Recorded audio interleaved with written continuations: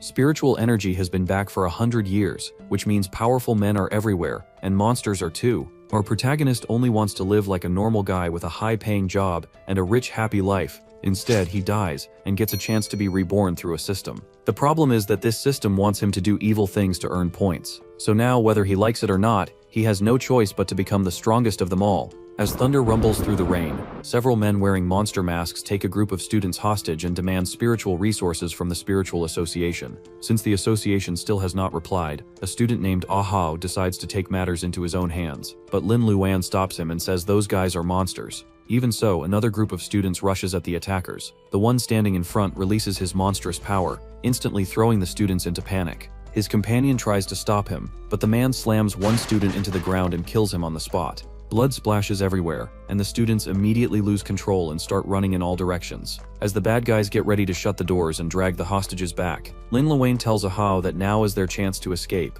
The problem is that the other students do not make it out in time. Seeing this makes Lin Luan remember something from his childhood. Back then, some parents yelled at him because he saved himself with a floating ball while other kids were still stuck in the middle of the lake. His mother even had to apologize, even though spiritual warriors passed by and saved the other kids anyway. Later, he never understands why he got blamed. The ball is too small, and if all of them had grabbed it, they all would have drowned. He keeps wondering if protecting himself is really such a wrong thing. Lin Luan tells Ahao to forget the others and get out first. They make it to the door, but then Lin Luan notices someone sitting on a tree outside. The stranger watches the chaos inside and moves in an instant, taking down one of the bad guys right away. Lin Luan excitedly tells Ahao that the association actually sent a spiritual warrior to save them. The man is Ji Feng, a popular new 4-star spiritual warrior, known for his incredible speed. Ji Feng uses that speed to take down 2 more enemies, and Lin Luan is seriously impressed. Ahao cannot even see him clearly, but Lin Luan tells him to stop worrying about that and look after himself first. Then Lin Luan realizes something is wrong.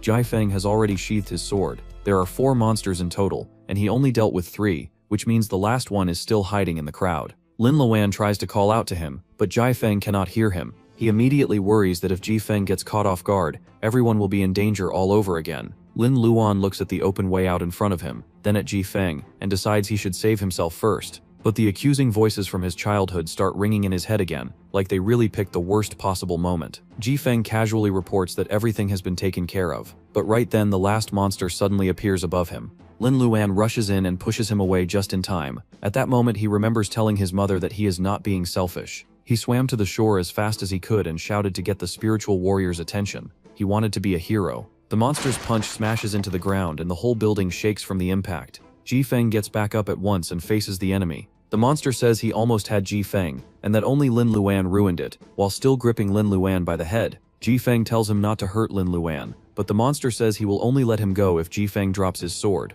Ji Feng stares at him, and the monster presses Lin Luan's head harder while asking if he really refuses to do it after Lin Luan just saved his life. In the end, Ji Feng tells him to release Lin Luan and lets go of his sword. The sword slides toward the monster, who says Ji Feng cannot beat him without it. But in the next instant, Ji Feng uses his speed to close the gap, grab the sword again, and strike. The attack cuts through the monster, and it cuts through Lin Luan too. Lin Luan falls to the ground and can barely move. He watches Ji Feng apologize and say it was an emergency. Ji Feng says Lin Luan gave his life to save others, so he is a hero. As Lin Luan's vision starts getting heavy, he watches Ji Feng walk away while calmly reporting that everything has been handled. Since several students died, he tells the PR department to take care of it. In those final moments, Lin Luan cannot understand Ji Feng at all. He came back to help him, but Ji Feng never treated his life like it mattered. Hero title looking real shaky right now. Outside, Ahao and Lin Luan's mother search for him. While inside, Lin Luan finally realizes he never should have tried to be a hero. Then with a loud rumble, a system voice announces that the target meets the requirements. It congratulates Lin Luan on earning a chance to be reborn, and asks whether he will accept it or not. So what is he going to choose? If he presses no, the story ends here. If he presses yes, will he become a superhero? A heavy sadness fills the air at Lin Luan's funeral. At the same time, Ji Feng becomes the hero of the day, and says in an interview that he has a duty to protect every citizen in the city. The public praises the spiritual warriors, while Lin Luan's mother cries in grief. Meanwhile, Lin Luan groans in pain as he stares at the screen in front of him, which is offering him the chance to be reborn. Of course he accepts it, and the system immediately binds itself to him. A blue wave of energy brings him back to life, while a green light heals his wounds. Once the revival is complete, the system rewards him with a capture ability for being reincarnated. Lin Luan has no idea what that ability actually does, but it does not sound harmful for now. Then he wonders if this power can help him teach Ji Feng a proper lesson, so he decides to activate it. At that same moment, Ji Feng is still giving his report and telling the PR department to clean up the issue of the dead students. Then, out of nowhere, Lin Luan appears behind him and bites him like a starving animal. The bite triggers a reaction in Ji Feng's blood cells and DNA, and the system immediately announces that Ji Feng has been captured. It also brings up an analysis screen showing Ji Feng's abilities, although Lin Luan can only copy one of them. Ji Feng is stunned to see that Lin Luan is still alive, so he instantly pulls out his sword and attacks. Lin Luan responds by copying Ji Feng's shadow walking ability. Energy gathers in his feet, allowing him to dodge the strike with ease. Even so, handling the ability is not simple, and he has trouble keeping his balance after using it. He stares at the system screen in shock, but Ji Feng is already moving toward him and even comments on the shadow walking skill. Lin Luan then realizes this is one of Ji Feng's own abilities, and as Ji Feng closes the distance again, he activates it one more time. Still, Ji Feng is already on top of him and about to slash him. Then his DNA suddenly mutates, and he freezes just before the attack lands. Lin Luan shuts his eyes, thinking he really just wasted his second chance too. But when he opens them again, Ji Feng is standing there completely motionless in front of him. A moment later, Ji Feng even puts his sword away, leaving Lin Luan completely dumbfounded. The system screen then informs him that he has successfully obtained a subordinate. That subordinate is Ji Feng. Ji Feng obediently calls him master, and Lin Luan can only stare and go, "What?" The system announces that Ji Feng has been successfully manipulated. Lin Luan has no clue what is going on, so the system explains the meanings of copy and manipulation. Lin Luan finds it kind of amazing and immediately starts thinking that if he bites everyone in the world, he might actually become king. He even wonders if he is dreaming, because this guy was trying to kill him just a second ago. The obedient Ji Feng apologizes to his master, but Lin Luan has no intention of forgiving him. In his eyes, the whole operation is suspicious from the start, since the association never negotiates for the hostages and just attacks directly. Ji Feng replies that sacrificing some ordinary people to get rid of monsters is normal. Lin Luan cannot believe a so-called hero would say something like that. He asks if everyone in the spiritual association thinks the same way, but Ji Feng says he does not know. Lin Luan keeps staring at him and asks if he will really obey any command. To test that, he orders Ji Feng to destroy himself. Ji Feng immediately unsheathes his sword and places it against his own neck. Lin Luan quickly panics and tells him to stop, and Ji Feng instantly obeys. Since Lin Luan is still alive, he decides to spare him for now. That said, he is definitely not letting Ji Feng off that easily. He tells him to take off his pants because he is about to film some proof and expose his true face. Ji Feng obediently removes his pants, but then he also starts taking off his underwear. So Lin Luan hurriedly covers his eyes, snaps a few pictures, and tells him to put everything back on. Then he even makes Ji Feng pose cutely for the photos while giggling at the thought of all those young girls losing their minds if these pictures ever get out. This little photo shoot drags on way longer than it should, and Lin Luan laughs so hard that tears start coming out. Bro turned revenge into a full modeling session. Once that is over, Lin Luan orders Ji Feng to reveal the truth to the public. But before Ji Feng can say anything, a young woman suddenly appears and comes looking for him. She walks in on the two of them in a very awkward position and immediately blushes, while Lin Luan hurriedly tells Ji Feng to put his clothes back on. The woman does not comment on whatever weird scene she just walked into, and Lin Luan starts wondering if she is also a spiritual warrior from the association. In the end, she simply tells Lin Luan to leave, since his parents must be worried sick about him. Lin Luan knows he has to act fast, so he orders Ji Feng to tell the public the truth at tomorrow's press conference. Ji Feng obediently agrees, but the woman clearly notices that strange response. After that, Lin Luan finally leaves the building and waves at his mother from outside. Ahao and his mother both run over to him at once, asking about the blood on his clothes. Lin Luan assures them that he is fine, and says he actually feels very good right now. At the Spiritual Association building, the young woman stops Ji Feng and tells him to wait because she wants to talk to him. An agent comes over and says the press conference will begin in 10 minutes, then leaves the two of them alone. The young woman asks if the guy Ji Feng stayed with last night is really just his fan, but Ji Feng says that is none of her business. She admits she is just curious. Then, dropping the jokes, she asks if he has already prepared his speech notes for the press conference, and offers to help him with them. Back in the classroom, Lin Luan opens the system screen and discovers that using the capture ability costs 50 points. He has no idea how he is supposed to get more points, but thinking too hard only makes his stomach growl, so he gives up on that for the moment. Ever since copying Ji Feng's ability, he gets hungry way more easily because a strong body burns a lot of energy. Ahao tries to warn him, but it is already too late. The teacher smacks him on the head and tells him to read Newton's sayings. Since Lin Luan clearly has not been paying attention at all, he honestly admits that he is still trapped in a constant state of fear after last night's monster attack. The teacher tells him that last night is just an accident, and assures him that spiritual warriors are patrolling the area now, so everyone is safe. But Lin Luan is not convinced. He asks if it really is an accident, because their school normally has spiritual warrior guards, and the monsters just happen to break in during the short gap between work shifts. That means they clearly know the timing and use it perfectly. But how can they know that when the school only finalizes the work schedule one day in advance, and only the teachers in the academic affairs office have access to it? Before the teacher can respond, a student with grass-colored hair cuts in and says Lin Luan is basically accusing the academic affairs office of working together with the monsters to hold the students hostage. Lin Luan tries to explain to Wang Tianhao that this is not what he means, but the grasshead keeps arguing anyway. In the end, the teacher smacks Lin Luan again and says this is a physics class, not a reasoning class, then tells him to go stand in the back. The other guys grin while Lin Luan heads to the rear of the room, but right then the system informs him that he has gained 1 point for making Zhu Daiyong sick by slandering the teachers. After class, Ah Hao comes over to him, but Lin Luan is now starving and sore all over. Then the green-haired guy and his friends walk up with smug faces and say that if the grasshead had not been absent on the day of the attack, he would have saved everyone himself. While staring at Lin Luan, he also says that at least he would not have abandoned his classmates and run off like some selfish coward. He says he heard Lin Luan escaped that night and did not care at all about anyone else. The whole class joins in and says Lin Luan has always been selfish. Surprisingly, the system then announces that Lin Luan has gained 10 points for making his classmates sick by being selfish, which catches him completely off guard. Ah Hao immediately tries to defend him, but the grasshead says he is only speaking facts and tells him to stay out of it. Ah Hao warns him to take those words back, but the grasshead stands up and declares that he is the strongest man in school. Then, out of nowhere, a slap lands on his face, leaving the whole classroom stunned as a neat handprint appears on his cheek. On top of that, Lin Luan gets 5 more points for beating up the grasshead. At that moment, Lin Luan finally understands it. He can only earn points by offending people. What kind of busted system is this? Lin Luan starts wondering if the only way for him to become strong is by doing bad things, because this system really acts like some guilty pleasure machine.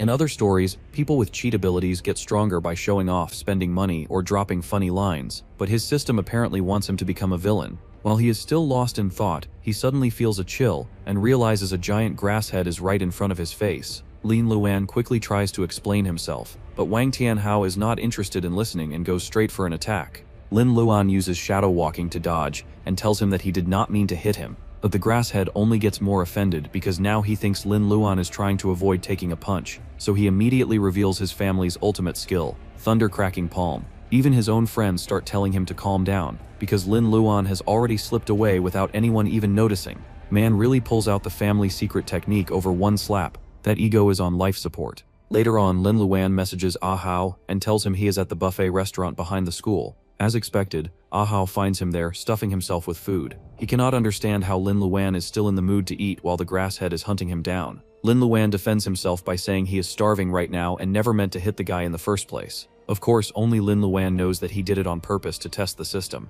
On the side, the waitress quietly tells the owner how much food Lin Luan has already eaten, and the system rewards him with 1 point for looking gluttonous in other people's eyes. Ah Hao sits down too, and explains that even though the grasshead is a bully, he never really targets people for no reason, and now Lin Luan has handed him the perfect excuse to beat him up. Lin Luan says he is not planning to run forever anyway, because tomorrow is the weekend and he can just go home after class.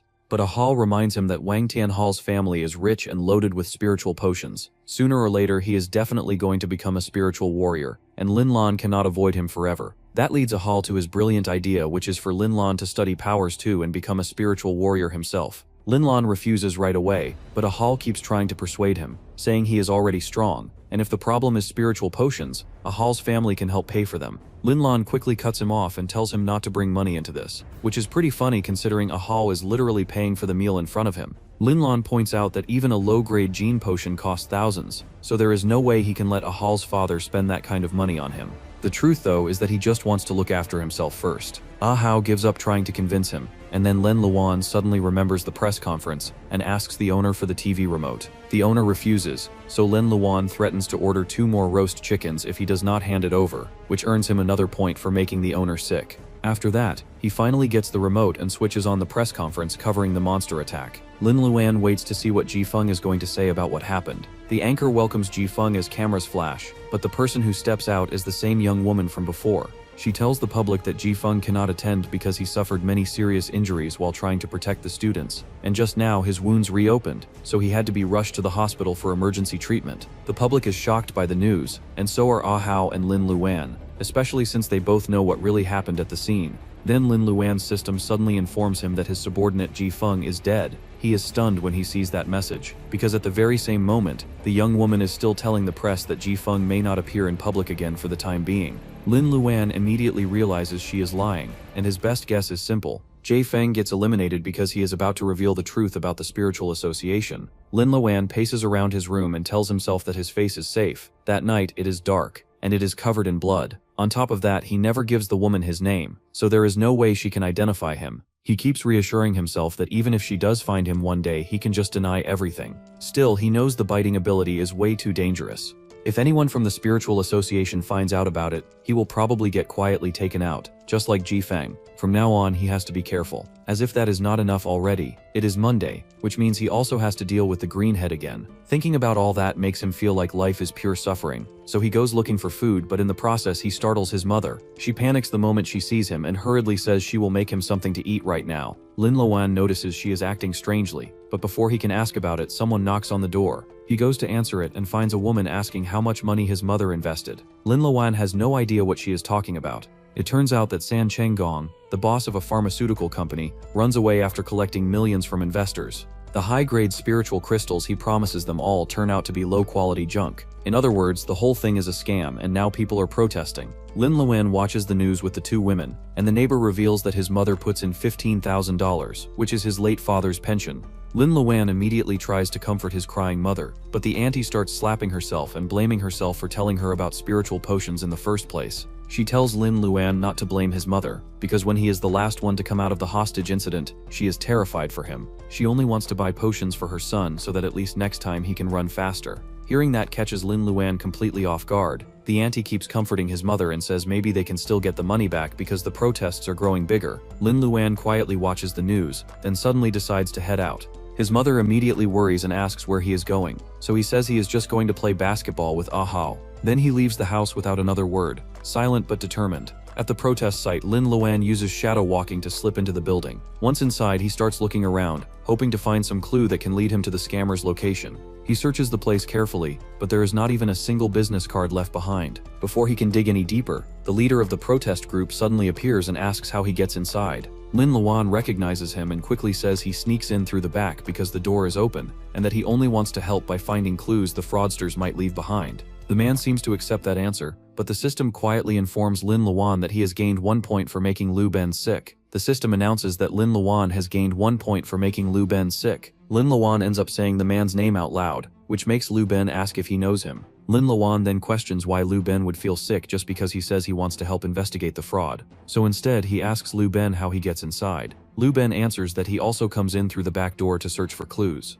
Lin Luan can tell the man is getting suspicious of him, so he starts loudly cursing the fraudsters instead. Just like he expects, the system gives him 2 more points for making Lu Ben sick. Then Lin Luan directly says that Lu Ben works for San Chenggong, which clearly rattles him and earns Lin Luan another 2 points. Lin Luan pushes further and says Lu Ben is a scammer pretending to be one of the victims. Lu Ben quickly tries to explain that he has always been organizing the protests. But right then, Lin Luan appears behind him as the system notifies him that he has 1 available capture ability. Without wasting time, Lin Luan bites Lu Ben. Lu Ben's blood cells begin cracking, and the system starts analyzing his abilities. Lin Luan sees that the man has a perfect level of acting, and honestly wonders why someone this good never goes into acting instead of fraud. Lu Ben immediately jumps away from him and starts yelling about how insulting and insane this is. He even threatens to sue Lin Luan for wounding him and causing emotional distress. He is furious, but by then the time is already up, and he suddenly becomes obedient and addresses Lin Luan as master. Lin Luan immediately asks why he pretends to be one of the victims. Lu Ben explains that there are 3 main benefits to doing that.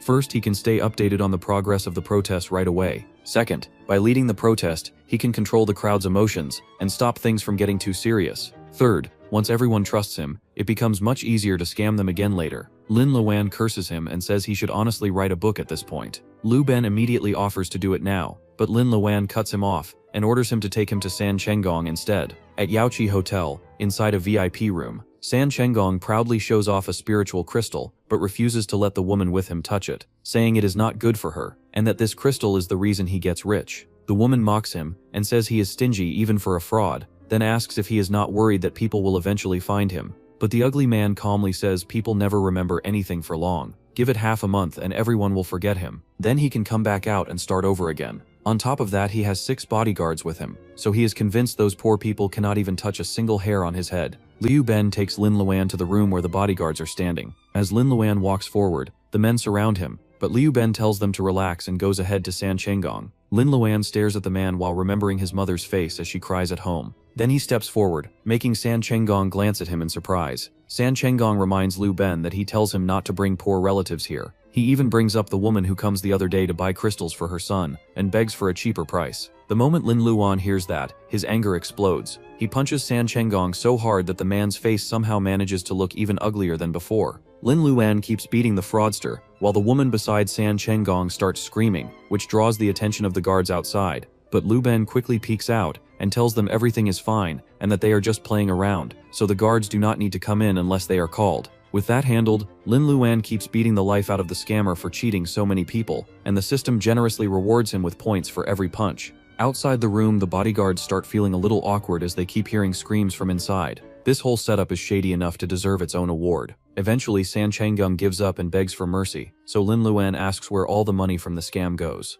The man, who is basically reduced to pulp by now, says he does not have any money left because he invests everything into the new crystals. Lin Luan immediately slaps him for lying, because those are obviously fake stones. San Chenggong quickly explains that they are not ordinary stones, and says he actually buys spiritual crystals from Wang's company. Lin Luan then asks why all the customers receive common rocks if that is true. Left with no choice, San Chenggong admits that he separates all the real spiritual crystals from the fake ones himself, and claims he is a master at judging stones. Lin Luan says that if he is really that talented, it is crazy that he chooses to become a fraud. At the same time, Lin Luan realizes that this is actually a very useful ability. If he can get it for himself, he might be able to find spiritual crystals easily in the future. So he immediately wants to bite the ugly man. But the system tells him he does not have enough points. Lin Luan finds that insanely annoying, because it means he needs to keep points saved up if he wants to use the ability at important moments. He needs more points right away, but San Chenggong is already knocked out, so he cannot squeeze any more out of him. His subordinate does not seem to hate him, and as for the woman, never mind, our protagonist still has standards, so instead he asks Liu Ben whether the guards outside are spiritual warriors. Liu Ben says they are not spiritual warriors, but they are still very capable fighters. Lin Luan immediately figures he can get points from them, so he orders Liu Ben to go outside and announce that they are all fired, and that Lin Luan is replacing them. Liu Ben hesitates, but Lin Luan urges him to do it, and tells him to act arrogant when making the announcement. Liu Ben walks outside and tells the bodyguards they are all fired, and that Lin Luan will be taking over their jobs. The bodyguards instantly lose their temper, but Liu Ben keeps trying to smooth it over by saying his master does not really mean to insult them, and only thinks they are a bunch of losers. Inside the room, Lin Luan sneezes and wonders if he is catching a cold. Then he notices a spiritual crystal lying on the floor and picks it up. San Chenggong weakly says it is just a regular piece of glass, but Lin Luan shuts him up immediately. Lin Luan stares at the crystal in amazement, because this is the first time he has ever seen something like it. He already has shadow walking, but he is never strong enough to bring out its full power. Somehow this crystal makes him feel refreshed just by holding it. Then, because he is starving, the crystal starts looking like one giant drumstick after 7 days without food. So without thinking too hard about it, he pops the crystal into his mouth and swallows it. San Chenggong cries out over his $24,000, but Lin Luan does not care at all. He is too busy feeling a surge of energy explode both inside and outside his body. His energy starts overflowing, and Lin Luan instantly realizes one thing: spiritual crystals are awesome. Right then, the door slams open and the bodyguards rush in while asking if he is the one running his mouth. Cheetah Security is the most famous security company in Wenqing City. Their bodyguards are all highly skilled mercenaries, and when they are protecting a client, not even a fly is supposed to get close. Since San Chenggong works in a high-risk investment business, security means everything to him. That is why he hires them with very generous pay. Even so, every single one of those bodyguards is now lying on the ground. San Chenggong cannot believe what just happens, while Liu Ben keeps cheering for his master's strength. Lin Luan also realizes that he has become ridiculously powerful. Shadow walking is supposed to be a speed ability, but the offensive force behind it is way too much for normal people, even muscular men. Now that he has enough points, Lin Luan walks toward the frightened San Chenggong. The man asks if he is a spiritual warrior, but Lin Luan says he does not know about that. What he does know is that he is definitely San Chenggong's greatest threat right now. The ugly man is terrified as Lin Luan approaches him like some vampire out of a nightmare. After a scream that sounds straight out of a horror movie, Lin Luan successfully captures San Chenggong, who immediately starts crying over his bitten finger. Lin Luan tells him to shut up, but the ugly man is too busy worrying about getting rabies. Lin Luan tells him that if he really wants to die that badly, he can help with that. Lu Ben then reminds the new subordinate that their master does not like being called master. Lin Luan finds the fatty annoying, but at the same time he notices something important. Even after being bitten, they still keep their original personalities while obeying his orders. That is actually a relief, because it means he is not turning people into inhuman puppets. After that, he receives San Chenggong's stone assessing ability, although it is only at the middle level. Then suddenly his system starts flooding with points because of all the hatred people feel towards San Chenggong after being tricked by his scam. The number rises so fast that Lin Luan actually gets scared. By the time it stops, he is shocked to see that he now has more than 1,000 points. From that, Lin Luan figures out that he can also gain points when other people hate his subordinates. That discovery immediately puts him in a good mood, and he happily calls the fatty his cash cow. Still, it also means San Chenggong scams a ridiculous number of people, so Lin Luan decides he deserves another hard slap just for that. Afterward, Lin Luan orders both San Chenggong and Lu Ben to compensate all the people they cheat, and to do it within 3 months. He also asks about the company that supplies the fake crystals, and whether they know about the scam. When the fatty confirms that they do, Lin Luan remembers that the company belongs to the Grasshead's family, so Lin Luan tells San Chenggong to stop cheating ordinary people, but says he can keep working with Wang's company, and is fully allowed to scam them instead. He also orders them to secretly collect evidence against the Wang family. Once he finishes handing out instructions, Lin Luan gives them his phone number so they can contact him if anything happens. Then before leaving, he asks where he can buy cheap crystals. That takes him to Xiumen Street, the crystal trading market of Wencheng City.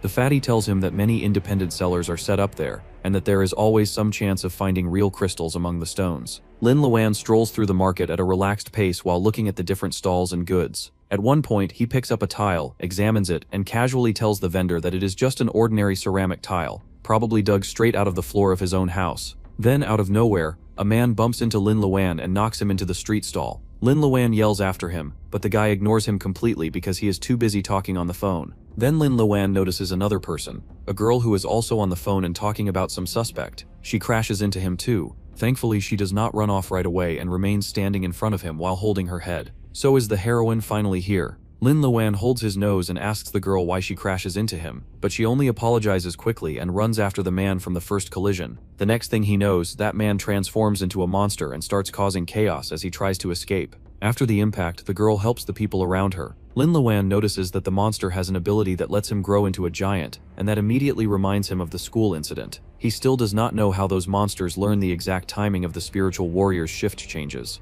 Then a muscular man with one scarred eye suddenly appears in front of Lin Luan and starts ordering his men to block every exit on the street. Lin Luan recognizes him right away as Wang Man, the Thunder Tiger, and also the Grasshead's uncle. Wang Tianhao is always bragging that his family has a 5-star spiritual warrior in the association, and now here he is. At this point, Lin Luan starts feeling like the Wang family somehow shows up everywhere he goes. Wang Man jumps onto a rooftop and studies the street below. He sniffs the air, locks onto the fleeing man, then snorts and takes his stance before rushing forward in a flash. The fugitive keeps turning left and right, trying to escape, but he cannot get away from the Thunder Tiger's attack. Wang Man sends the strike right at him, and the impact blasts the man through 2 walls before he crashes into a pile of rubble. The fugitive coughs up blood, and when Wang Man walks up to him, he begs for mercy and promises not to say a word. But Wang Man says only a dead man can truly keep silent. He questions the fugitive about something and says that if he talks, at least his body will stay complete. The man tries to bargain for his life, but Wang Man says he can still find what he wants, even if the man refuses to speak.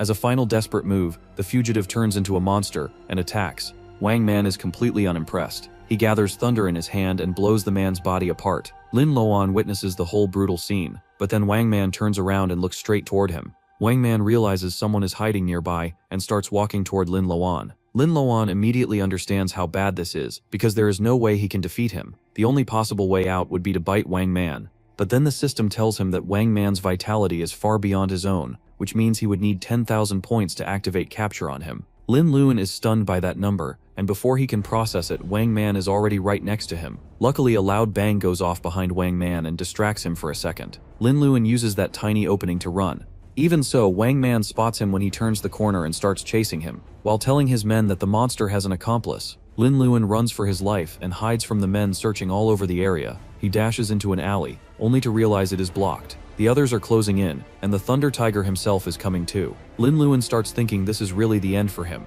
Then, out of nowhere, 2 hands reach out from the wall behind him and pull him inside. When Wang Man and his men turn the corner, they find nobody there. Lin Luan is shocked that they cannot see him and holds his breath. Wang Man eventually decides that the person must have escaped. Only then does Lin Luan finally get a good look at the person who saves him, and he learns her name is Shi Lili. But Wang Man is so angry that he suddenly smashes the wall where the two of them are hiding. Even so, they somehow remain hidden. At last, the men leave after receiving news about the goods they discover. Lin Luan finally lets out his breath and thanks Shi Lili for helping him. He asks if she is a spiritual warrior, then tries to tell her that the Thunder Tiger is colluding with the monsters. But she leaves right away and only tells him to get out of the area. Lin Luan is left standing there alone, thinking that she is way too cold. The association members manage to catch the last partner of the monsters, but he is just an ordinary man who is only responsible for guarding the goods, and he cries while insisting he knows nothing. They also discover that the monsters commit several robberies before the kidnapping of the students and teachers at Wencheng Senior High School.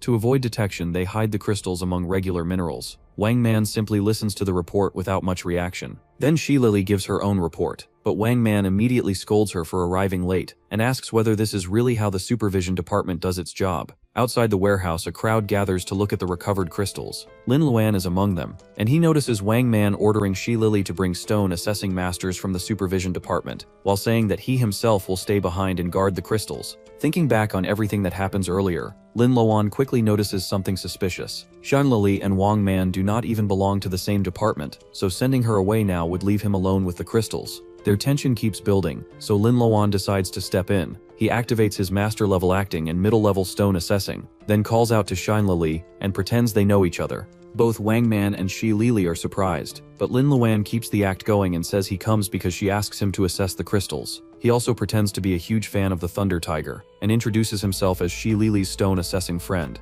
He goes straight to work, while Wang Man asks whether he is really from the supervision department. Shi Lili backs up the lie. Lin Luan then begins his so-called analysis. Under proper environmental conditions, spiritual energy can gather and condense into block-shaped crystals. These crystals can form in plants, animals, and most commonly in minerals. Stone assessing masters are people who judge crystal quality by checking the mineral quality, observing color, and sensing the faint spiritual energy inside. The problem is that Lin Luan cannot actually do any of that. He cannot sort through such a huge pile of minerals and identify the crystals instantly. He has to check them one by one, but taking too long is dangerous. If Wang Man figures out that he is a fake stone assessing master, he will throw both Lin Luan and Shi Lili out without hesitation and keep the crystals for himself. On top of that, this middle-level ability is barely helping. At least the system seems to understand what he wants and brings up the screen for upgrading an ability. Meanwhile, the crowd starts mocking Lin Luan for daring to call himself a master, when even experienced veterans cannot identify crystals with perfect accuracy. Wang Man's men, influenced by the crowd,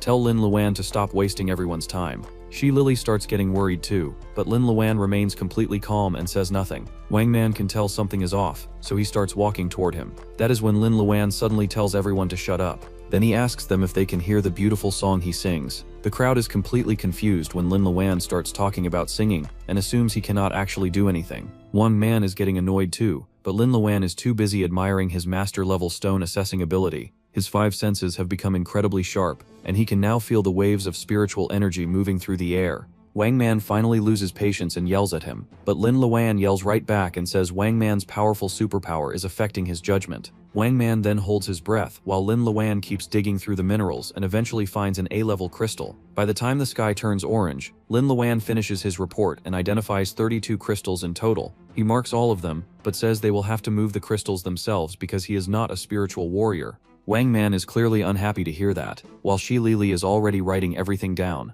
Left with no better option, Wang Man angrily orders his men to move the crystals. Later on, Lin Luan tells Shi Lili that the Thunder Tiger clearly tries to send her away so he can keep the crystals for himself. He also tells her everything he knows about Wang Man being involved with the monsters. Shi Lili asks whether he has any evidence, but Lin Luan tells her to investigate it herself, since she is from the supervision department. Shi Lili explains that Wang Man is the leader of Group 9 in the association's monster inspection teams, so they cannot investigate him based only on empty claims. In the end, she tells Lin Luan to forget it, because right now they cannot do anything to him. Lin Luan is still thinking about that when Shi Lili suddenly asks for his address and phone number, which catches him off guard. His mind immediately starts running wild, and he gets excited thinking she is trying to ask him out for later, and maybe even has a crush on him. Because of that, he decides to give her the school address instead, since it would be bad if his mother finds out about this. Besides, he is still a student, so he tells himself he needs to stay focused on school. Shi Lili can clearly tell what kind of nonsense he is implying, so she immediately explains that the association rewards people who help solve cases. Lin Luan instantly feels awkward and says he does not need any reward because he is just helping others out of kindness. Then of course he immediately adds that if she insists on rewarding him, that would be great too. He also says he does not want too much money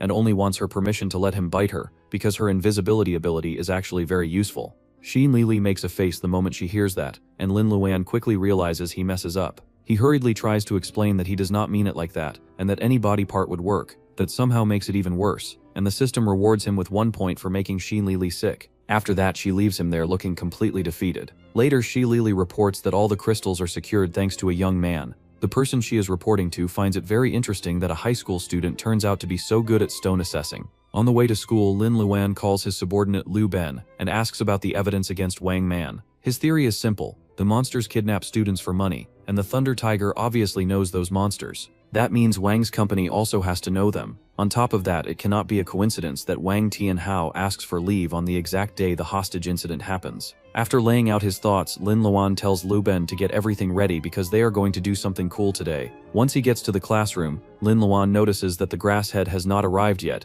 even though he is usually there early just so he can brag. Another student also points out that almost nobody is in class, and then one of the boys says Wang Tianhao is fighting Lu Jiahao, so everyone has gone to watch. Naturally, Lin Luan and the others head straight to the field where the fight is happening. By the time they arrive, Ahao lands a punch on the grass head and sends him flying back a few feet. His friends rush toward him, but Ahao loudly declares that he has won, which means Wang Tianhao has to stop picking on Lin Luan just like they agree. The grass head immediately argues that he is not even using his real strength, but Ahao reminds him that the deal is simple: the first person to fall to the ground loses. Even so, the grass head attacks again. Ahao dodges his moves at first, but then the grass head's friends shove him right into an incoming punch. The grass head lands the hit and brags that he becomes a 1-star spiritual warrior a long time ago, so there is no way Ahao can beat him. He also starts blaming Ahao for choosing to stick with Lin Luan, and keeps cursing him for it. Ahao tells him to shut up and throws another punch, but the grass head catches his fist and prepares to use Thunderhand. He says he has trained this move until it can break bones and tear muscles apart.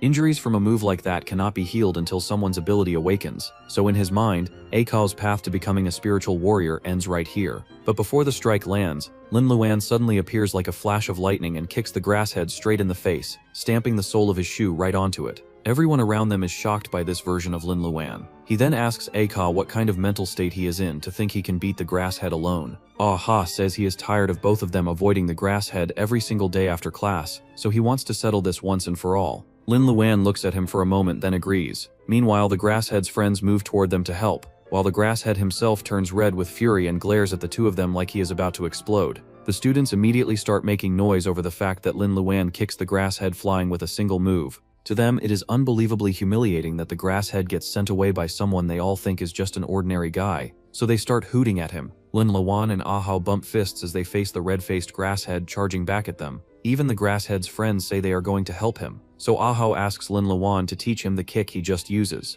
Lin Luan says that move is not easy to learn, but tells Ahao that he needs to stay focused. Imagine just how arrogant the grass head is, gather all that anger into his feet and then run. While he is running away, Lin Luan does not forget to provoke the grass head and keeps telling him to chase after him. Ahao wants to help, but the grass head's friends block his path and demand a fight instead. Ahao tells them to move, but they proudly say they are the second strongest people in the school, so teaching him a lesson will be easy. Meanwhile, the grass head chases Lin Luan, but still cannot catch him, and eventually admits that Lin Luan is actually a very good runner. Lin Luan keeps luring him toward a construction site, then quietly tells Liu Ben to get ready while he makes his way up to the rooftop with the grass head following right behind him. When the grass head finally reaches the roof, he locks the door and starts looking around for Lin Luan. Then he suddenly hears Lin Luan asking him for help, because a monster is crushing him to the ground and greeting the Wang. The grass head looks stunned, but the monster says he already takes care of the enemy who keeps bothering him. The grass head turns pale after seeing Lin Luan lying there dead and immediately says he does not know him.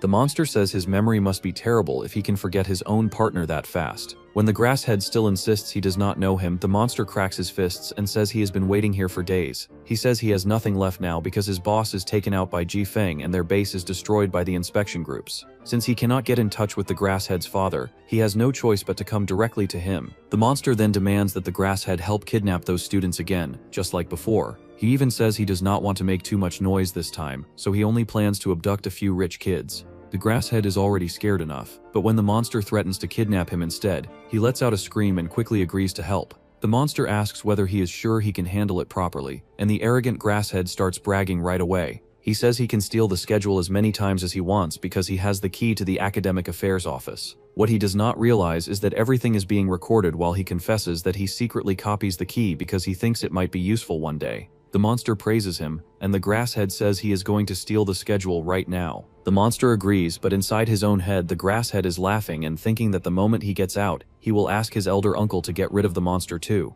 Then the grasshead steps on something and immediately runs off. The monster watches him leave, then tells Lin Luan to get up. Lin Luan complains that he cannot move a single finger because pretending to be dead takes too much effort, and all that fake blood feels disgusting. He also praises Liu Ben for his performance. Liu Ben reveals that he always wants to become an actor, but after he fails, the fatty convinces him to become a scammer instead. He keeps bragging about how seriously he commits to the role, acting like Lin Luan is producing some movie. Lin Luan listens to all that nonsense, but he is still happy because they finally get proof that the grasshead is the one who steals the schedule from the office. With this video, Shi Lili can finally build a case. Then, all of a sudden, the grasshead comes back with Thunderhand. A Thunderhand comes straight at Lin Luan, but he senses the fluctuation in the ability just in time and barely dodges it. Even so, the grasshead grabs Lin Luan and starts hurting him after realizing he is just an ordinary man. Then he tells Lin Luan to hand over the phone if he does not want Lin Luan to die. Lin Luan has no choice, so he throws the phone over. The grasshead crushes it with his bare hand. Lin Luan tells him to let Liu Ben go, but the arrogant grasshead says there is no way anyone gets away unharmed after offending him. Right after that, he snaps Liu Ben's arm and hits him with Thunderhand. Lin Luan rushes forward, catches Liu Ben in his arms, and watches him cough up blood. The grasshead feels proud of himself, though he still admits that Lin Luan is smart for suspecting him. Lin Luan says nothing, so the grasshead decides to talk even more. He says it does not matter even if Lin Luan knows the truth now, then starts openly confessing everything. His family works with the monsters and is involved in several kidnappings. He is even the one who gives his father the idea to steal the schedule and help the monsters avoid the spiritual warriors on patrol. Then he tells Lin Luan not to feel too worthless and generously offers him a spot as his bootlicker once he becomes a spiritual warrior, while still looking down on him and everyone else in class. Lin Luan gently lays Liu Ben on the ground and says he already suspects the grasshead is working with the monsters, and that he tries all kinds of ways to get proof. Even so, he never once thinks of forcing the truth out by biting him. At first he assumes that is only because he is wary of thunder-cracking palm, but now he understands the real reason. He never bites him because the grasshead makes him sick. With that, Lin Luan releases the full power of shadow walking. Lin Luan uses the full power of Shadow Walk to rush forward while the grasshead attacks with lightning, but Lin Luan pulls back at the last second, making him hit nothing, then appears behind him and strikes. The grasshead is stunned that Lin Luan is moving so fast he seems to be everywhere around him. He cannot understand how someone who is not an elite can be this fast, but Lin Luan lands one punch for his usual overbearing attitude. Then he follows it with another one for always looking down on other people. The grasshead still tries to stay on his feet, which only makes Lin Luan even more annoyed, so he kicks him for how he treats Ahao and sends blood flying out of his mouth. The grasshead gets back up and starts throwing punches at empty air as his whole bubble of being the strongest finally bursts. Lin Luan does not stop. He keeps flashing around him and then lands the final blow for the kidnappings, and for all the people who die because of him. That attack is so heavy that it snaps the grasshead's spine and drops him face first onto the ground. Lin Luan steadies himself afterward because that attack drains him too. The grasshead realizes he cannot move his legs, and Lin Luan explains that a vertebral fracture cannot be healed unless someone awakens first. So even if he manages to walk again one day, his road to becoming a spiritual warrior is already broken. The grasshead panics and threatens to wipe out Lin Luan's entire family, but Lin Luan only looks down on him and tells him to do whatever he wants.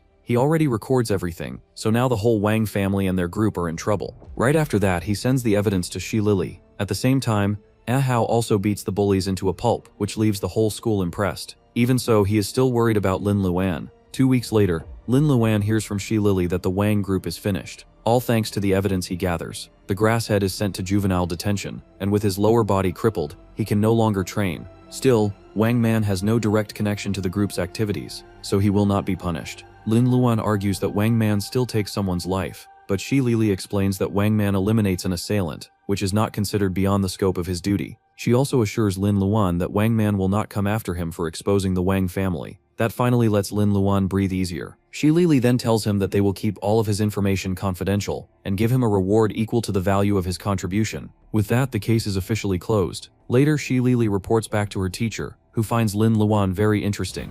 She says Lin Luan does not seem interested in joining the association, but her teacher tells her to give it time. After all, Lin Luan is about to take the college entrance exam soon. Back at the high school, the results of the blood draw from last month are being released today. Every candidate needs to have the spiritual content in their body checked, because that is a mandatory requirement for taking the spiritual exam. Lin Luan is not nervous about it at all, and just keeps studying math. His classmates laugh at him and say he is the last person they expect to pass. Lin Luan only sighs, but soon an announcement says that both Lin Luan and Lu Jibai qualify for the first stage of the spiritual exam. The two of them get excited, but then the classmates start saying Lin Luan must have cheated. In response, he quietly flexes his muscles and earns 10 points from all the dislike he triggers. Petty points are still points, so the system is clearly living its best life. When the two of them arrive at the courtyard, they find 3 other students already there.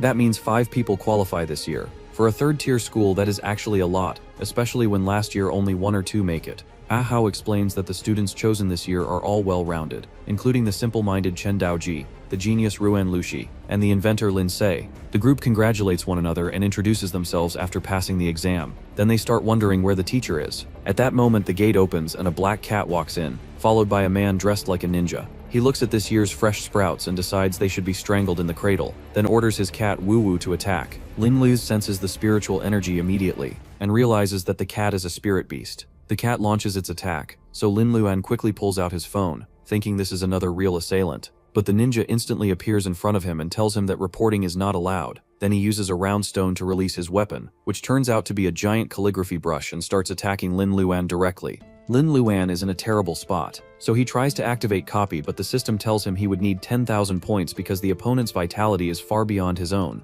The moment he sees that number, Lin Luan feels the same dread he feels with Wang Man. He immediately understands that beating this guy head-on is impossible right now, so he tells Ase to help buy some time. Ase then tells the others to split up and run while using their phones to report what is happening. But the ninja says that breaks the rules, so he will not allow them to make any calls. He attacks the 3 boys in one move, while the black cat goes after the girl. Lin Luan instantly appears beside the cat and tries to punt it away like a football, but the cat dodges him. The ninja is impressed by his speed, though he says it is impossible for one person alone to defeat Wu Wu. Lin Luan keeps moving with shadow walking, but the cat is not slower than him at all. On top of that, Lin Luan only has movement skills and no real attack skills, so if the cat catches him, it is over. He could escape by himself, but he is worried about Aha. Because of that, he changes direction and rushes toward the cat instead, hoping he can control it and turn it against the masked man. The ninja immediately notices what he is trying to do and orders Wu Wu to stop, but by then it is already too late. Lin Luan grabs the cat's paw and tries to use Absorb, but the system demands 1,000 points just to use it on one cat. Even so, Lin Luan still bites Wu Wu, which leaves the ninja completely confused. He begins analyzing Wu Wu's abilities and chooses the one he wants to copy. In the meantime, the cat breaks free, but Lin Luan still needs 5 more seconds before he can control it. Suddenly, the cat starts transforming, but the masked man orders Wu Wu to stop. The cat obeys and goes back to her cute little form. Right after that, the masked man also tells the students to stop fighting. He removes his mask and explains that he only means to greet them and test their strength, but things get out of hand. Then he apologizes to his junior brothers and junior sister. The headmaster finally introduces the masked man as their senior, Go Yun Xiao, who comes back this time specifically to guide them. 4 out of the 5 students immediately start fangirling over him, while Lin Luan has absolutely no idea who this man even is. Ahao smacks him for looking so clueless because the man standing in front of them is the greatest spiritual warrior their school ever produces. Ahao quickly explains that Gu Yun Xiao is now one of the leaders of the 9 major investigation teams in the Spiritual Management Association, and he is also a 5-star spiritual warrior. He once wipes out an entire gang of assailants by himself, and that group has more than 6 members. On top of that, he handles countless cases that people think are impossible to solve. To put it simply, he is the slayer of assailants. What makes him even more impressive is his unique technique, which is formed through spiritual power. It stands 10 meters tall, holds a soul-hooking pen in the right hand, and a life and death book in the left. Aha thinks he is unbelievably cool, while Ruan Lushi focuses on how handsome he is, and together the group keeps showering him with praise. Lin Luan just pretends he understands all of it. Gu Yun Xiao tells them to calm down and treat him like a senior instead. He explains that all 5 of them qualify this time, which is the best result in the school's history. That is why the headmaster asks him to return and guide them personally. Since the second round of the spiritual exam is only about half a month away, he asks whether they are confident. The other 4 instantly line up and answer with full energy, while Lin Luan just watches their performance from the side. Even Gu Yun Xiao says they are full of spirit, and believes the younger generation should not be underestimated. At that moment, Wu Wu rubs against Lin Luan's leg, which makes Gu Yun Xiao think the cat likes him. After that, they return to the special classroom for the spiritual exam. Go Yunxiao begins teaching them that Unit 1 should start with the basic theory of spiritual cultivation. The most common way to classify spiritual energy levels is the star system, which is based on the different ways spiritual energy is used. Ahao excitedly jumps in and says that since Go Yunxiao's transformation is a 5-star move, there are not many people in the association who can defeat him. But Gu Yunxiao immediately corrects him and says it is wrong to judge strength only by star-ranked moves, because the differences in star levels mostly reflect differences in motion techniques. To explain this, he brings up Wang Man, one of the 9 group leaders in the association. Wang Man's usual ability is lightning, which falls somewhere between 2-star motion and 3-star materialization. But because he pushes that lightning ability to the peak of cultivation, a single palm strike can produce the force of landslides and ground splitting. Gu Yunxiao openly says that if he compares that to his own transformation technique, he has no confidence he can beat Wang Man. According to the theory of movement, Wang Man only reaches the 3-star range, but both the association and the public already recognize him as having 5-star strength. That is why Gu Yunxiao tells them not to think too rigidly about 5-star levels, and instead focus on finding the best way to use their own spiritual power. For now, he says they only need to pay attention to absorption and motion techniques. So-called absorption means the human body absorbing spiritual energy. An ordinary human body is not very good at absorbing spiritual energy, and even when it does, the amount is very small, just like a newborn baby can only drink milk at first. The only way to raise that limit is through intense training. Lin Luan then asks whether they can just swallow a spiritual crystal directly. Gu Yunxiao tells him that would be far too dangerous, because too much spiritual energy could make the body explode. He even says that with his current level he still cannot do that. Hearing that makes Lin Luan pause, because now he starts wondering whether his body ignores the normal rules of cultivation due to the system attached to him. Go Yunxiao continues and moves on to the idea of 2-star motion. That refers to absorbing spiritual energy and moving it through the body in order to strengthen physical functions and push the body past normal human limits. In theory, every part of the body can be strengthened, but most practitioners focus on specific body parts, so the effects come faster. Lin Luan immediately thinks that both the blood-congested gigantic skill and shadow walking count as 2-star abilities. Gai Yunxiao then tells them that during these next 2 weeks they are going to consume a huge amount of spiritual potions. But they do not need to worry, because the school and Gai Yunxiao himself will cover every expense during this period. Their only job is to seize the chance and drain him dry. Lin Luan instantly likes that idea, but once the explanation ends, Gai Yunxiao asks them one final question. Are they ready to accept the ravages of hell? The 5 students begin their training. Under Gu Yunxiao's guidance, they keep exhausting all of their energy, then restoring it with spiritual potions, then starting all over again. During one mountain climb, Gu Yunxiao tells them they have to reach the top within half an hour. If they fail, they will have to hold a plank for 1 full hour. Lin Luan burns through so much energy that he cannot even use shadow walking anymore. But the moment Ahao tries to get ahead of him, he suddenly finds a second wind and starts racing him anyway. Competitive stupidity really is a powerful fuel source. After they reach the top, the 2 of them immediately start arguing over who actually wins, both claiming that their bangs crossed the line first. While they are resting, Ahao tells Lin Luan that he has improved a lot in just 1 month. Even though he keeps saying he does not want to become a spiritual warrior, Lin Luan explains that wanting badly to win and become stronger is not the same thing as deciding to choose the profession of a spiritual warrior. He still is not sure whether he even wants to take that path. Ahao has no clue what he is talking about, so Lin Luan puts it more directly. In his eyes, being admitted into the spiritual association is basically the same as putting yourself under the association's control. Before he can say much more, the others finally arrive at the top of the mountain too.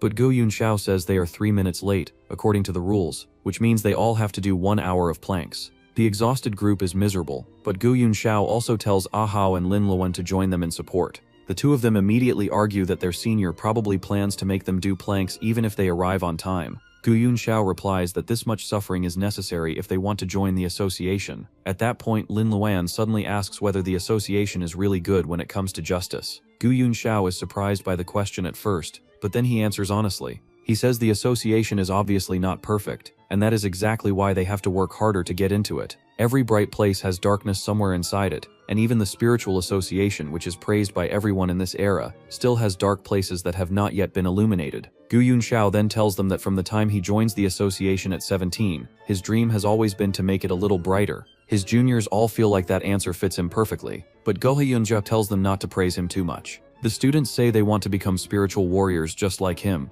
but he reminds them that they still need to work hard for that. Then he orders them to hold their planks for a full hour, which earns him a loud and collective no from everyone. And just like that, the days pass quickly until the long-awaited day of the second round of the spiritual exam finally arrives. Goyin Zhao wishes his juniors good luck as the second round of the spiritual major examination begins. Students from many different high schools are gathered here, but this is only one of the 5 venues where the exam is being held. The basic ability test for the spiritual college entrance exam is divided into 5 parts: shooting, slash, strength, perception, and speed. Each test is worth 100 points, and the top 1,200 candidates in total score will move on to the third and final round. The group gathers in the cafeteria and starts sharing their worries about the exam. Lim Luan, though, looks completely calm as he keeps shoving food into his mouth. His logic is simple: the food is free, and it tastes good. Aho agrees and says they need to be full if they want the strength to survive the next challenges, so the whole group starts eating. Then someone comments that they are eating like ghosts who come back after starving to death, and Lin Luan instantly gets 10 points after receiving dislike from someone named Fu Guangkun. The group that arrives clearly knows Ahao and starts bragging that Mingrui High School has more than 200 candidates taking the exam. Ahao calls the leader of the group Fu Xiao, so Lin Luan asks who he is. Ahao explains that Fu Xiao's father works in the National Development and Reform Commission, and all of his own father's real estate projects have to pass through that man's approval. On top of that, Fu Xiao himself is also one of Mingrui High School's ace students. Fu Xiao asks whether they come here for the exam or just for the free lunch, which makes all of his lackeys burst out laughing and annoys Ahao immediately. Fu Xiao then says he is only trying to share some experience, since they are all acquaintances. He claims the tests later are not easy, and starts talking about how many people get injured in previous years. The people around them begin feeling sorry for Lin Luan's group, because Fu Xiao is famous for crushing newly awakened students. The other 4 start trembling under the pressure, but Lin Luan stays calm and starts talking to him instead. The system informs Lin Luan that he only needs 100 points to activate Absorb, so he directly challenges Fu Xiao to compete with him during the exam. He says that if he wins, Fu Xiao has to cheer for City Win School, but if Fu Xiao wins, Lin Luan will drop out of school even if he passes the exam. Ao Hao immediately objects to this insane plan, but Fu Xiao just bursts out laughing. In his eyes, Lin Luan clearly has not seen enough of the world and is getting way too full of himself. Fu Guangkun is called forward for the shooting test, and the other candidates immediately feel pressure because he is rumored to be extremely strong in the overall exam. Fu Xiao scores 87 points, which leaves everyone impressed. Seeing that, Fu Xiao starts thinking Lin Luan must have some skill if he dares to sound that confident earlier. Then Lin Luan finishes his turn and gets only 42 points. Even so, he still copies Fu Xiao's tone and says he is not in a bad state today. That line makes everyone laugh at him even harder, because to them he is gambling with Fu Xiao, while already knowing he has no chance of passing the exam. His friends meanwhile can only worry for him. Then comes the strength test, where Fu Xiao scores 89 points, and Lin Luan gets 65. Naturally, that earns Lin Luan another round of mockery, but he still does not look bothered at all. Ahao, on the other hand, finally loses it and starts shaking him while yelling that he is now 69 points behind Fu Xiao. The whole group starts nagging him, but Lin Luan only smiles and tells them to stay confident and show everyone how great their school really is. Next comes the perception test. For this one, the candidates have to find the single mouse carrying a spiritual crystal among 300 mice. Fu Xiao, who currently has 176 points, feels disgusted just hearing the rules. Lin Luan meanwhile sits at 107 points and somehow looks confident instead. The candidates are then told to get ready and enter the room. From a distance, Shi Lili is standing beside Yan Mu, the chief of the inspectorate department, as they quietly watch Lin Luan's situation. Soon they are joined by Zhao Chenling, the deputy minister of public security for the Eastern District. The old man says he has nothing better to do, so he comes to watch the exam, while Zhao Chenling says she is here to say a few words because assailant attacks have been happening frequently. She also greets Shi Lili, but then a loud noise suddenly erupts from the exam area. The sound catches all of their attention, and Chenling says maybe the promising seedling Yan Mu is looking for has finally appeared. Meanwhile, the candidates start running toward whoever just breaks the record in the perception test. Fen Xiao comes out of the room looking exhausted, and when he sees everyone rushing over, he assumes they are shocked by his own result. He proudly says he finishes in 2 minutes and 7 seconds, and scores 82 points. He even thanks everyone for their support. Then the crowd runs straight past him and pushes him aside, because the person they are actually heading toward is Lin Luan, who clears the test in only 10 seconds. Lin Luan explains that the moment he opens the cage, the crystal-carrying rat just happens to run by his feet, so he catches it immediately, and gets 100 points in only 10 seconds.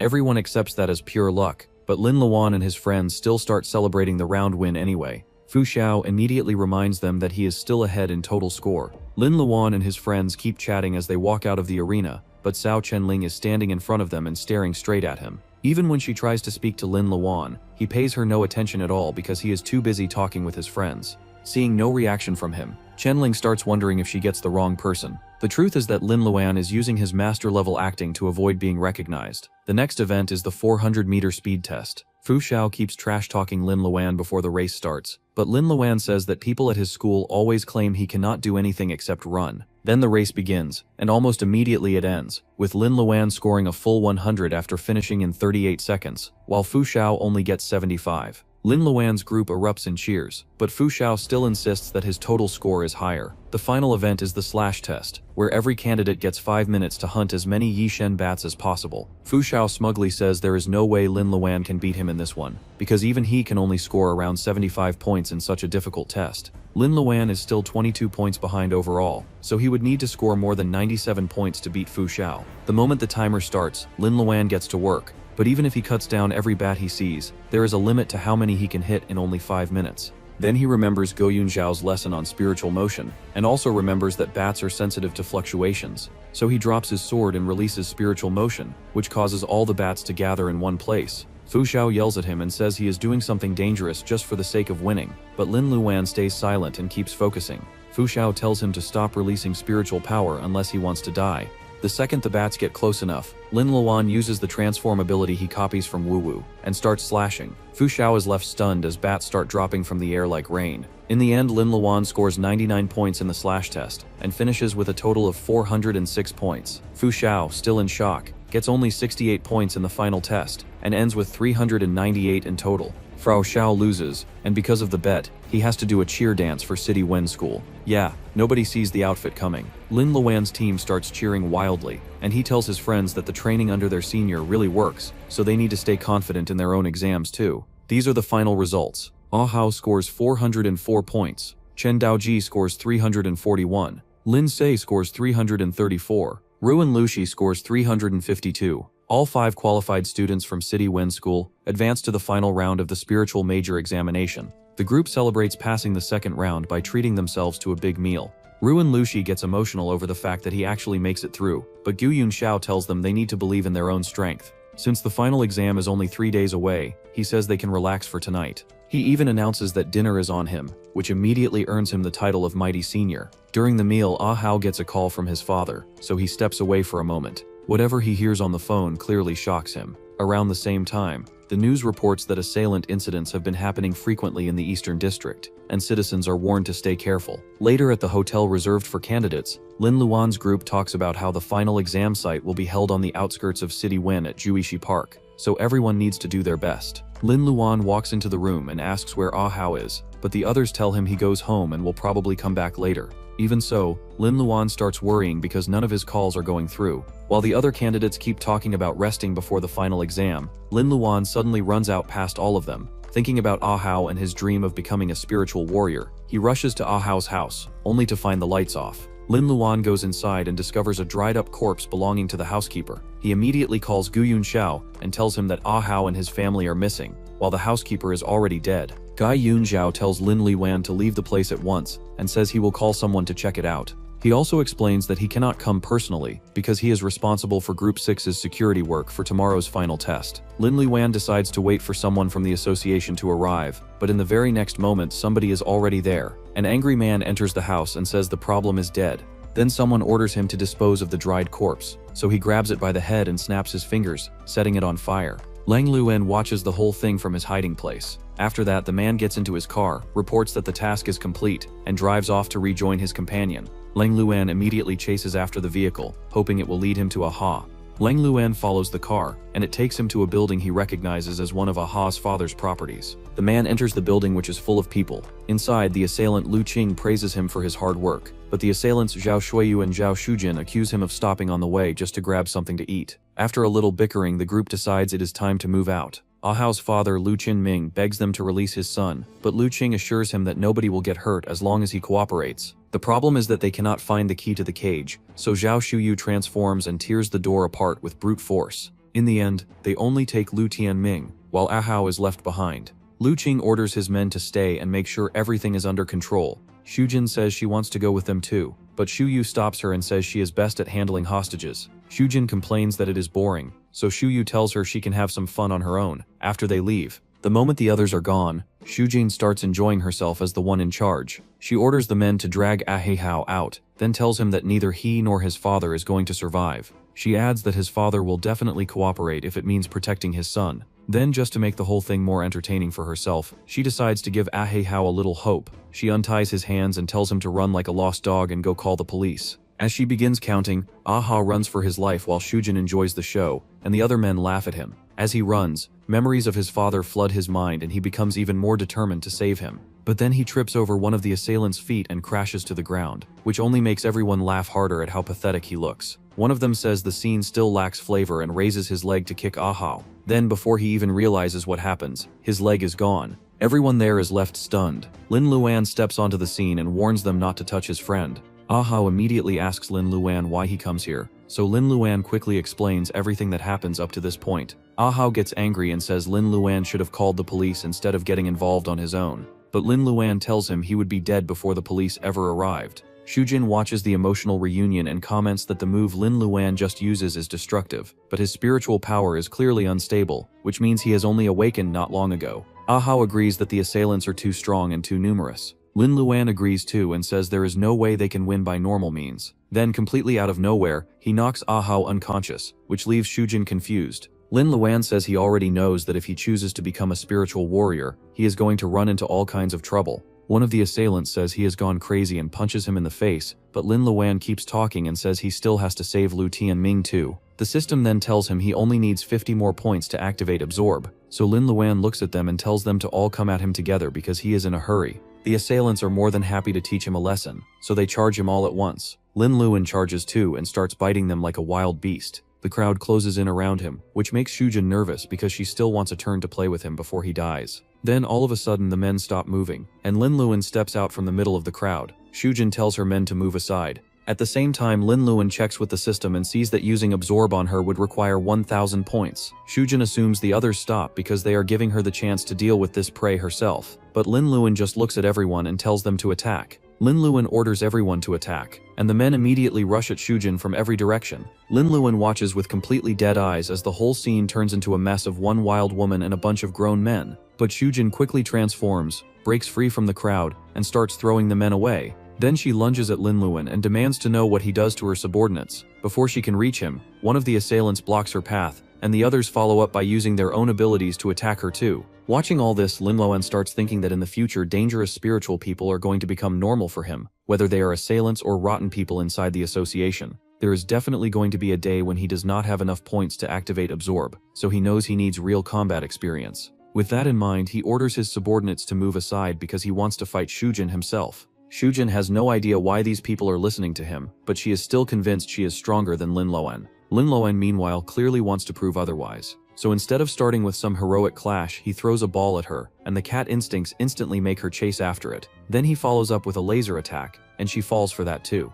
At this point, Shujin is getting seriously annoyed and asks if he is even planning to fight properly. Lin Luan uses that opening to attack, but her reflexes are still those of a cat, so she dodges him. Then Lin Luan transforms into a beast too, which instantly makes Shujin excited for the fight. The two of them begin trading attacks, but their blows only smash into the surroundings instead of each other. Even the subordinates watching nearby are impressed by the fight. Eventually, Shujin realizes she cannot beat him like this, and her transformed state is burning through her spiritual power too quickly. That makes her remember what Zhao Shui teaches her earlier. He tells her that if she concentrates her spiritual power into the form she is most familiar with, she can achieve an active body transformation. Following those instructions, Shujin successfully forms a spiritual body shape, but she can only maintain it for 15 seconds. She then orders her spiritual minions, Little Grapes, Fletchling, and Griffin, to attack. The assailant subordinates are left amazed that she actually takes the time to name them, even though she only has 15 seconds to work with. Like every villain who just unlocks a move and suddenly becomes a lecturer, Shujin explains that these are condensed masses of spiritual energy that will explode according to her consciousness. Lin Luan lets the spiritual minions hit him, and smoke fills the area.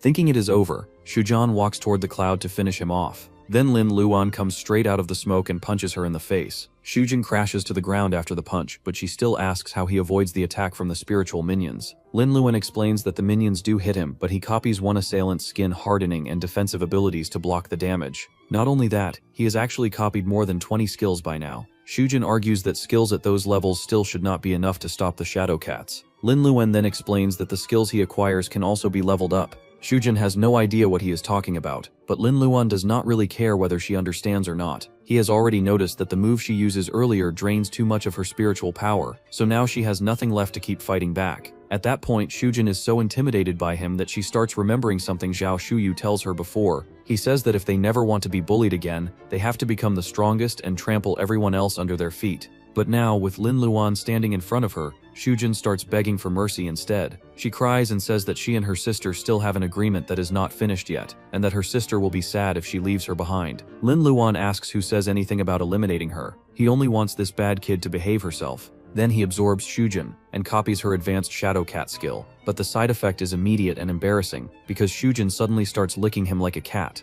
much to Lin Luan's complete annoyance. After that, he tells all of his new subordinates that they are going after the 3 people who leave earlier, and that their goal is to rescue Uncle Tianming. When Ahao finally wakes up, he realizes he is being carried on the back of an assailant, so his first reaction is to punch the guy and start looking for Lin Luan. Ahao immediately starts panicking and says Lin Luan must have been caught too after being hit, since he cannot remember anything clearly. Lin Luan awkwardly laughs and says the assailants are actually the ones who hit him until he faints. Ahao curses them on the spot and quickly comes up with a plan where Lin Luan escapes while he stays behind to hold the assailants off. Lin Luan tries to explain that the assailants have already been reformed, but Ahao keeps talking until the meaning finally hits him a second later. Lin Luan then explains that after Ahao passes out, he persuades them using the core values of socialism and touches their souls so deeply that they all decide to become good people. Ahao is obviously confused, but the assailants all admit their mistakes together and swear to turn over a new leaf. Lin Luan casually says this is the legendary talk no jutsu, but Ahao clearly is not buying a single word of that nonsense. After that, Lin Luan says their top priority now is to catch up to the 3 people who leave earlier and rescue Ahao's father.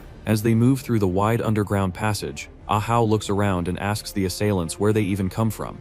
Shujin says she does not care about anything except what her sister tells her to do. The others say they just take money for jobs and do not know anything about the larger purpose behind them. Lin Lun tells everyone to hurry, because they need to save Uncle Tianming as fast as possible. He also says he already informs his senior, so help should arrive soon. Lin Lun does have confidence if he has to fight Zhao Shujin again, but against those other 3 he is not nearly as sure. They keep following the passageway, but it feels like it never ends. Ahao apologizes to Lin Luan because by now it is already the morning of the college entrance exam. Lin Luan tells him not to worry, because he does not especially care about getting into a spiritual university anyway. On the other hand, Ahao has been preparing for this exam for years, so all he can do is let out a heavy sigh. At the same time, the final round of the exam is about to begin, and the candidates are gathering at Juishi Park. Lin Luan's friends are worried about the 2 of them, because once the gate closes they will be disqualified. Fu Xiao is also concerned that they do not show up, though in his case it is only because he wants another shot at getting back at them. There are about 10 minutes left before the exam begins, so Wang Zhe, the chief executive of the Eastern District, confirms the rules.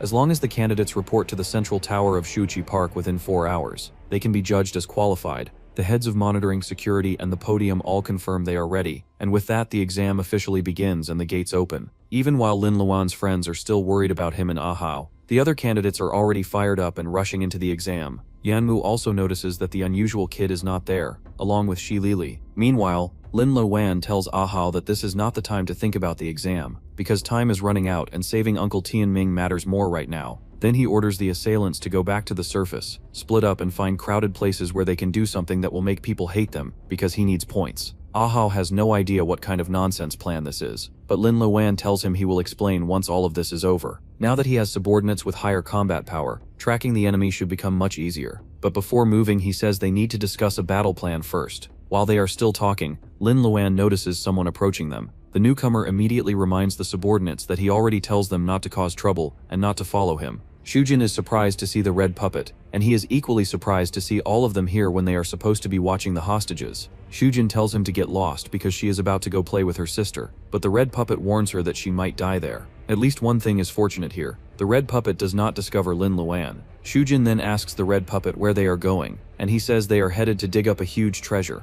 The moment Lin Luan hears that, he starts thinking that the treasure has to be spirit stones, because around Wenshan there is only one major place where large amounts of spirit stones are gathered. He immediately asks Ahao why the assailants kidnap his father. Ahao explains that his father has been involved in real estate development around Wenshan for years, so he knows the terrain extremely well. That means the assailants probably want him to guide the way. Even so, Ah Hao says he never hears his father mention that Wenqing has a place with a huge number of spirit stones. Lin Luan thinks it over for a moment, and then it suddenly clicks. The college entrance exam is being held in Wenqing, which means the association has to prepare a huge amount of spiritual potions, and the only place where that many spirit stones would be gathered right now is Juishi Park, the exam site itself. Ah immediately rejects the idea, because every year the college entrance exam is one of the association's top priorities, and a lot of spiritual warriors are always stationed there for protection. If these gangsters are really heading to the exam venue to steal spirit stones, then they are basically asking to die.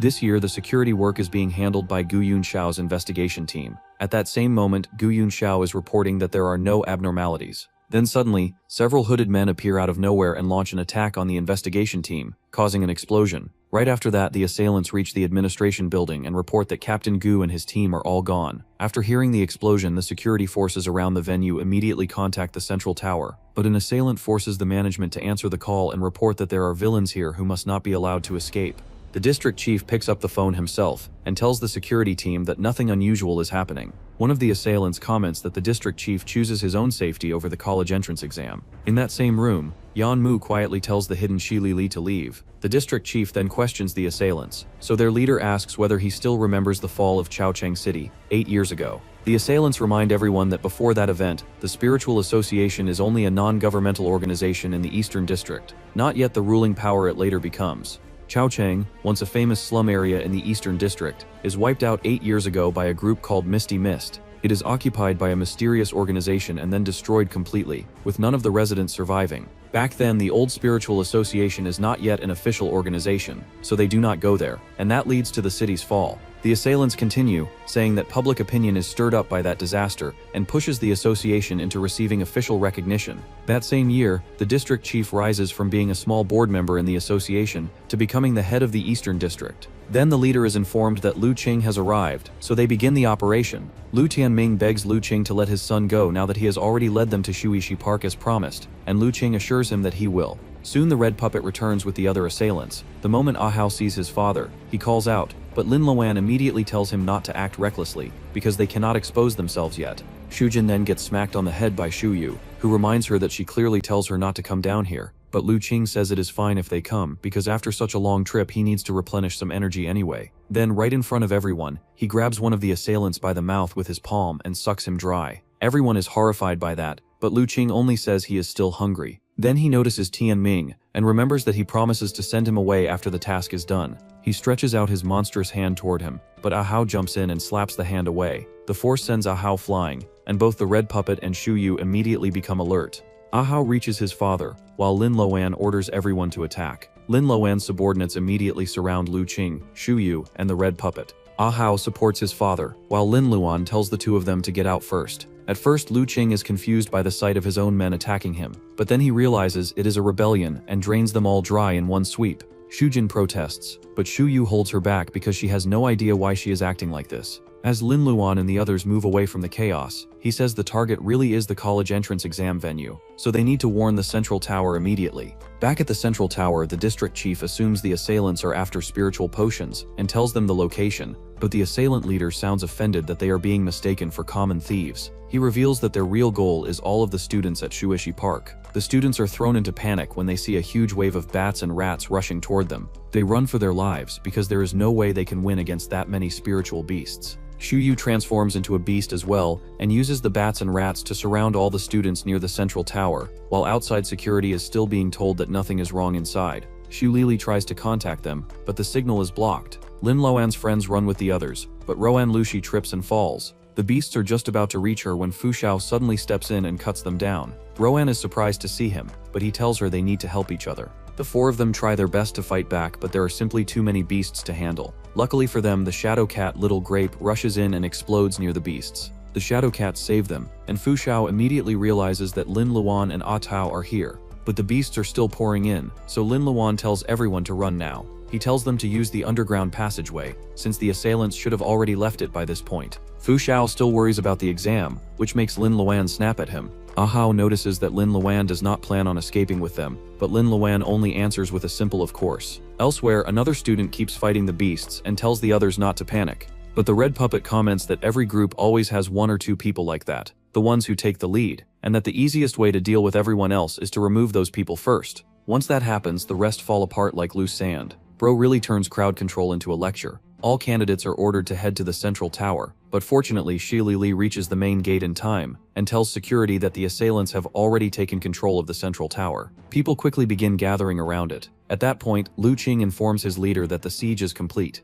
The leader acknowledges the report and says he is finally ready to release the resentment of the past 8 years. He believes the association's top management knows the real truth behind the fall of Chaocheng City. Then he publicly tells the tragic story of that city, and declares that the association's power is built on the deaths of 1,075 people. The assailant leader announces the tragedy of Chaocheng City to all the students and says that the association they are trying to join is rotten from the inside out. Because of that, he says he is going to rip it out by the roots, and that these candidates are the revolutionaries he personally chooses. Yanmu worries about the kids, but the leader simply gives an order to Lu Qing. Lu Qing lets out a whistle, and the ground starts shaking under the candidates' feet. A giant spiritual beast bursts out from below, leaving everyone stunned. Lu Qing proudly says the creature eats all the spiritual potions from the warehouse. The assailant leader adds that it takes them a great deal of effort to raise the ring-toothed worm to this size. The beast can spit out misty threads that cause hallucinations when inhaled. Those threads do not do much to powerful spiritual warriors, but they are more than enough for these young candidates. His plan is to turn these students into his soldiers. When Yanmu argues that they are still just children, the leader coldly replies that throughout history, young people are always the ones standing at the front of a revolution. He also says he already knows Shi Lili goes out to seek help,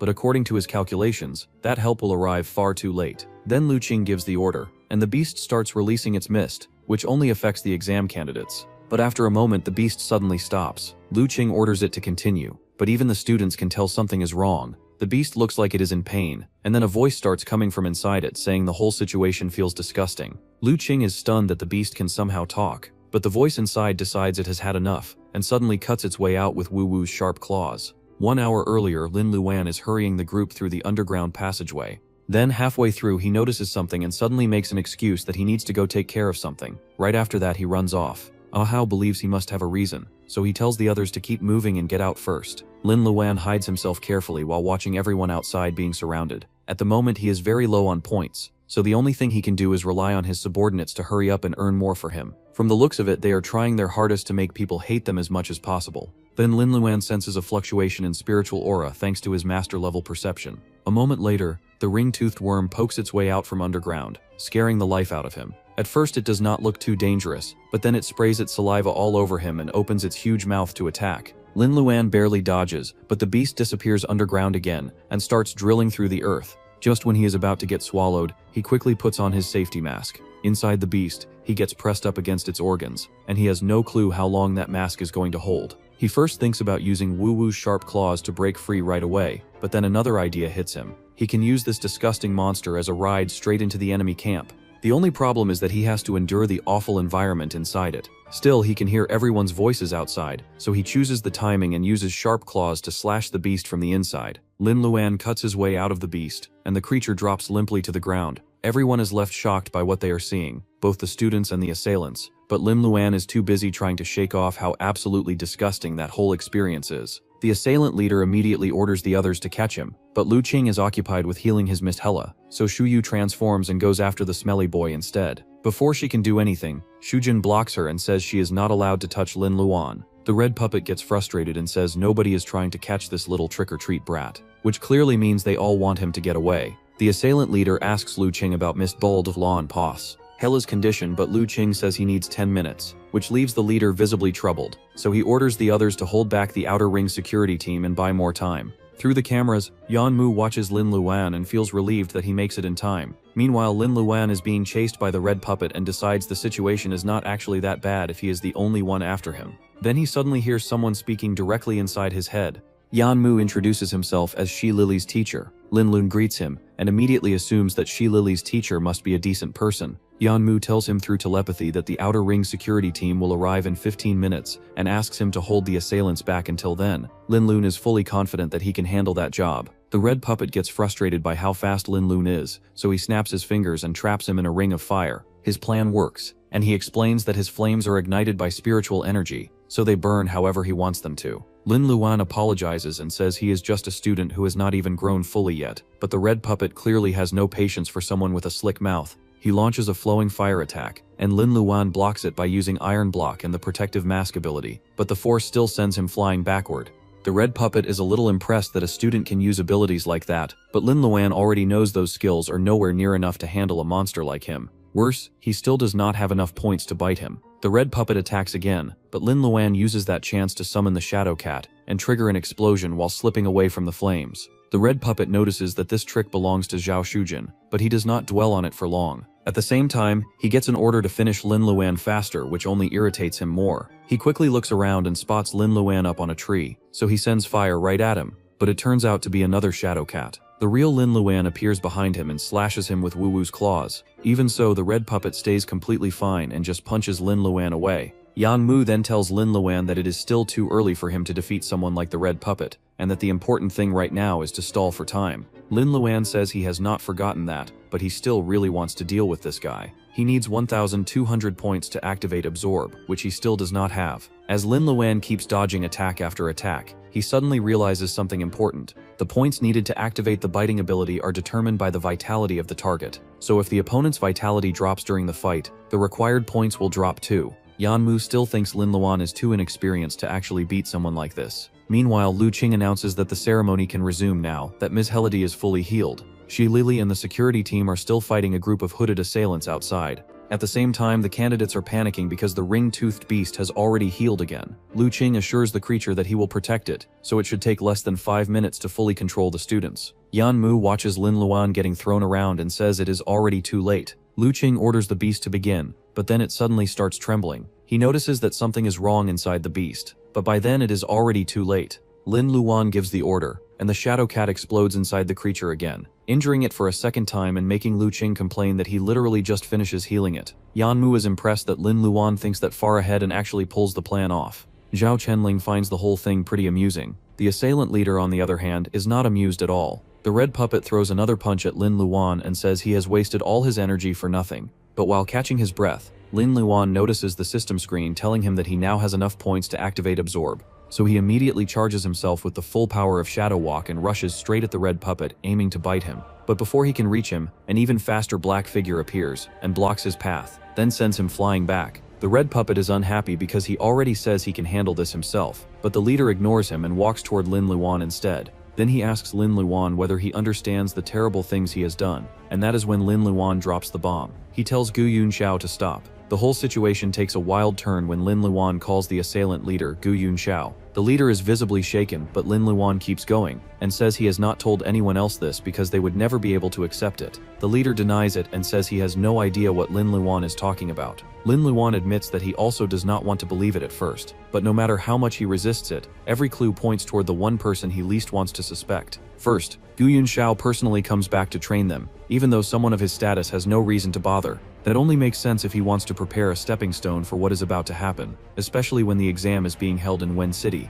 After that, Lu Qing and the others enter the exam venue without any problem, which means they must have someone on the inside. On top of that, Lin Luan reports the assailants to Gu Yunxiao earlier, but nobody from the association ever arrives. The second round exam with the bats and rats is also controlled perfectly, which means someone accurately grasps the timing needed to surround every candidate. And finally, taking over the central tower and cutting off communication with the outer security ring is something only one person in this entire setup can easily do. The person in charge of security, Gu Yunxiao. The leader admits that Lin Luan's reasoning is careful, but he still says he personally kills Gu Yunxiao with his own hands. Left with no other choice, Lin Luan calls out Wu Wu. The cat suddenly pops out from inside the leader's hood. The leader is stunned to see his own spirit beast obeying someone else. Then he starts laughing like crazy and pulls down the hood, finally revealing Gu Yunxiao's face. At the same time, the outer ring security team attacks with wind abilities, and the force knocks the hoods off the other assailants too. It turns out they are actually Gu Yunxiao's own subordinates from the association. The security team is shocked and demands an explanation, but the assailants have only one answer: revenge for Chaocheng City. Lin Laowen tells Gu Yunxiao to stop before he makes a huge mistake that can never be undone. But Yunxiao says they are doing all of this for Haven. He says he has spent years cultivating like crazy, chasing and killing the mists that destroy the city in the name of revenge. Even now, the people who destroy what they love are still free, so they decide to take revenge on the entire spiritual association instead. Back in Chaocheng City, Gu Yunxiao proudly shows off his mock exam results from City Wen High School. He asks his twin sister Yun Ye to show her report card too, but she says she accidentally throws it away. Yunzhuo immediately teases her, and says she is clearly hiding it because she gets a bad score. He keeps bragging that even though they come from the same family, the gap between them is way too big. Yunjuo shoots back that no matter what, she is still older than him by 2 whole minutes. The two keep bickering until their mother shows up. Later, their mother explains to Yunjuo that Yunjuo has the grades needed to enter the spiritual profession, but he will need spiritual potions to improve his physical condition. She cannot afford that expense on her own, so Yunjuo decides to stop going to school. She says it would be a waste anyway, since her grades are bad. From that point on, she works like crazy while Yunjuo remains the carefree one who keeps going to school. The work takes a toll on her, but she is still happy when Yunjiao gets accepted into a spiritual major. As usual, Yunjiao teases her, while she quietly hides something in her pocket. Soon the neighbors come over to celebrate. They crowd around Yunjiao because he is the star of the day, while Yunyue stays off to the side with her report card crumpled tightly in her hand. After the fall of Chaocheng City, Yunjiao returns home and finds only the corpse of his sister, with that same crumpled report card still in her limp hand. He opens it and remembers the time she says she accidentally throws it away. Only then does he finally realize that her score is actually even higher than his. He collapses beside his lifeless twin and cries in the ugliest way possible. 2 years after joining the spiritual association, Yunjiao uncovers the truth about the fall of the city by chance. He is shocked to find that even the documents clearly mention ignoring the situation. From that moment on, he becomes determined to take revenge on all the people whose hands are stained with the blood of Chaocheng's residents. Mist is already wiped out, so in his mind, today marks the beginning of the association's annihilation. Lin Luwen demands to know what Yunjiao means when he talks before about changing the association for the better, but Yunjiao responds by drawing a prison and trapping him inside it. Then he tells Lin Luwen to stay there and stop causing any more trouble. After that, he orders the Red Puppet to deal with the outer security ring. The Red Puppet still wants revenge on Lin Luwen for making him run around earlier, especially now that Lin Luwen cannot move, but Yunjiao sternly repeats the order to handle the outer security team, so the Red Puppet has no choice but to obey. Lin Luwen keeps calling out to Yunjiao and tries to break free, but the prison is formed from Yunjiao's own spiritual energy, which makes it impossible for him to break through. As if that is not already enough of a problem, Zhao Shuaiyu suddenly appears in front of him and demands answers about Shujin. At that point, Lin Luwen is pretty sure he is cooked. Meanwhile, Yunxiao's subordinates from the association's 6th group are cornered by the outer ring security team, so they surrender. The outer security ring pushes forward toward the central tower, but then a black spiritual object in the sky attacks them. They barely avoid it, and a moment later Yunxiao himself appears. The outer ring security instantly understands that this is not something they can take lightly, because the one standing before them in transformed form is the jade-faced judge, Go Yunxiao. Lan Wan quickly uses his acting skills and tries to convince Xu Yu that he does not do anything to Shujin,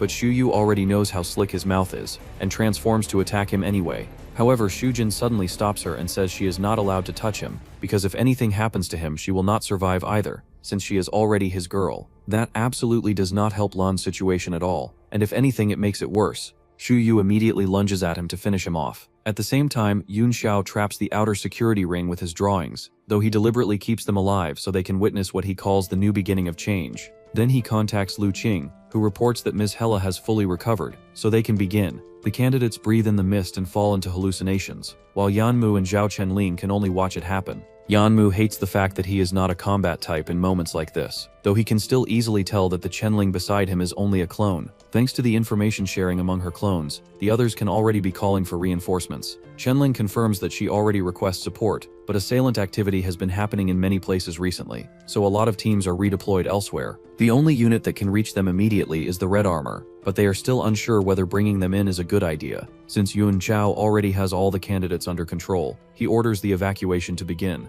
Yanmu thinks it through and realizes that if the students are rescued and treated in time, they can still recover, but if the brainwashing goes any further it will be too late. So even if sacrifices have to be made, that is still better than letting the entire group be wiped out. Chenling reaches the same conclusion, which is why she already submits the request for them to come. The Red Armor should already be close because Yun Chao suddenly senses a familiar spiritual presence approaching. At the same time, Lin Luan has to deal with one furious big sister. Xu Yu shatters the drawing prison, grabs him and warns him that if he ever dares betray Shujin, she will definitely destroy him. Every organization will eventually run into all kinds of crises and challenges. Some of them can be suppressed in the name of justice, but there will always be things that cannot be handled openly under the banner of justice. That is when gray power becomes necessary. The Spiritual Association's Red Armored Army is exactly that kind of force. It does not care about justice at all, and exists only to complete its objective. This time their mission is to eliminate the following 12 assailants, the 10 members of Group 6, Zhao Shuiyu, the Beast Tamer, and the Red Puppet. As for the exam candidates, they are not part of the mission considerations at all.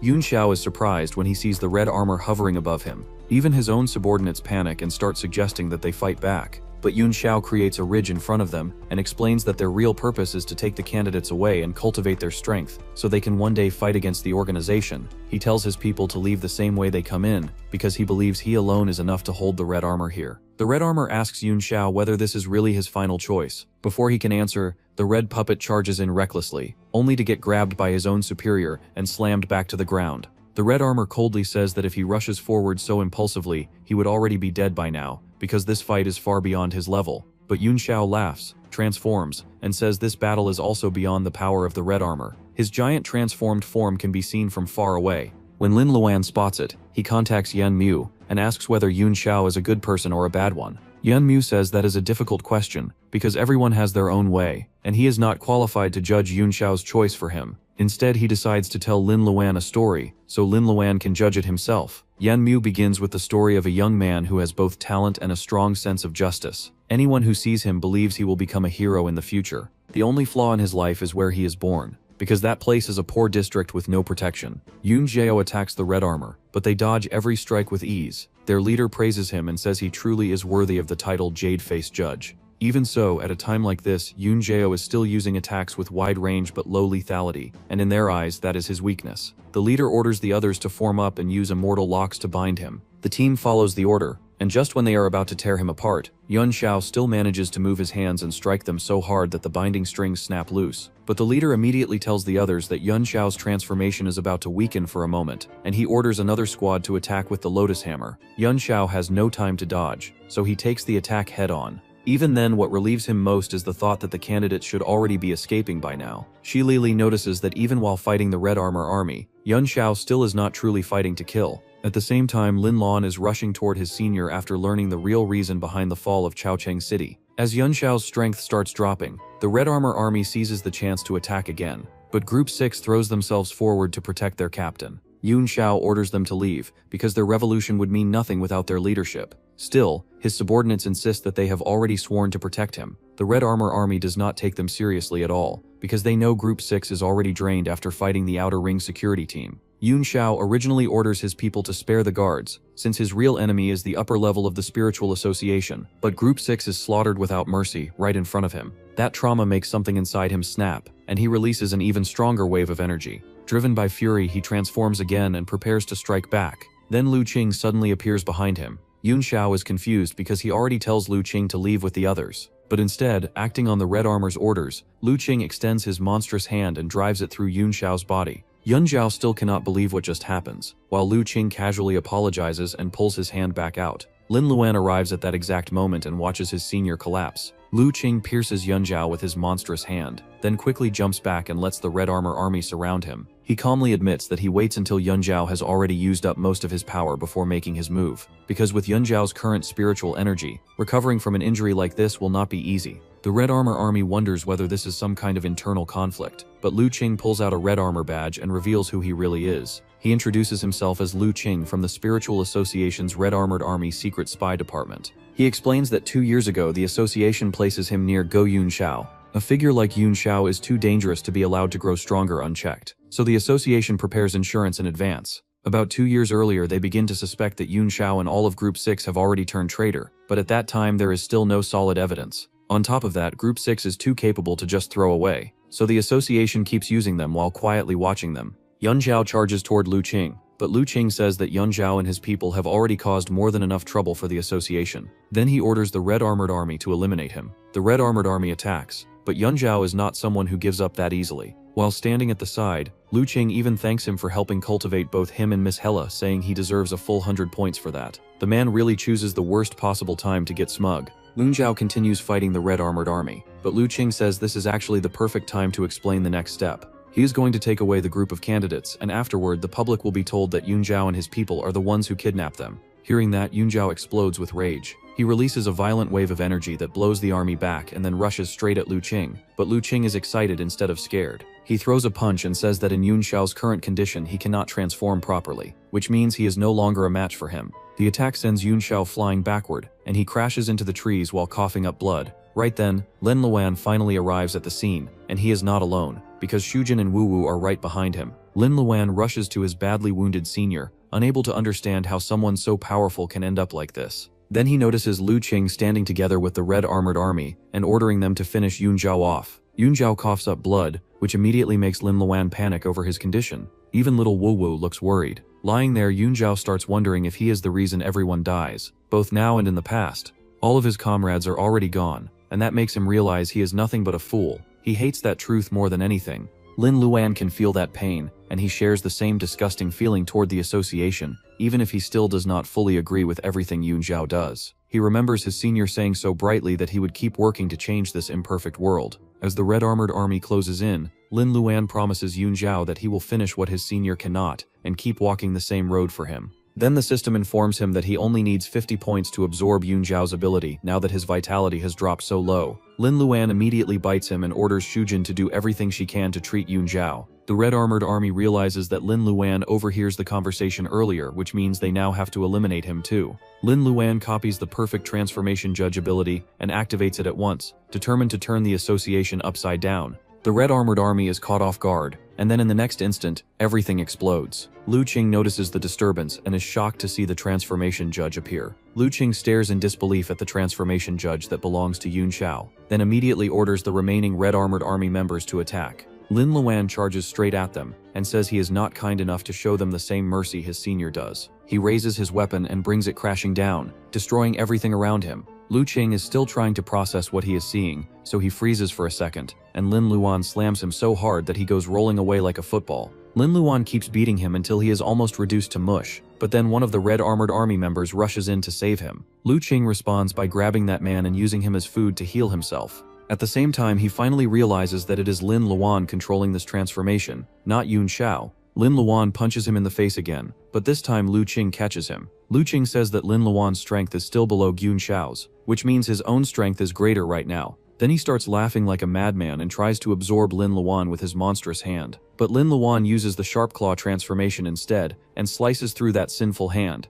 Lu Qing screams in pain, while Lin Luan keeps going and slashes everyone around him. With no other choice left, Lu Qing desperately calls for Miss Hella, and the worm immediately responds to his command and towers over Lin Luan. Lu Qing orders it to kill him. Miss Hella opens her mouth and fires its web toward Lin Luan. While starting to drain his energy, Lin Luan breaks free and attacks the annoying worm. But the problem is that the creature is filled with spiritual energy, so its healing speed is ridiculously fast. Miss Hella shoots its webs at him again, and this time it binds him completely. Lin Luan immediately realizes that this spiritual worm is even more troublesome to deal with than he expects. Lu Qing orders the beast to suck him dry, and then starts retreating. Lin Luan is furious watching Lu Qing escape, but then Shujin and Wu Wu suddenly jump in and attack the worm. Lin Luan is surprised to see them, and Shujin dramatically introduces herself as the heroine Catwoman, making her debut with her spirit beast. Lin Luan immediately worries about Yun Zhao, but Shujin tells him someone else is already taking care of the senior. It turns out Shi Lili tells them to help Lin Luan while she handles Yun Zhao. Lin Luan instantly understands, and then Shujin tells him to go after Lu Qing and leave the worm to them. Lin Luan asks whether they can really handle that job, but the question instantly offends both Catwoman and her spirit beast. Satisfied with that reaction, Lin Luan turns and chases after Lu Qing. Left behind, the duo stands in front of the worm and starts thinking this is finally their time to shine. Shujin confidently says it will only take a second to bully this meat doo-doo, but the worm answers by splashing them with saliva. Shujin quickly assures Wu Wu not to be scared because she will protect her, only to get the shock of her life when Wu Wu transforms into a raging spirit beast. Miss Hatra fires its webs at Wu Wu, but the beast dodges them with ease and leaps toward the worm to slash it open. Hellai's healing ability is absurd, so it shoots its webs again and catches Wu Wu this time. Then it starts draining the beast's spiritual energy. Shujin rushes in to help and attacks, but her blows do not really do any damage, so she quickly pretends that the whole thing is just a feint. Then she sends her shadow cats at the worm, and they explode right on top of its head. After that, Shujin teams up with Wu Wu again, and tells her to think of some way to defeat this impossible worm. Ms. Hela emerges from the smoke and attacks both of them with its giant hollow mouth. Luckily, the two of them dodge in time, and Wu Wu finds an opening, condenses energy, and blasts the beast directly. Wu Wu looks smug as the worm is sliced into multiple pieces, and Shujin cheers for her spirit beast, like the proudest fan alive. But the victory lasts about 2 seconds. Each separate piece of the worm grows its own head and mouth, and turns into a brand new worm. Then all the worms together begin releasing the same mist they use on the candidates, surrounding both Shujin and Wu Wu. Meanwhile, Lin Lan pushes shadow walking to its absolute limit as he chases after Lu Qing. Lin Lan uses perfect shadow walking to catch up to Lu Qing, then uses Yun Xiao's transformation to strike so hard that Lu Qing loses the entire left side of his body. Lu Qing crashes to the ground and desperately starts explaining that he is actually on the righteous side,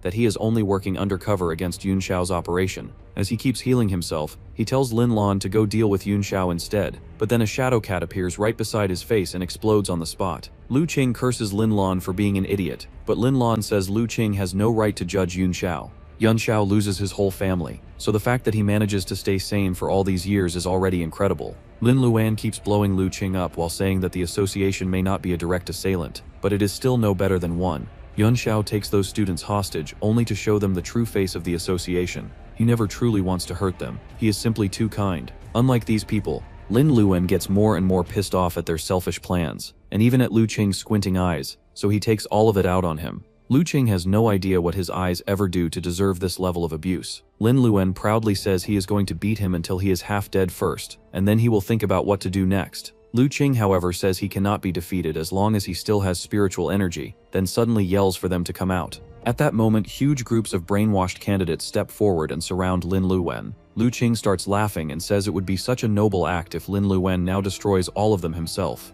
The candidates immediately begin attacking, but Lin Luan uses shadow walking to dodge. Lu Qing asks whether he really dares to wipe out all these candidates, but Lin Luan has no need to destroy them if he can just knock them unconscious instead. Lin Luan starts punching, kicking, and doing everything else he can think of to knock the candidates out, but he has to admit one thing. These really are the best candidates in the city, because the longer this goes on, the harder it becomes to deal with them without seriously hurting them. He could bite maybe 20 of them, but that would be useless against 1,000 candidates. He also technically has the option to bite Squint Eye over there, but Lu Qing is still way too disgusting for that. Lu Qing stands in the middle of his army of candidates and admires Lin Luan's abilities, but says he is stupid if he thinks this is enough to fight the association. He tells Lin Luan that the association has plenty of spiritual warriors with monstrous strength, and that any spiritual warrior who stays alive eventually either surrenders to the association or dies. Then Lu Qing starts draining energy from the candidates around him and says tomorrow's news will claim that the candidates are killed by Yun Xiao and his gang. Lin Luan knocks out even more candidates, activates shadow walking, and leaps toward Lu Qing while trying to transform again. But halfway through, his strength gives out completely, and he drops to the ground in the least dignified way possible. He cannot force out any more power while Lu Qing calmly tells him that his spiritual energy is already exhausted after fighting the whole night. One of the candidates kicks Lin Luan, and then more start gathering around him. Lu Qing says the winner becomes the king and the loser becomes the bandit. Nobody cares what truly happens during an incident like this. He says Lin Luan and Yun Xiao will soon be forgotten and nailed to the pillar of shame in history as assailants, while he will become the hero praised by the world. Then Lu Qing orders the brainwashed candidates to finish Lin Luan off. Watching everything happen, Yanmu asks whether it is really true that the security department suppresses all negative news in every direction. Zhao Chenling confirms that this has always been the case. She says a chick that just breaks out of its egg has to push the others out of the nest and smash them, and a weak antelope gets abandoned by the herd. Nature has always been cruel, yet nobody calls it evil, because humans are also part of nature. The old man watches Lin Luan being beaten, and says that humans will always be different from that. At that exact moment, Aha reaches the scene and starts looking for Lin Luan. Aha arrives to save Lin Luan, and he does not come empty-handed. Fu Xiao orders his men to start knocking out the brainwashed candidates. Both the old man and Lu Qing are stunned to see a bunch of gangster-looking men barging in and using pure uncle domination to overwhelm the candidates. Fu Xiao smugly says these are the spiritual warrior troops he urgently asks his dad to send. One of the troop leaders tells Fu Xiao that more reinforcements are coming through the underground passage, but reminds him that he better say a few nice things about them to his father afterward. Fu Xiao says he will think about it, but Ahao kicks him in the butt for wasting time talking instead of helping. Fu Xiao immediately yells back, but Ahao drags him into a contest over who can knock out the most candidates first. Slowly, the candidate situation begins to come under control, much to Lu Qing's frustration. Ahao finally calls out to Lin Luan, and finds him still struggling in the middle of the crowd. He is genuinely happy to see that his friend is not actually dead yet, then jumps in to help him. Lin Luan asks why Ahao comes back, so Ahao explains that he sends his father somewhere safe and then returns with Fu Xiao to help. Lin Luan tells him that the real problem right now is Lu Qing, who is trying to run away, but he no longer has enough energy to chase him. Ahao stays surprisingly calm and pulls out a potion, saying he brings something good because he knows Lin Luan will definitely be drained after tossing himself around all night. He explains that it is a double A-level spiritual potion that his family has treasured for many years, but now they want to give it to Lin Luan for saving them. Meanwhile, Lu Qing runs with everything he has, screaming that nobody can touch him because he represents the spiritual association. Then he looks back and sees Lin Luan coming after him. That is the moment he completely loses it. Several ring-toothed worms burst out of Lu Qing's body. Ah Hao hands Lin Luan the double A-level spiritual potion, as thanks for saving both him and his father. Lin Luan drinks it in one go and immediately feels restored. Then he tells Aha and the others to stay here and handle the candidates. Everyone is more than willing to do that, so Lin Luan leaves them behind and transforms once again. Lu Qing keeps running for his life until his whole body mutates and gives birth to several ring-toothed worms. The sight is horrifying, but it does not last long because Lin Luan immediately cuts them apart. The sliced pieces grow eyes and turn into separate monsters, but they all get crushed beneath the foot of the transformation judge. The transformation is so huge it can be seen from all over the park, and Aha and the others naturally assume it is Yun Xiao. Later, Aha finds Lin Luan again and tells him that the candidates are finally under control. Lin Luan says he is done on his side too. Then Aha excitedly asks about Yun Xiao, but Lin Luan only says that he already leaves, and that this whole crisis is resolved thanks to their senior. Everything is finally settled, except Lin Luan suddenly realizes that he completely forgets about Shujin and Wu Wu. He quickly excuses himself from Aha and tells him to wait for him outside the park. At the same time, smoke is still filling the area as Shujin and Wu Wu stumble out of it. Heli, which is now mutated into several heads, releases even more smoke, and the two of them start thinking they are really about to die here. Then, luckily, someone snaps his fingers and shoots fire straight at the worm, triggering an explosion that knocks both Wu Wu and Shujin to the ground. The one who attacks turns out to be the red puppet, but Shujin immediately bonks him for putting Shujin in danger with that move. Shuju then tells Shujin to hurry and get up because Miss Hella's fog is about to surround them again. The red puppet says he can only hold it back for a moment, because Miss Hella eats all the spiritual potions that are supposed to go to the candidates, so there is no way to destroy the worm completely right now. No matter how much they attack, the fog keeps spreading, so they finally give up and start running for their lives. Then suddenly, someone tells Miss Hella to stop, and the worm actually listens.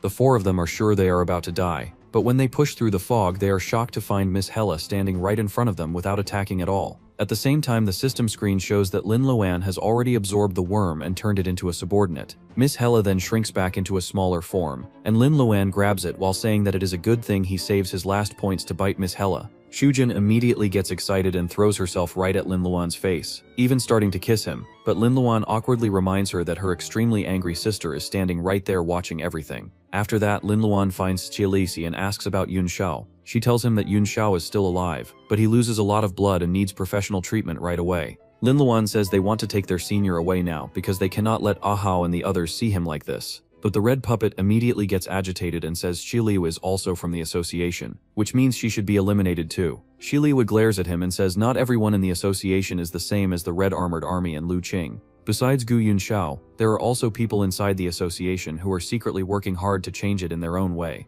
So she allows them to take Yun Xiao away, since that outcome will be better for everyone. Soon Ao Hao comes over and casually asks Lin Luan whether he finishes pooping. Lin Luan does not even bother reacting to that anymore, so Ao Hao immediately follows up by asking about Yun Xiao. Lin Luan tells him that their senior is just a little injured and already leaves. In truth, Yun Xiao leaves together with the red puppet Shuyu and Shujin. Shujin starts crying, so Lin Luan comforts her and says this is not some life and death farewell. They just cannot let anyone see them together right now, because it would be way too hard to explain. He then says that if the world still is not good enough, he will work hard to change it. He will take Yun Xiao's place in the association and finish what he starts, but he will do it in his own way. With that determination in his heart, Lin Luan tells Ahao that the two of them need to get into spiritual university together. 3 days after the exam, life temporarily returns to what looks like normal peace. Because the association is worried that the truth about the fall of the city might leak out, it buries the entire Yun Xiao incident and publicly announces that everything is only an assailant attack. The jade-faced judge, Gun Yun Xiao, quietly disappears from public view under the excuse of injury. At the vegetable market, one woman keeps bragging about her son Little Qing's grades while buying vegetables. Then she notices Lin Luan's mother nearby and starts showing off all over again. Very strategically, she asks about Lin Luan too. But when Aunt Lin calmly says that her son gets admitted into spiritual university, the woman is completely stunned.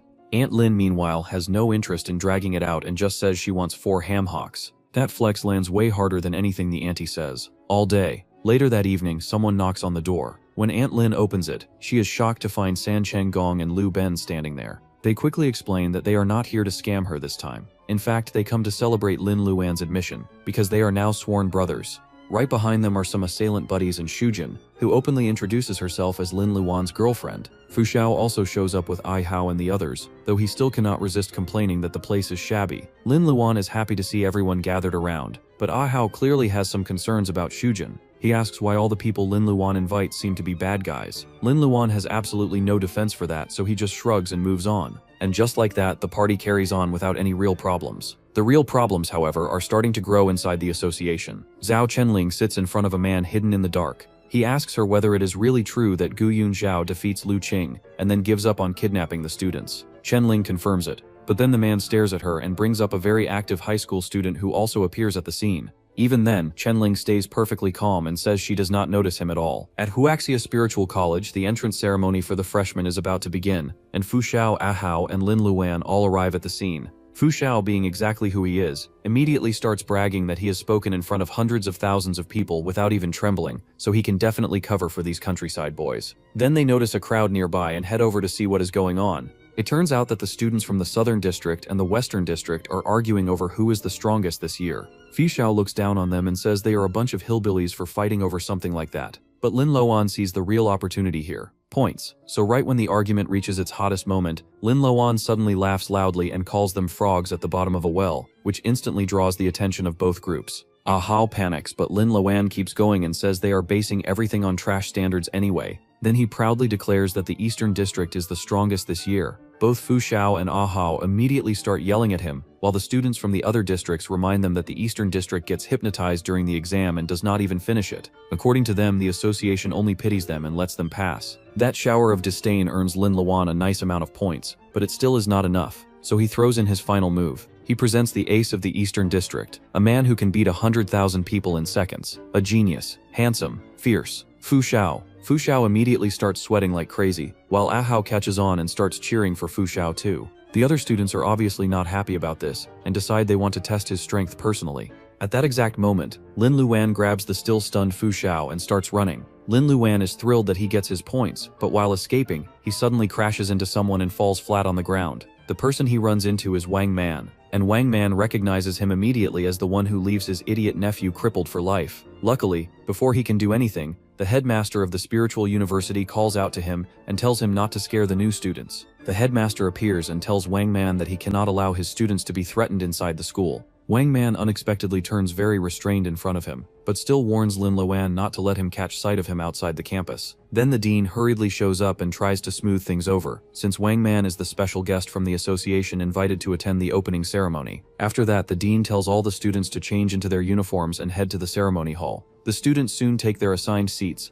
Ah Hao and Lin Luan are impressed by the uniforms, but Fu Xiao immediately calls them country kids. That comment earns him nothing but hostile stares from the surrounding students, since he is now supposed to be the strongest freshman around. Fu Xiao looks at all the resentment aimed at him and blames Lin Luan for running his mouth earlier. Then the headmaster coughs once, and the entire hall falls silent. Lin Luan is impressed that the headmaster does not even need to say a full word to shut down the whole room. The headmaster begins his speech and introduces himself simply as Fang. He even jokes that he knows young people do not like listening to old men talk. But unfortunately there is no other choice because giving speeches is one of the few ways headmasters find meaning in life. Then he explains that the school is founded by the association, so in theory the moment they enter this university, they already become half members of the association. Even so, he says he hopes that one day they will fly farther than the association itself. Those words stay in Lin Luan's mind, and they also catch the attention of another person from the university. After that, the dean thanks the headmaster for his speech and invites Kwang Ming, one of the presidents of the association, to come up and deliver an important address. Kwang Ming steps forward and starts speaking.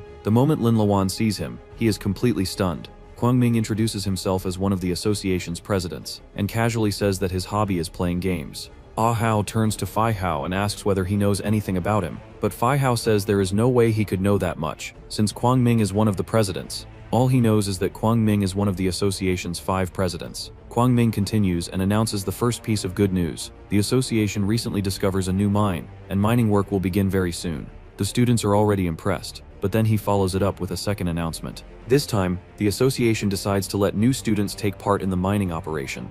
The headmaster clearly does not look happy about that idea, but the students are thrilled by the opportunity. Kwang Ming proudly explains that mining is extremely dangerous. People can run into new kinds of beasts, unknown weather, natural disasters, and even assailants, which is why mines are normally handled by a special force. This time will be no different. Still, he says that opportunity and danger always come together, and many spiritual warriors rise after being tempered in the mines. Wang Man is one example of that. Because of this, taking part in mine work is something spiritual warriors all deeply desire. This is also the first time students are being allowed into such an operation, but since it is still too dangerous for most of them, only the best 3 students will be selected. That immediately causes an uproar, because everyone starts protesting the idea of such a rare chance being limited to only 3 people. Kwang Ming reassures them that the association will give everyone a fair opportunity. Then he takes out a qualification badge and says that whoever holds one of these badges will be able to take part in the mining.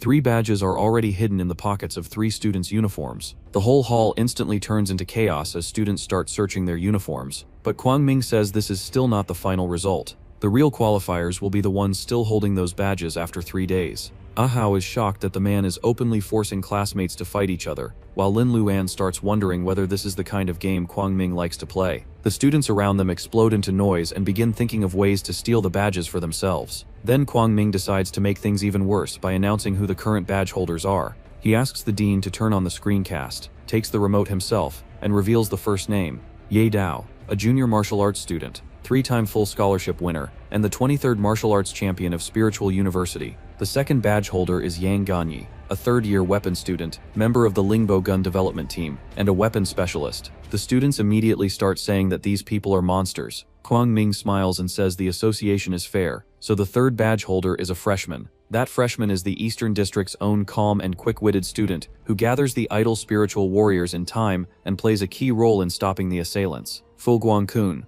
Lin Luan is shocked. Ahao is shocked. The whole crowd is shocked. Kwang Ming, meanwhile, only says he is looking forward to the result 3 days from now. The students of Spiritual University immediately start coming up with different ways to seize the qualification badges. There is only one rule, which is that nobody is allowed to kill another student. Since 2 of the badge holders are absolute monsters, the obvious target becomes the freshman, Fu Xiao. Before long, he is surrounded by a crowd of students and starts begging Lin Luan and Ahao to help him. The others tell Fu Xiao to hand over the badge if he understands what kind of pressure he is under. Lin Luan asks Fu Xiao whether he really wants to go to the mine, and Fu Xiao replies that although it is a dream opportunity for any spiritual warrior, he does not want to get beaten half to death over it either. At that point, the crowd finally loses patience and charges at him. Lin Luan suddenly tells Fu Xiao to give him the badge, then snatches it right out of his hand. The next second, he throws it away and tells the others to go get it. The crowd immediately rushes after the badge, while Fu Xiao screams in despair over losing it. Lin Luan and Ahao use the chaos to drag him away while everyone else chases after the decoy. Once they get a safe distance away, Fu Xiao starts crying about his badge again,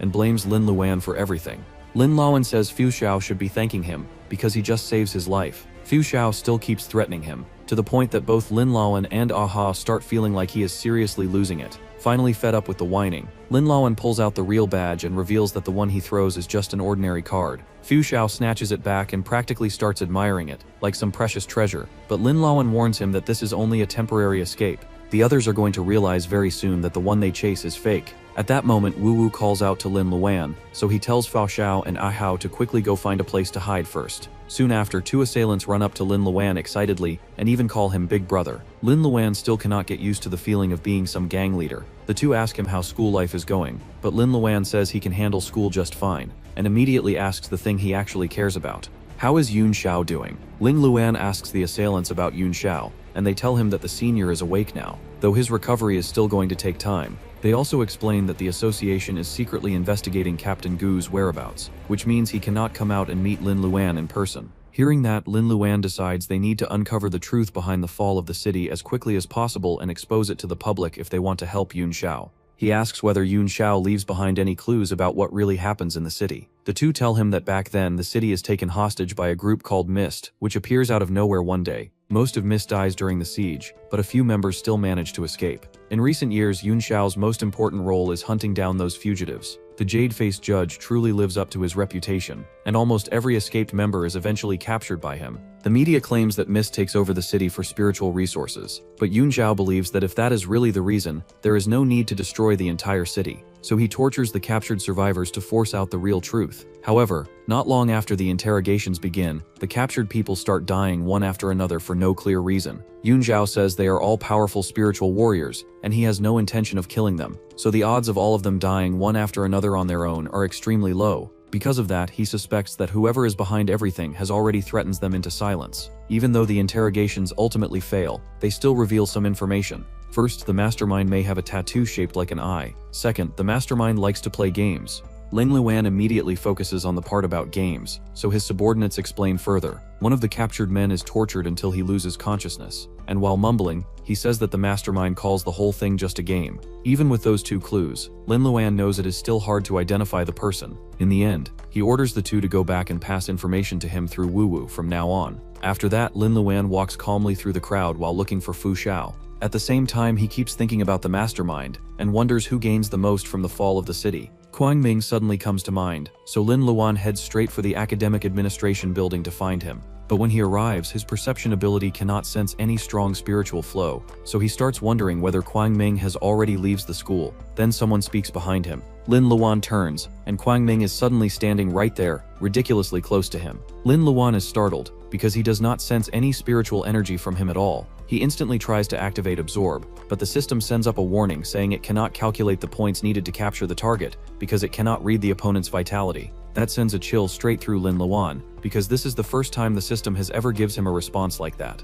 At that moment, the dean walks over and asks what Lin Luan is doing there. Lin Luan quickly says he gets lost because the campus is too big, but the dean still stops him and starts asking where he is from. Lin Luan answers that he is from the Eastern District, and that his mother is a nurse. The dean clearly looks down on him and tells him to move along. Lin Luan does not like the dean one bit, but before leaving, he still stops him and asks whether he can help him get some nude photos of the president. The dean is definitely not happy to hear that request, though what bothers him most is not even the nude photos part, it is the helping part. Lin Luan then says he will help him, activates Absorb and copies the dean's perfect flattery ability. The dean instantly becomes cooperative and soon ends up standing outside Quang Ming's room. Quang Ming is surprised to see him at this hour, but before he can question anything, the dean suddenly spills a glass of wine all over his shirt and immediately starts apologizing, saying he only wants to invite him out for a drink. He even offers to help clean it up, but Quang Ming glares at him and shuts the door in his face. The dean is finally relieved to be out alive, and leaves the rest to Lin Luan. Back inside the room, Quang Ming mutters that sending the dean to spy around the school is a mistake. Then he takes off his stained shirt and exposes a tattoo shaped like an eye on his chest. Lin Luan watches everything from his hiding place, and sees the tattoo clearly, but in that moment he accidentally causes a fluctuation in his spiritual energy, and Quang Ming instantly notices it.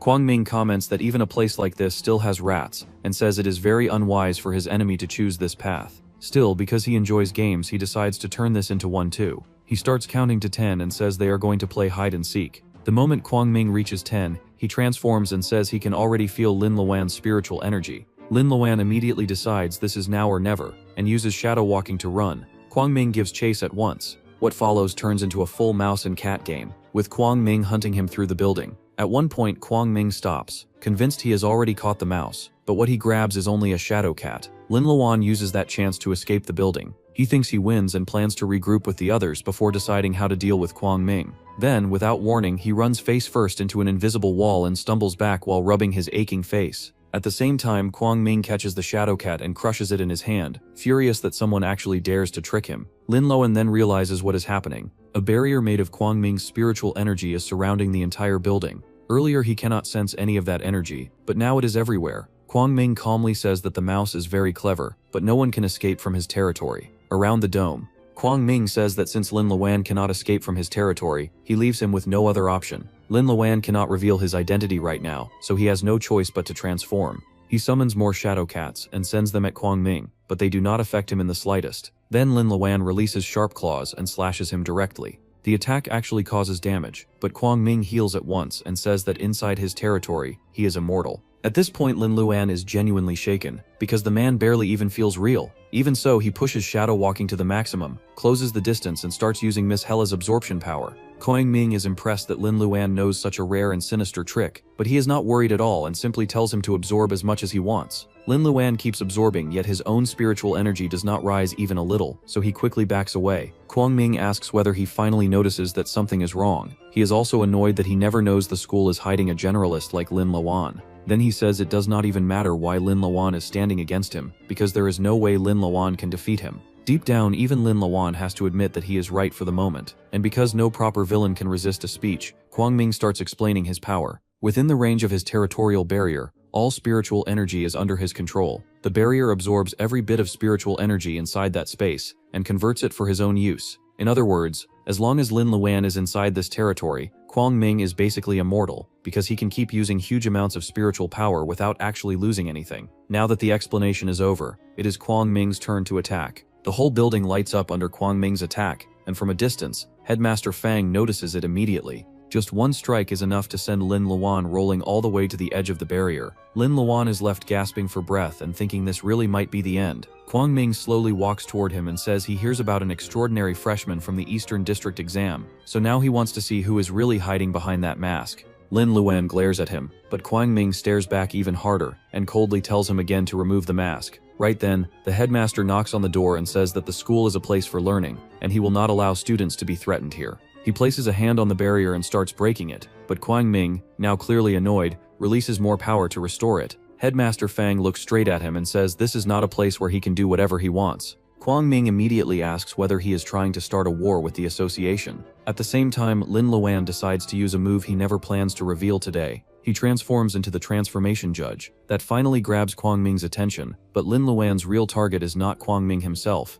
It is the barrier. He smashes it apart and immediately uses shadow walking to flee, though not before thanking the headmaster on the way out. Headmaster Fang lets out a chuckle, while Kuang Ming is left speechless that the transformation judge is actually able to break his territory. Fang quietly admits that Yan Mu is right to call this little guy extraordinary. Lin Luan runs as far as he possibly can, and only when he feels completely safe does he finally stop to catch his breath. He keeps thinking that there is a very high chance Kuang Ming is the mastermind behind the fall of the city, but he also knows it will not be easy to get close to the president again. What makes it worse is that he still cannot activate Absorb on Kuang Ming, and the frustration is so bad that he almost gives up on the whole thing for the moment. But then Yun Xiao's face appears in his mind again, and that lights the fire back up. Lin Luan realizes that he has to expose the truth no matter what. That means he not only needs a way to deal with Kuang Ming, but he also needs evidence so solid that nobody can deny it. For now, the only option is the mine, and to get there, he first has to secure a qualification badge. That is when a badly beaten Fu Xiao shows up and informs him that the badge is stolen.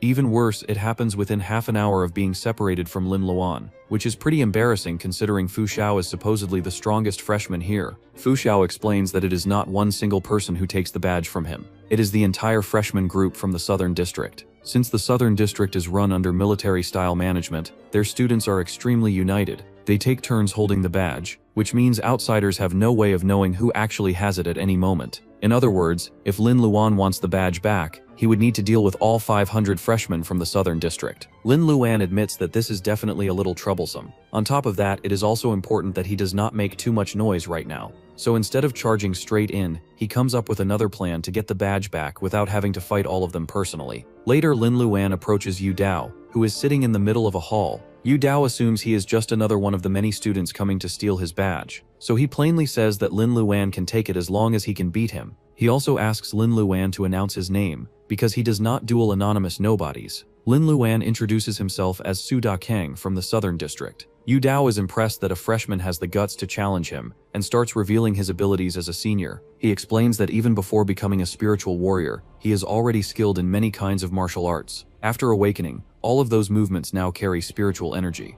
In a one-on-one fight, no student in the school has been able to beat him yet. Ye Dao tells Lin Luan to step forward, and Lin Luan prepares himself, fully determined to get that badge. Lin Luan gets beaten by the senior Ye Dao almost immediately, so he quickly admits defeat. Ye Dao only says that Lin Luan is weak, and tells him to get lost, but Lin Luan keeps lingering around and starts flattering him instead. Then he asks if he can take a picture of Ye Dao together with the badge so he can post it online.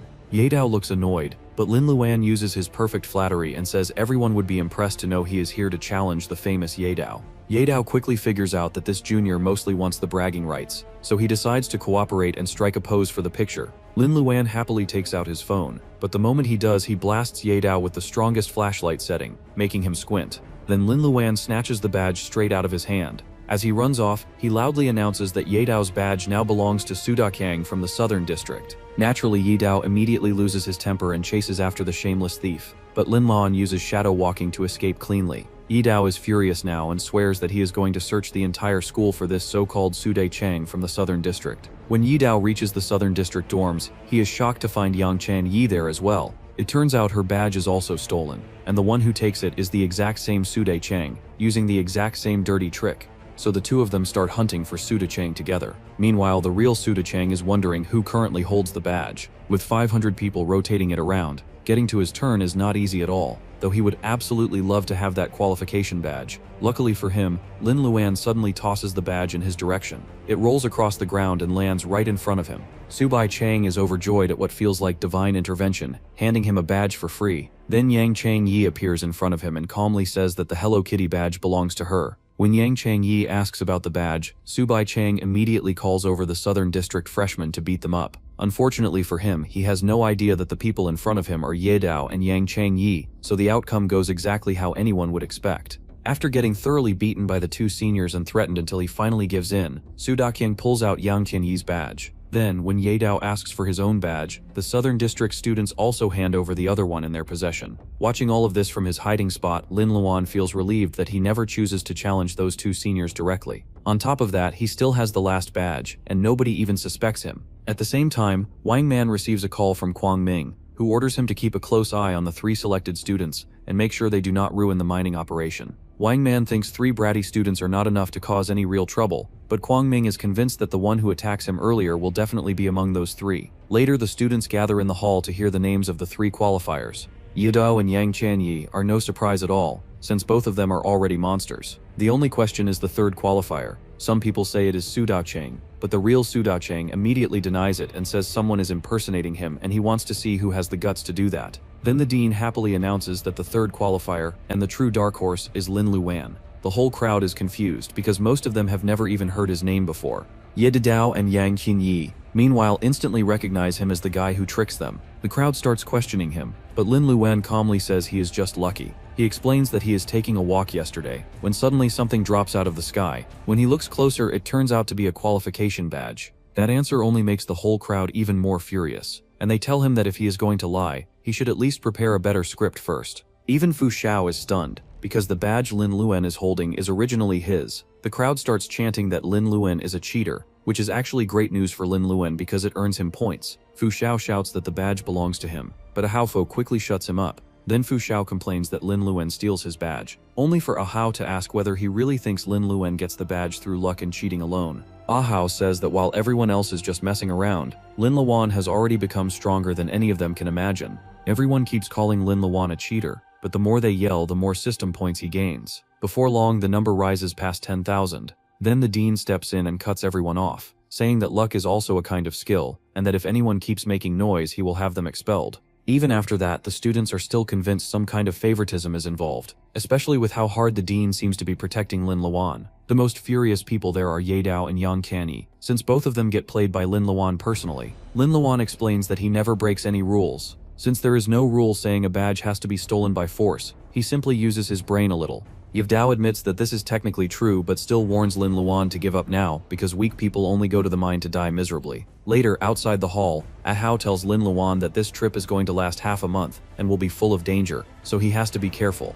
Ahao admits that he is a little jealous because Lin Luan is obviously going to come back stronger than before, but he is also determined to work hard and catch up. Lin Luan is genuinely touched by that. Ahao then nudges Fu Xiao and tells him to say something too. Fu Xiao, trying his best to stay in character, declares that he will not lose to Lin Luan, and then walks off while telling him to be careful. On the day the mining team is set to depart, Wang Man arrives with a dark aura around him. Lin Luan awkwardly asks whether he is the team leader, and Wang Man immediately wonders whether Spiritual University has fallen so low that this brat can somehow become a qualifier. Even the two seniors point out that Lin Luan is already hated by basically everyone, which makes Lin Luan feel like this trip is going to be incredibly annoying. At the same time, Kwang Ming looks over the 3 qualifiers and notices that the white-haired kid he is expecting is not among them. Even so, Lin Luan still catches his attention. Soon Wang Ming receives the report that all troops are assembled and ready to move, so he gives the order to depart. Every unit reports in, including the inspection unit where Shi Lili is present. With that, the whole group finally heads toward the mine. Everyone receives the basic information about the mine through the configured watches on their wrists. The mine is called Scarlet Eye. Around 2 months ago, this stretch of land suddenly begins erupting with spiritual energy, so it is still under investigation. There is even an image produced by the technical department based on the concentration of spiritual energy, and the whole area is shaped like an eye. Lin Luan immediately notices that it is an eye again. Yidao explains that the darkest part of the pupil is where the spiritual energy is most concentrated, which means the Jade King should be there. He excitedly asks whether they might get a chance to touch the Jade King, but Wang Man answers by saying it depends on whether they actually dare to touch it. That reply leaves the students confused, but luckily one of the soldiers explains. The Jade King is the central point where the mine's spiritual energy erupts. It is a mass of power as terrifying as a planet, so it is completely beyond the level of any student. If they touch it, the most likely outcome is that they explode and die, so they should forget about going near it at all. The soldier continues by explaining that exploring a mine is extremely dangerous work. The higher the concentration of spiritual energy, the stronger the spiritual plants and beasts that may appear there. After observing Scarlet Eye for 2 months, the area is divided into 4 zones. This mining team has a total of 200 members, and since it is also the first time students are accepted into the mission, they will definitely be assigned to Zone C, the area with the lowest risk. On top of that, Wang Man has to remain with them to ensure their safety, and he is very clearly unhappy about having to babysit them. Eventually they arrive at the outpost, the first position the association sets up when the mine is first discovered. Its main purpose is to guard the outside of the mine and prevent assailants from taking advantage of the situation. By the time the vehicles stop in the parking area, daytime is already turned into night. The students get out and start stretching, but Lin Luan is caught off guard by the sight in front of him. The glow of the mine almost seems to pull him toward it, and he starts walking without thinking. Luckily, someone calls out and warns him that the mine has a way of confusing people, so he should not approach it by himself. Lin Luan turns around and sees a man named Yan Yi, a subordinate of Inspector Yan Mu. Lin Luan reminds himself that Yan Mu is the old man in the wheelchair, then asks him about Shi Lili. Yan Yi tells him that she is busy setting up the tents. Lin Luan says he knows their department is supposed to be here to inspect the mining operation, but Yan Yi replies that they are actually here for a little something else this time. In the morning, everyone is woken up because Zone C is responsible for foot patrol. Lin Luan notices that only around 30 people are left in their area, while the others, including Shi Lili, have already gone deeper into the mine. Then suddenly, an uproar breaks out deeper inside, followed by a huge explosion that leaves the Zone C members stunned. Wang Man, however, stays completely calm, because he knows that Man is there. He then orders that their group will also move out in 30 minutes. One of his subordinates begins briefing the team and explains that their task is to patrol Zone C and search for all visible spiritual crystals. He also tells them that their configured watches will identify the levels of any spiritual plants or beasts they encounter. The watches also include positioning and communication functions, so if they run into anything they cannot handle, they must report to headquarters right away. Finally, he orders everyone to enter the mine in groups of 3 after 20 minutes. Lin Luan looks around and quickly finds 2 guys to group up with. They agree to take him along, maybe a little too eagerly. Wang Man watches the whole interaction from the side without saying a word. Soon after, Zone C heads into the mine. Lin Luan and his group enter the mine, but while he is busy staring at the strange plants growing inside,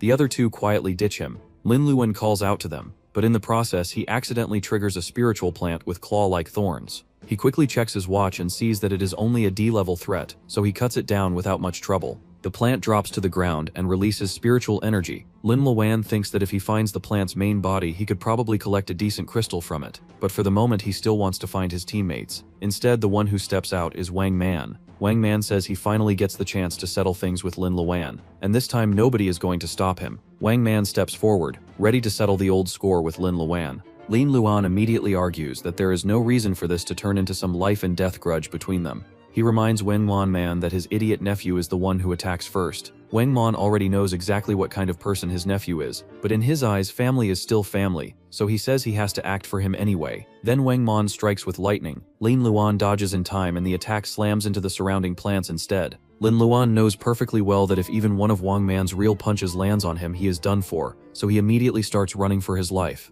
Luckily, he still has points left, so he activates Absorb, but before anything can happen, vines suddenly crawl out and wrap around both of them. Then the vines start yanking them around. Wang Man smashes his head more than once in the chaos while Lin Luan somehow comes out of it unharmed. Eventually, the vines fling both of them into a ditch. Wang Man starts trying to get up, but a rock drops right onto his bald head and breaks clean in half. Wang Man curses once and immediately blacks out again. Lin Luan actually worries about him for a second, but then he steps on something and looks down. The entire floor is covered in skeletons. At that point, he is officially terrified. The vines suddenly start bursting out from every direction and completely surround both the unconscious Wang Man and the very conscious Lin Luan. Lin Luan checks the configured watch and sees that it still says D-level threat, which makes him think the thing is completely unreliable. But then he notices the small print. The danger level rises to A level if the number of snake vines crosses a certain amount and forms a snake vine nest. And right now, that is exactly what he is standing in. Wang Man is already getting wrapped tighter and tighter by the snake vines, so Lin Luan uses sharp claws to cut them off.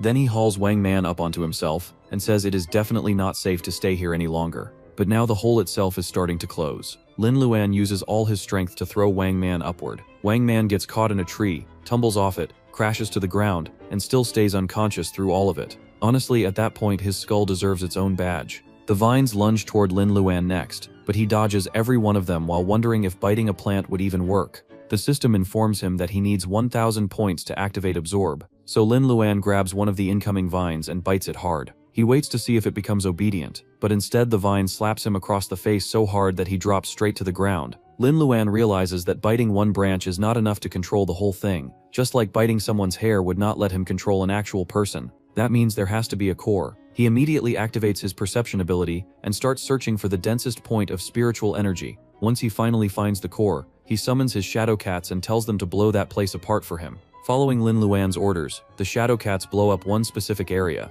After the smoke clears, Lin Luan watches carefully and sees a beast emerge from the wreckage. His watch immediately identifies it as a mutant beast with A-level danger. Elsewhere, another group of 3 students manages to find a B-level spiritual crystal. They are still celebrating when a 3-headed beast with A-level danger appears right in front of them. Similar mutant beasts begin appearing in other parts of the mine as well, so one of the soldiers immediately raises the alert level and announces that all mutant beasts are now cleared for elimination. Ye Dao and Yang Chanyi also run into a similar situation, but the beast in front of them is trying to protect its cubs. The watch identifies it as an A-level threat, yet the two still hesitate, because right now it looks like it is only trying to defend its children. The beast growls at them, but then it suddenly lifts its head and howls to the sky, which immediately puts both students and the cubs on edge. Then without warning, the beast grabs its own cubs in its mouth and starts biting down. The cubs cry out while hanging in its jaws, but the beast continues chewing. Yedal and Yang Chanyi are left horrified as they watch the mutant beast eat its own offspring without the slightest hesitation.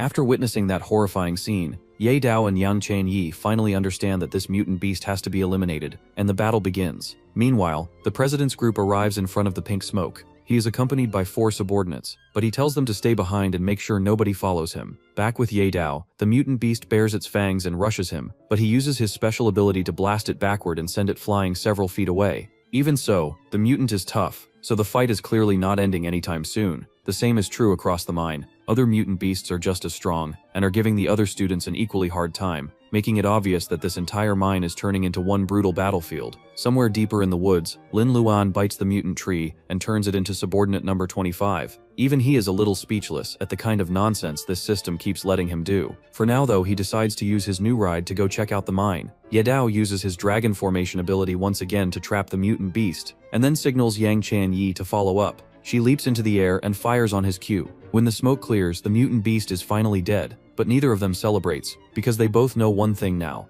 This mine is far more dangerous than they are. Elsewhere in the mine, the president stands in front of the mine's core and activates his ability. Outside, his subordinates stay on guard, but then they become alert when an inspector shows up looking for the president, after noticing that his location disappears earlier. The inspector calmly says he just wants to make sure everyone is doing their job, but one of the masked subordinates tells him to get lost. When the inspector replies with a smile, the masked man clearly does not like that. He tells the inspector that every mine has a certain death rate, so if the inspector dies here, nobody is going to dig too deeply into it. Then the masked man attacks him. When the inspector tries to report back, the communication device is destroyed too. At that point, the masked men are not even pretending anymore, and look like full-blown villains. The inspector then gives Shi Lili a signal, telling her it is time to act. The old man explains that the inspectorate is originally meant to supervise those in power, but over time it becomes a thorn in the side of certain people. In recent years, they lose dozens of excellent officers, and the influence of the inspectors keeps declining. Even so, they know one thing for sure: the president cannot be separated from this matter. The old man reveals that the president's power is weakening, which is why he personally goes to the mine to steal Wang Yu and restore himself.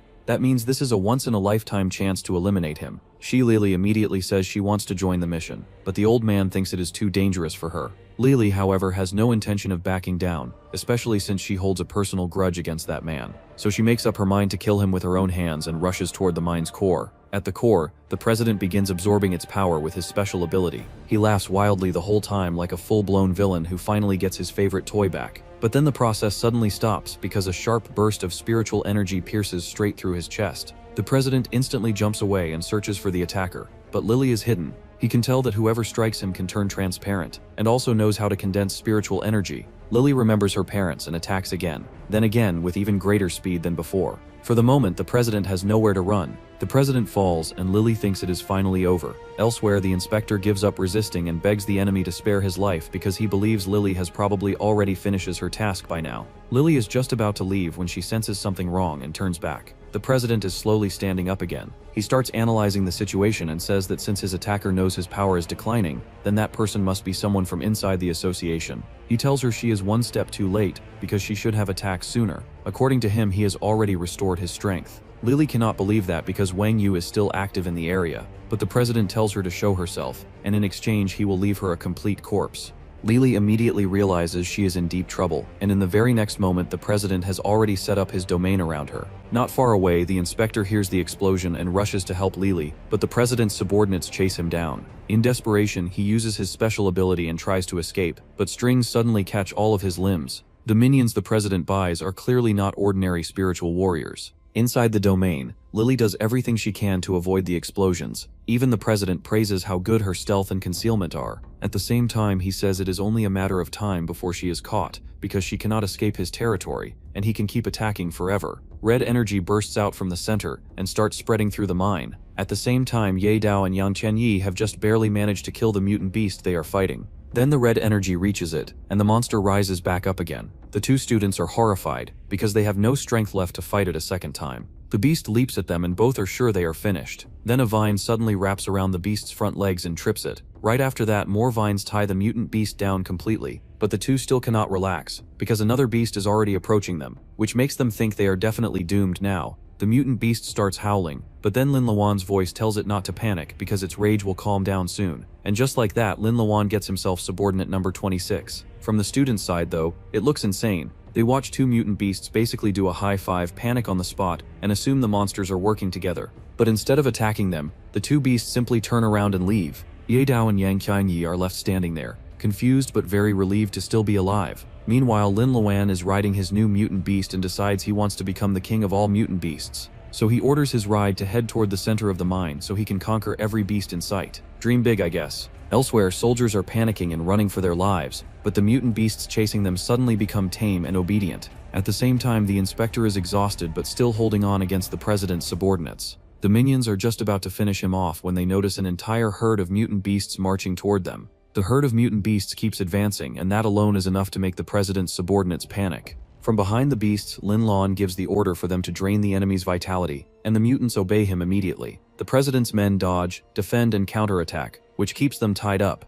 The inspector watches the scene and finally collapses, but luckily Lin Luan gets to him and helps him up. Even so, the inspector says he still cannot leave yet, because Lily is still inside fighting the president. Inside the president's territory, Lily coughs up blood. The president says she cannot last much longer, but even then she keeps attacking him. None of her attacks leave a mark though, because the president claims to be invincible inside his domain. Lily is shocked that nothing works because no matter how strong someone is, there should always be a center where spiritual energy gathers. Then she looks toward the mine's core and realizes something, but before she can act on it, the president finally gets tired of playing with her and starts detonating explosions all throughout the territory. As the blasts get closer and closer, Lily remembers the oath she makes to avenge her parents. She does not want to die yet. Then suddenly, the ground splits open beneath her feet, and a huge mouth appears underneath her. Lin Luan rushes toward the core, while the inspector explains that every inspector death is connected to the president, including the deaths of Lily's adoptive parents. She hides for many years just to reach this day, so even if it costs her life, she is ready to fight.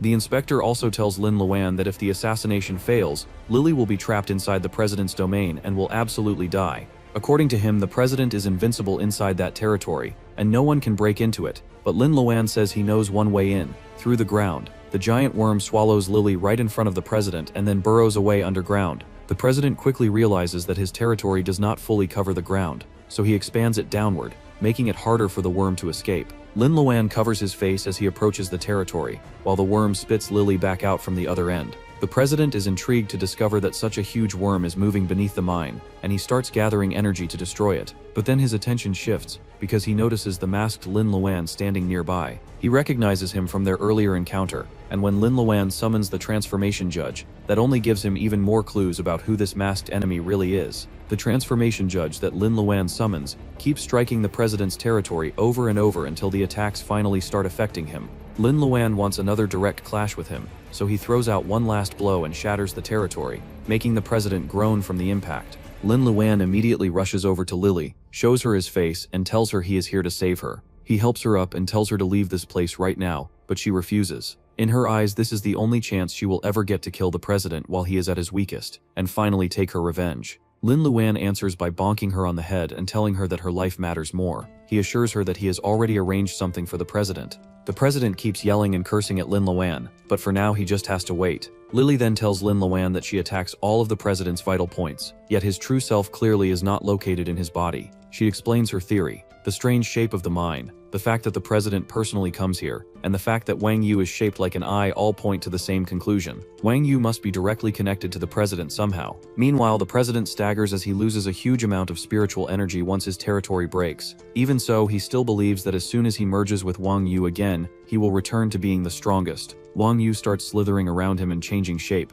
which makes him laugh like a complete maniac. Then the giant worm arrives and just eats Wang Yu. Lin Luan does not actually know what will happen if someone swallows Wang Yu. The president, however, is furious and immediately orders the worm to spit it back out. When the worm refuses, he starts attacking it, but it still keeps Wang Yu inside. This whole thing is part of Lin Luan's plan. He specifically orders the worm to sneak into the president's territory and swallow Wang Yu. More importantly, he gives one clear command: no matter what happens, do not spit it out. As long as the worm keeps it inside, they win. So the worm follows that order, and instead of giving Wang Yu back, starts fighting. The president is enraged that a mere worm dares to attack him, but he also realizes that keeping Wang Yu inside must be agonizing for it. He warns the worm to spit it out or die. Even then, the worm keeps holding Wang Yu in its body, clinging to Lin Luan's command. The president gets more and more irritated and attacks again, but the worm still keeps repeating the same order in its own head: never spit it out, no matter what. Lin Luan then reaches the scene and sees the worm struggling. Lily has already tells him that the worm can absorb Wang Yu's spiritual energy, which is great because it weakens the president. But if it keeps holding Wang Yu for too long, the worm itself might explode. At that point, Lin Luan is stuck between two terrible choices. In the end, he cannot bear watching the worm suffer anymore, so he finally gives it a new order: spit it out right now. The moment Lin Luan orders it to spit Wang Yu out, the worm starts choking and coughs the mass back up. As soon as it does, it shrinks down to the size of a normal worm. The president is thrilled to see Wang Yu outside again, and immediately goes full villain mode, saying these people are just side characters who never deserve the stage in the first place. Then he activates his power and starts pulling Wang Yu back into his body. Instead of going after the president, Lin Luan runs to the worm and gently picks it up in his hands. He remembers Lily telling him that the moment the president regains his true strength, everything will be over. And now that moment has already arrived, so Lin Luan turns and starts running while shouting for the others to get out of the mine. Meanwhile, the president goes into full Aizen mode the second he absorbs his real power back. Once the power settles, he opens his eyes, and to everyone's horror begins expanding his territory again. The president's territory expands until it covers the entire mine and everyone inside it. The president calmly senses the whole area and confirms that nobody is missing from within his domain. Lin Luan looks around and realizes that now even the transformation judge cannot escape this territory. Then the inspector contacts him through the communication device. Lin Luan says he is still alive and tells him that the president's territory now covers the whole mine. Lily thinks this means they are finished, but the inspector pauses for a moment and asks Lin Luan whether, as the true freshman of Spiritual University, he can still escape from a situation like this. Lin Luan awkwardly says he is not that amazing, but he does have a plan. He just needs time to carry it out. The inspector thinks it over and agrees to buy him that time. At the same time, the president orders his subordinates to lock down every staff location and bring him the 3 students from Spiritual University. After giving that command, he notices someone stepping forward. It is the inspector. He reveals himself and says he has found several of the president's operations to be illegal, so according to the law, the president must be punished. Elsewhere, the mutant beasts are growling at the president's subordinates, who are having a difficult time dealing with them. Even so, the minions can tell the mutant beasts are already close to collapsing from exhaustion, which means they should still win in the end. Just as they expect, the mutants start stumbling from fatigue, but they still refuse to go down. Then Lin Luan appears beside them. He praises the beasts for holding out this long against such powerful enemies. Thanks to them, the vitality of the president's subordinates has dropped a lot, which means they are now much cheaper for him to bite. Lin Luan tells his mutants to hang on just a little longer, because the worm will soon be able to recharge them. The president's subordinates notice that the mutant beasts are obeying this kid, and immediately realize that he must be the one the president is looking for. Lin Luan orders the mutant beasts to spread out and take on the enemies one at a time. They follow his orders and attack again. Then the caterpillar mutant bursts up from underground and startles the subordinates, but they brush it off and think tricks like that are harmless. Right after that, the vine mutant wraps itself around the pink-haired subordinate. She breaks free easily enough, but the mutant keeps attacking her. She still cannot understand why the beasts are acting like this. Then Lin Luan appears behind her without her noticing and bites her. Back on the president's side, the villain defeats the inspector with almost no effort. The inspector is barely able to stay conscious, but Lily uses her invisibility and launches another attack at the president. This time though, the president can sense exactly where she is, and catches her by the throat. He asks whether she really thinks she can still win while she is already wounded, and he has become stronger than ever before. Then he starts squeezing her neck while the inspector can only call out her name helplessly. Meanwhile, Lin Luan gains subordinate number 34 and feels great about it, but he knows he has to speed this process up. The president keeps Lily lifted by the neck, but then the inspector suddenly crashes into him and knocks him off balance long enough for Lily to break free. Both the president and Lily are surprised. The inspector tells Lily to run while he buys her more time. The president immediately hates the idea that anyone could escape from his grip, so he answers with a massive attack. Lily can only watch in agony as the inspector is struck, remembering that he only comes to the mine in the first place to accompany her. He falls into a crater and lies there motionless, while Lily can do nothing but cry. The president slowly walks toward her and says she will be joining him soon enough, but then his steps stop, because the inspector suddenly grabs onto his foot. He keeps telling Lily to run away. The president responds by firing a laser beam at him to finish the job once and for all. Lily witnesses everything as the president says weakness is a sin, then attacks the inspector again just to make sure. She stands there frozen in place, with tears as the only thing still moving on her face, while the president approaches her. Then someone interrupts him. It turns out his own subordinates have returned, and they are dragging Lin Luan in their hands. The president is pleased that they finally bring the kid to him. His subordinates report that they put in a lot of effort to drain Lin Luan's spiritual power, so now he is basically useless. The president is satisfied with their work, but Lin Luan immediately calls him despicable for everything he has done. The president responds as if it is nothing and says that when mines are explored, a few deaths are normal. Lin Luan refuses to let that slide. He says the mutant beasts are originally normal animals, and only become monsters because of the president's scheme. Then he lays out the whole situation. The sudden appearance of the mine is already suspicious by itself, and the fact that the president personally comes to the expedition only makes it worse. On top of that, the spiritual distribution inside the mine and the shape of Wang Yu are identical to the pattern on the president's chest. That cannot possibly be a coincidence.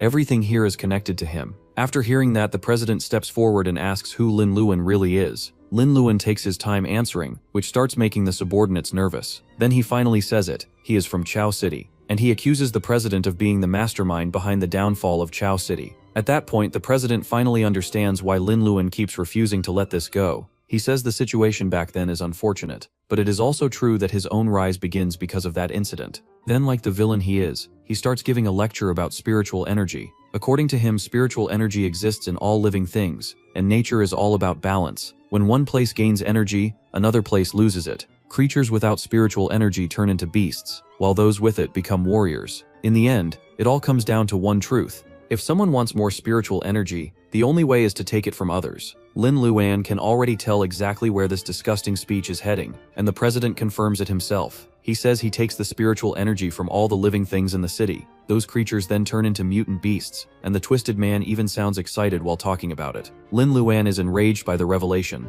but the president keeps going. He says he is also a little anxious back then because after absorbing too much energy, his spiritual body ruptures. That means every few years he grows weaker and has to replenish himself with a huge amount of spiritual power. Wang Yu and the mine carry his characteristics because Wang Yu is actually his spiritual body, while the mine is created as a place to restore him. Lin Luan calls him a monster for sacrificing so many lives just to preserve his own power, but the president only says that this is simply the real world they live in. Meanwhile, one of the subordinates quietly touches the device on her wrist. Then the president loudly declares that whether it is a city or a forest, the entire world is his food. Because of the broadcast, his voice echoes through the whole mine, and everyone inside the territory can hear that it is the president speaking. Lin Luan slowly stands up and says that villains are always defeated because they talk too much. The president has no idea what he means, but Lin Luan ignores him and asks Du Shi whether the entire scene is recorded. She confirms that it is being broadcast live, which means everyone inside the territory should already hear everything. The president demands to know what they are talking about, but the subordinates stay silent. So Lin Luan answers for them and says he simply uses talk no jutsu to get them onto his side. The president roars at his former followers, but before he can do anything else, a long sword suddenly stabs into his chest. The subordinate who does it says they can increase the damage by speeding up the leakage of his spiritual power. The president explodes with power in response, which sends that man crashing into another subordinate. Seeing that, the others stop hesitating and all attack him at once. At the same time, Lin Luan finds the inspector and asks the worm whether it still has enough power left to share with him. The worm confirms that it does, so Lin Luan tells it to take the inspector straight to the infirmary. The worm then grows larger and swallows the inspector inside. Lin Luan orders it to take him for treatment, then turns and heads toward Lily, who is still frozen in shock. Lin Luan knows what she has just gone through must be overwhelming, so he gently pats her on the head and tells her that he can handle the rest. Little by little, Lily comes back to herself and watches as Lin Luan swears that he is going to make the president pay for everything. The huge subordinate grabs the president in place, while the guy with glasses binds him up. The pink-haired girl uses her freezing fire to lock him down, and then the crazy one delivers the final strike. The president screams as the sword pierces through him, and the combined attacks trigger a huge explosion. The subordinates think they finally do it, but then the president's voice still comes out from the smoke. He says that this territory is sealed off, so the version of him inside it is part of a cycle that barely consumes any spiritual energy. Then he starts laughing like a madman again and restores himself to perfect condition, claiming that inside his territory he can never die. Right after that, the president erupts with power, and the pressure alone blows the subordinates away. He is just about to move in and kill them, when Lin Luan charges in with the transformation judge and cuts him cleanly into 2 pieces, but even that does not last. The president recovers instantly. Then Lin Luan calls out to the mutant beasts and tells them to take revenge on the man who steals their spiritual energy and turns them into monsters. The president is thrown off as he suddenly finds himself surrounded by mutant beasts that are once normal animals. For the first time, all he can do is panic and scream as they close in around him. The beasts all rush the president at once, and he does everything he can to dodge. But even he cannot avoid every attack forever when mutant beasts and subordinates are striking him from every direction. The assault keeps going until the president finally drops to the ground without moving.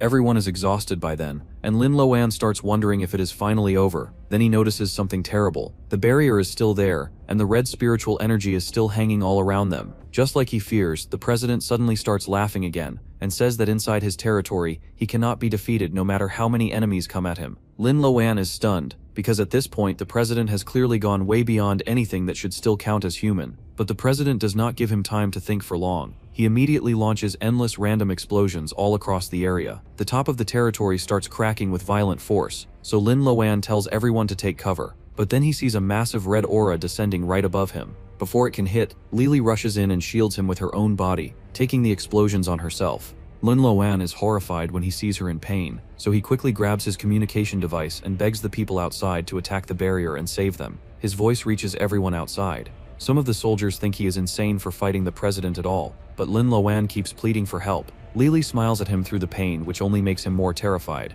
Then all of a sudden, lightning crashes into the barrier. The soldiers are left confused because the one stepping forward is Wang Man, and Wang Man coldly says that he does not work for lunatics. The soldiers immediately aim all their weapons at one point and begin attacking the barrier. It cracks slightly, but then quickly starts repairing itself. Luckily, Wang Man's lightning is powerful enough to tear open a proper hole in it, and he orders everyone else to fire all their power into that weak point. Inside the territory, the president suddenly notices something is wrong. The crack in the barrier is slowing his attacks too. Lin Luan tells Lily what is happening, and says that they are finally going to be saved. But Lily says that this still is not enough, because the president can restore the barrier too quickly. Then she asks whether Lin Luan still has enough strength left in him to unleash one final, even stronger attack. She begs him to help her. Outside, the president is furious that what he sees as his food dares to oppose him. He pushes his power harder and starts closing the barrier again. For a moment he is satisfied with the result. Then he sees the transformation judge standing in front of him one more time. The judge turns toward the barrier, while Lin Lawan says that for Lifi's sake, he is absolutely going to defeat the president.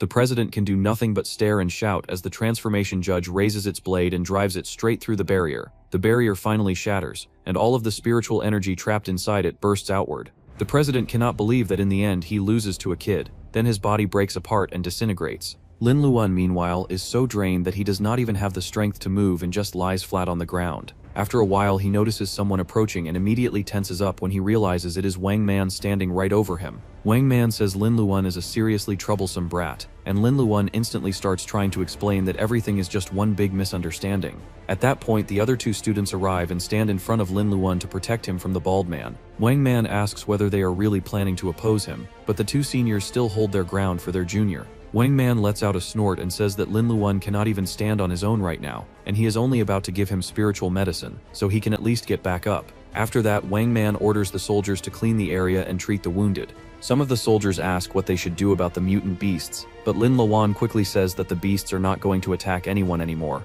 Wang Man listens to him and tells the soldiers to send a small group to keep watch on them instead. One soldier argues that letting the beasts stay there goes against the rules, but Wang Man bonks him and says that his words are the rules here. Lin Luan is honestly impressed by mighty Wang Man at that point, and more than anything, he is relieved that it is finally over. The army stays in the mine for another 2 weeks and collects a large number of spiritual crystals. On paper, that should be something worth celebrating, but after learning where those crystals really come from, nobody is able to feel happy about them. The news of Kwang Ming dying spreads like wildfire, and suddenly everyone in the higher ranks starts acting like they just woke up from a group panic attack. The pink-haired lady calmly explains to the higher-ups that the guy actually created the mine artificially just to recharge his own energy, which honestly sounds like the most extra villain move imaginable. Moreover, the man planned to wipe everyone out, basically going full crash-out mode, but fortunately a red transformer suddenly appeared on the battlefield and saved the day like some last-minute anime plot twist. However, it becomes concerning that the transformation looks suspiciously similar to the absolute goat Yun Xiao,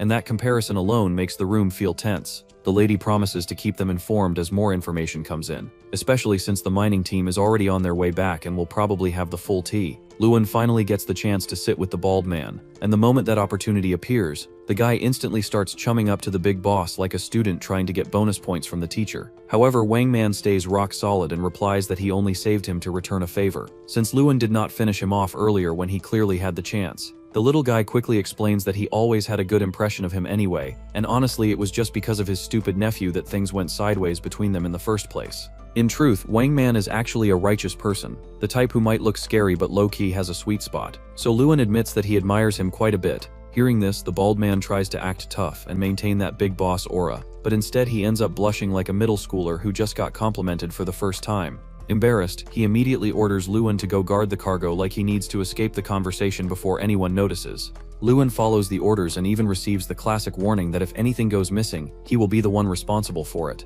The guy honestly cannot figure out the bald man's mood swings, because one minute he looks like a strict commander and the next minute he is turning red like someone just exposed his secret crush. Since there is nothing exciting happening, Luan gets bored and suddenly remembers that he still has his system to scroll through endlessly like it is the ultimate cheat code menu. After all, the man now has 37 alive buddies, a bunch of skills stacked like a gaming loadout, and 1,001 points just chilling in his account. Even the MC himself feels surprised when looking at his own inventory, because that list is starting to look ridiculous. However, he quickly realizes that having so many skills might not actually be a good thing, when his tiny brain already struggles to process basic strategy. Right on cue, the system pops up with a flashy update advertisement that costs exactly 1,000 points. Luan immediately feels like he just hit the lottery because he literally has exactly 1,000 points sitting in his wallet. Without hesitating, he buys the update and unlocks a brand new flashy magic ability. The upgraded system now allows him to summon the absorbed buddy whenever he wants, and can even merge two of his existing skills together, leaving our boy completely stunned as he starts imagining the absolutely broken combinations he can cook up. The whole school celebrates the return of the mine expedition's heroes with ridiculous levels of excitement. Students gather everywhere, acting like a championship team just came back from war. They honestly cannot believe that mere students managed to survive out there beside actual soldiers, which already sounds like something straight out of an anime highlight reel. Luan tries to stay humble and low-key, but he quickly realizes that the spotlight is actually on the other two students. Feeling slightly robbed, he proudly declares that he is also a hero. Yet the crowd does not buy it for a second. Most of them assume he only got into the mine expedition by cheating in the first place, so in their minds he probably used the same shady tricks just to survive. At this point the guy is basically fighting public opinion, and every explanation he gives flies right past everyone's ears like background noise. Suddenly Lewin hears a strange sound, and a guy attacks him out of nowhere like he is auditioning for a surprise boss battle. He dodges the hit smoothly, but before he can even process it, another attacker slides into the scene and starts firing guns at him like things just escalated from zero to chaos real quick. Lewin immediately closes the distance on the first guy, grabs him by the neck, and casually uses him as a human shield against the gunfire, which results in the poor guy getting electrocuted in the process. After subduing them, Lewin demands an explanation, yet the guy with the gun suddenly surrenders and reveals himself to be none other than his best friend. The moment feels confusing enough already, but it becomes even worse when Lewin realizes that the guy who got electrocuted is Brother Kun. The poor guy is now crying and complaining because he somehow always ends up being the one who gets hurt whenever their chaotic little adventures start. His friends explain that they have been training non-stop ever since Lupin went to the mine, so naturally they wanted to test their skills on him like some low-budget training arc. However, after his return from the mine, he turns out to be way stronger than before, and that realization instantly makes Hao jealous. Lupin reassures them that he actually met a few amazing people during the expedition, and those people might even teach his friends some useful tricks if they want. Hearing that makes the two friends excited, while Lewin casually declares that Brother Kun will be the one treating them to something good. The poor guy instantly starts grunting because he already knows his wallet is about to suffer. Later, Lewin contacts his mother to tell her about the mine expedition and everything that happened there. Since he has 2 days off from school, he decides it is the perfect chance to go see her. At the same time, he also hopes to find an opportunity to meet Yun Xiao again when he returns. And while he is thinking about it, he figures he might as well visit the kitten Zhao too. However, when he reaches the town square, he is surprised to see soldiers stationed around the area. Recently, there have been many psionic patrols and investigations happening, yet he still has no idea what they are actually looking for. Just then, the lady approaches him and asks for a chat. She has basically been haunting him since the beginning, and Lewin still cannot activate his absorb ability on her. Even so, he is not afraid because he can always summon a helper whenever things get messy. With that confidence, he thanks the aunt for the drink in advance. They grab coffee and head to a romantic place with a nice view, which honestly feels way too forward for a random meeting. Lewin is enjoying the moment until the lady suddenly mentions that he ended the president. That comment catches him completely off guard, yet he still tries to deny everything by acting like he is just a normal student. However, the lady explains that a report says a white-haired boy summoned the judge's transformation. Even so, she told her boss that Yun Xiao was seen at the site, so now everyone is busy looking for him instead. Luan claims he never saw Yun Xiao at the mine, so there must be some misunderstanding. In the end, she lets him keep pretending and clarifies that the only reason she has not reported him is because she finds him quite interesting. The lady explains that most people believe pionic energy came from the invention of species meant to push evolution into a new century, which sounds fancy and heroic like some science documentary. However, the truth is much crueler. Pionic energy is basically a bug in nature's system, where one person has to lose it for another person to gain it, almost like the universe running on a very unfair exchange program. The recovery rate of this energy also amplifies human desires in strange ways. The stronger individuals slowly grow more arrogant, while the weaker ones become increasingly humble, as if power automatically comes with an ego upgrade. She then reveals that she once had a boyfriend, which already gives Lewin the creeps because the story suddenly feels like it is about to turn emotional. Still, she continues and explains that the boyfriend was a scholar. Their relationship was so good that it eventually reached the stage where they were already talking about marriage, like a normal happy couple. However, everything changed the moment she awakened her powers. Her boyfriend immediately suggested breaking up, and justified it by saying that psionics and ordinary people were basically two different species. In his view, the massive gap in ability would eventually lead to a future where ordinary people would end up completely enslaved. She joined the association to prove him wrong, and believed she could fight that outcome, but over time she discovered that the man had been right all along. Now she believes that Lewin probably feels the same way deep down. Throughout history, some people tried their own methods to slow down the rise of mutants, but every attempt ended up failing miserably. Even so, she still holds on to a tiny bit of hope. If psionic energy is truly a bug in the natural system, then there must be some kind of force capable of fixing it. After laying out this heavy theory, she asks about Luan's opinion, and he simply agrees with what she is saying. On his way back, Luan keeps thinking about their conversation and begins wondering if she believes he might be that mysterious force capable of fixing everything. That thought leads him to another question about why the system specifically chose him and appeared only in front of him like some private cheat code. He realizes that his absorption system is completely separate from the normal psionic cultivation system, which makes it possible that it exists specifically to oppose the psionic world itself. While watching a kid happily playing inside the train, Luan quietly summarizes everything in his mind. Psionic energy is a bug, The people who use it are basically mutant species. Ordinary humans might eventually become slaves, and tragedies like the disaster of City Chow could happen again and again. Even with that terrifying possibility, he still believes that going against the entire association alone is part of his life's creed, which is honestly the most reckless main character energy imaginable. As soon as Lewin returns home, his mother immediately starts worrying about his health and prepares a massive feast on the table like she is feeding an entire army. His mouth starts watering at the sight of the food, but when he casually asks if she made it herself, his mother suddenly acts a little suspicious. The mystery gets solved in the next second when the whole gang bursts into the room like a surprise party ambush. Lewin becomes incredibly happy, yet he still remembers to ask about Yunchao's injuries and informs him that people are currently searching for him. The guy calmly reassures him that he has already made arrangements, so spending some time with Lewin will not cause any trouble. Lewin ends up blushing like a shy maiden and goes back to enjoying the party with everyone, silently promising himself that he will never lose his gang no matter what. Lewin sends his mother to bed first, and the whole group greets her with such exaggerated respect that they look like a squad of polite yakuza pretending to be wholesome guests. Out of nowhere, Lewin drops a massive bombshell and announces that he wants to establish an organization that will go head-to-head with the Psionic Association. The room goes silent because that idea sounds like picking a fight with the biggest boss in the game. Everyone looks shocked while the small fat dude is the only one brave enough to raise his concerns. Lewin understands the worries and explains that he already thought carefully about it before bringing it up. The association investigating Yunchao keeps growing bigger and stronger, so they must make a decision soon if they want to protect everyone. The kitty gets excited that Lewin is thinking about her safety, but he quickly tells her not to rush because it will be a long night. Lewin continues explaining that the world will be doomed if the Psionic Association keeps doing whatever it wants unchecked. Not long ago, he was just a small guy who wanted a quiet life as long as he and his mom could live peacefully. However, the past few months have thrown more disasters at him than the previous 10 years combined. He survived several near-death situations while becoming stronger at the same time.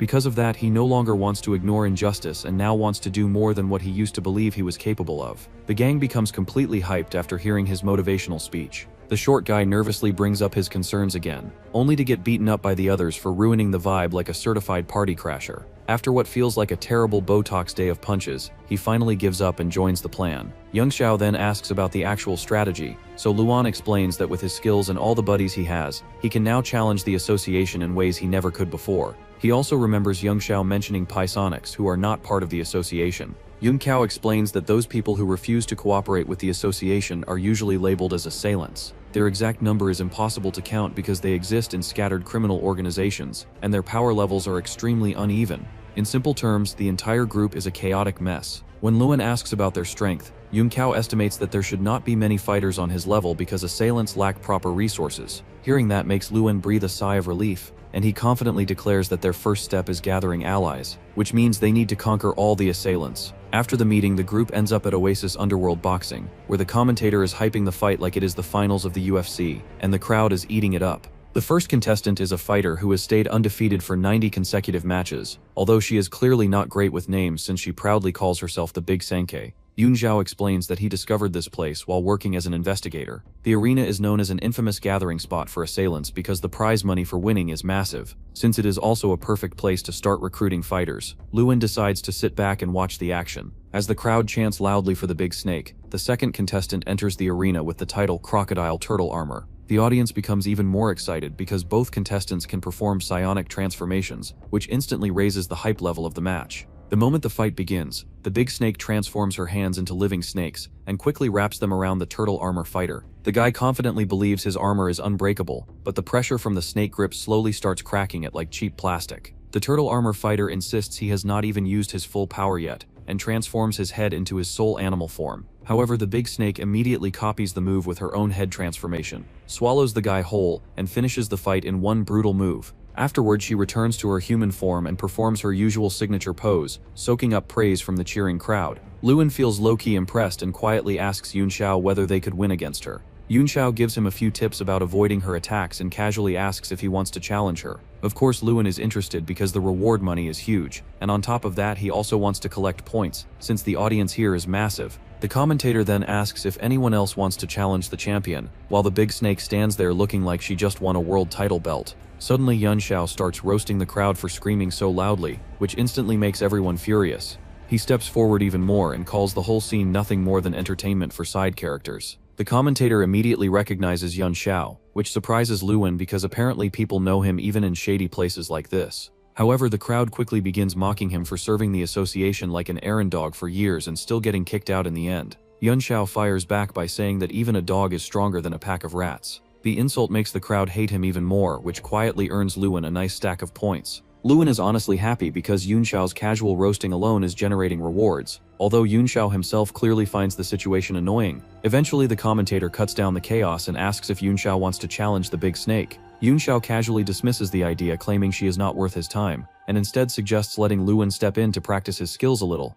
As Luan enters the arena, the commentator immediately starts hyping the crowd again, with the kind of dramatic lines that sound like they were copied from a discount UFC script. The first introduction goes to the big snake, who looks completely confident and determined to swallow the kid in one clean bite, like this is just another casual Tuesday. The second contestant is simply introduced as the so-called kid because the commentator clearly has no idea what his name is. Luan quickly realizes that flashy nicknames are basically mandatory in a place like this, so he improvises on the spot and proudly calls himself the Emperor of Darkness. The crowd instantly thinks the name is ridiculously shameless and starts booing him like they just heard the worst rap name ever. But the match begins anyway. The big snake wastes no time making the first move and literally transforms herself into a massive snake right in the arena. Luan jumps upward to dodge the attack, which makes the audience immediately assume he has never watched Dragon Ball in his life because jumping into the air is basically asking to get smacked. Sure enough, the big snake launches another attack, and this time spits out a swarm of tiny snakes from her mouth like a nightmare version of confetti. The snakes wrap around Luan instantly, and the crowd starts cheering wildly for the big snake, already celebrating the easy win. Meanwhile, Yun Xiao stays completely calm, remembering how Luan told him earlier about upgrading his system and gaining the ability to merge his skills. Luan had even asked for time to experiment with those new abilities during this fight, using the big snake as his practice dummy. Just when the big snake believes the fight is already over, Luan suddenly merges his freeze and shockwave abilities and creates a new technique called freeze flow. The tiny snakes instantly freeze solid and begin cracking apart like ice cubes under pressure, finally freeing him from the trap. Unfortunately, he barely gets a second to admire the new skill before the big snake lunges again and lands a heavy hit that sends him crashing to the ground. The crowd erupts with excitement, while Yun Xiao calmly pulls out his phone to check in with his men. On the other side, his team has already reached a locked gate that is sealed by psionic power and cannot be opened easily. Yun Xiao simply thanks them for the update and ends the call like this is just another routine mission. Back in the arena, Luan summons his purple cats that move like stealthy ninjas and explode on contact with their target. He proudly boasts about his extraordinary cats, but the moment quickly backfires when the big snake is still standing and slams him so hard that he skids through the air like a human bowling ball. The commentator and the crowd get even more hyped while Luan groans from the impact. However, when he notices the slight smile on Yun Xiao's face, he realizes that the testing phase is officially over. The big snake seems surprised that he still has the strength to stand up, but Luan confidently warns that the next move will be something special. He explains that the name Emperor of Darkness was not chosen randomly. He calls himself Emperor because he plans to turn the entire arena into his domain and rule this place like its king. The big snake thinks the guy has completely lost his mind, yet Luan remains determined to enjoy every last moment of this chaotic feast tonight. Both the big snake and the crowd think Lin Luan has completely lost his mind. However, in the next moment, the girl suddenly finds herself surrounded by 3 small figurines. Luan calmly explains that he combined the transformation judge with the shadow cats, and now calls them Judge Shadow Clones. The big snake still thinks his tricks are garbage and rushes forward, trying to swallow the figurines in one bite. Luan warns her that even if the transformation judge only carries 1/3 of its power inside each figurine, it is still something she should not take lightly. Just as he says that, one of the judge clones launches an attack so strong that it splits the stage in half and sends the shock all the way toward the audience. The big snake freezes in confusion, but Luan quickly reminds her that he has 3 of those figurines. Right on cue, the other 2 clones move in and begin attacking as well. She manages to dodge every strike thanks to her slimy body, slipping away from the blows as they crash into the ground around her. While she focuses on avoiding the clones, Luan suddenly appears behind her like a shadow and sinks his teeth into her. The bite makes her moan as she bends forward in submission. After that, Luan turns his attention toward the commentator and the girl holding the sign. As he bites into the man, the girl starts crying as if she is the one feeling the pain. Luan then excitedly tells Yun Xiao that dinner is ready. The senior simply tells him to enjoy the feast. Chaos immediately erupts among the audience as people witness the horrific scene. Luan does not stop there and leaps straight into the crowd, biting anyone within reach. Panic spreads through the arena as people rush toward the exits, but Yun Xiao stands in their path, making sure no one gets out. Luan targets everyone who crosses his path while thanking Yun Xiao for preparing such a feast for him. Some of the lucky ones manage to reach the exits in confusion, only to discover that every gate has already been locked. On top of that, men are stationed outside each entrance to ensure that no one escapes the building. Yunxiao explains that they are here to collect people secretly, and if even a single person escapes tonight, their entire plan would be exposed to the association. He reminds everyone that all of this is being done for Lin Luan. Even if the boy now looks like a maniac vampire, Luan keeps up his biting spree with serious dedication while the crowd runs around in pure panic like headless chickens. In the middle of the chaos, one of the people suddenly remembers that there is a secret passage in the arena. Unfortunately for him, the moment he heads for it, Luan's group quickly notices what he is trying to do. The man still manages to reach the switch and activates it, causing the hidden passage to open. Seeing this, Yunxiao immediately rushes toward the opening to block the escape. However, Lan calmly tells him there is no need to worry because he can simply call one of his buddies. Right after that, he summons his chosen Pokemon and places him directly in front of the passage. The man who appears looks completely relaxed and somewhat confused about what is going on. Losin casually orders him to do his job, and that command instantly puts the man into action. The people trying to escape immediately recognize him as a member of the association. For a brief moment, they think a hero has arrived to save them. Their hope disappears just as quickly when the man attacks them and announces that the hero has now decided to work for the enemy. The fallen victims struggle to understand how Lucen managed to gain such influence over someone from the association. However, as the fear spreads through the crowd, they finally begin calling him the Emperor of Darkness. After collecting his trophies, Luen stands on the stage in front of them. He tries his best to maintain a strong leadership aura, but it does not really work because honestly, he is not exactly built for the celebrity spotlight. Still, his followers show full support, so Luen clears his throat and begins addressing his people. He divides the minions into 3 groups and places Yungxiao, Shuji, and the Big Snake in charge, each with their own separate tasks. His goal is clear as he declares that they will become the greatest villains and turn the entire system upside down. Later, Yungxiao suggests that Luen should return to school now that his part of the mission is finished. Luen wants to stay and join the next operation as well, but the senior explains that he is their trump card, so they must save him for the most important part. Luen still worries about the association since there are 4 more presidents who are extremely powerful, along with countless soldiers on their side. Yungxiao admits that the revolution will be bloody, but he assures Luen that they are ready for it. When the car arrives, the senior sees him off and promises that Luen will be the first to know if anything important happens. After Luen leaves, Yungxiao returns to their stronghold and tells everyone to prepare for their next destination. At the Qian Mountain outpost, the soldiers relax while grilling barbecue,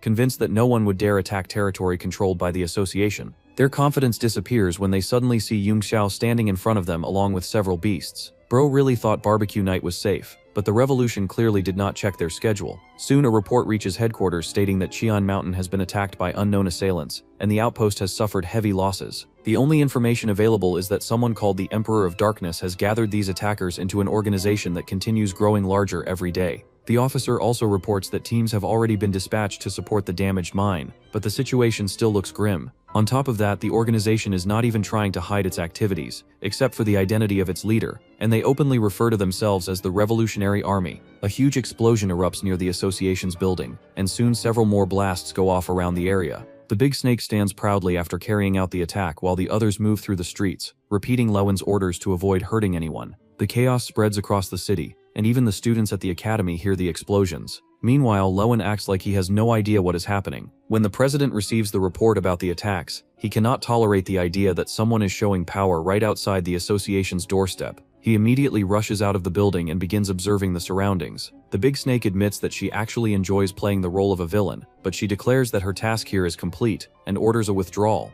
However, before they can leave, the president suddenly appears and crashes the scene, asking if they are the so-called Revolutionary Army. The Big Snake quickly recognizes him as Tai Sheng, one of the presidents of the association. Earlier during their meeting, Yunxiao explained that attacks on the association's mines and other acts of destruction were only meant to serve as bait. Their real objective is to scatter the association's main forces so they can carry out their true plan. However, he also warned that the strategy has a serious weakness if a president personally gets involved, since their strength is beyond imagination. The Big Snake previously bragged that a president would never bother showing up for such minor incidents, and even if one did appear, the person who faced him would be extremely unlucky. Now she realizes that unlucky person is her. Still, she keeps her composure and reminds everyone that defeating a president would instantly make them famous. At the same time, another team receives news that President Tai has left the association headquarters. They immediately begin moving forward because everything is unfolding exactly according to Yun Xiao's plan. The goal is to lure the tiger out of the mountain so they can infiltrate the archives and retrieve records of the association's actions over the years. Once they obtain the data, they plan to release it to the public and destroy the association's glorious reputation. The archives are normally guarded very heavily, but this distraction gives them a small window of time. When they arrive on the archive floor, they tell the guard that they are there to collect information for the president. The guard still demands a permit, and he receives one in the form of a solid punch straight to his stomach. As he collapses unconscious, the team spreads out to gather every useful record they can find. They believe they have around 10 minutes before President Tai returns, based on the Big Snake's ability to stall him. Unfortunately for them, they do not know that the Big Snake can only last 1 minute against the president. President Tai steps on the Big Snake's head and demands to know the identity of the Emperor of Darkness. When she starts to give in, he calls her a side character for folding so quickly under pressure. The Big Snake then begins rambling nonsense before suddenly smirking and declaring that their leader is his daddy. The president immediately becomes furious. With a simple motion of his hand, the Big Snake screams in pain as countless tiny needles begin stabbing her body from every direction. He explains, like every other villain with a flashy ability, that he is manipulating her psionic energy with his power known as the magnetic field. Very original.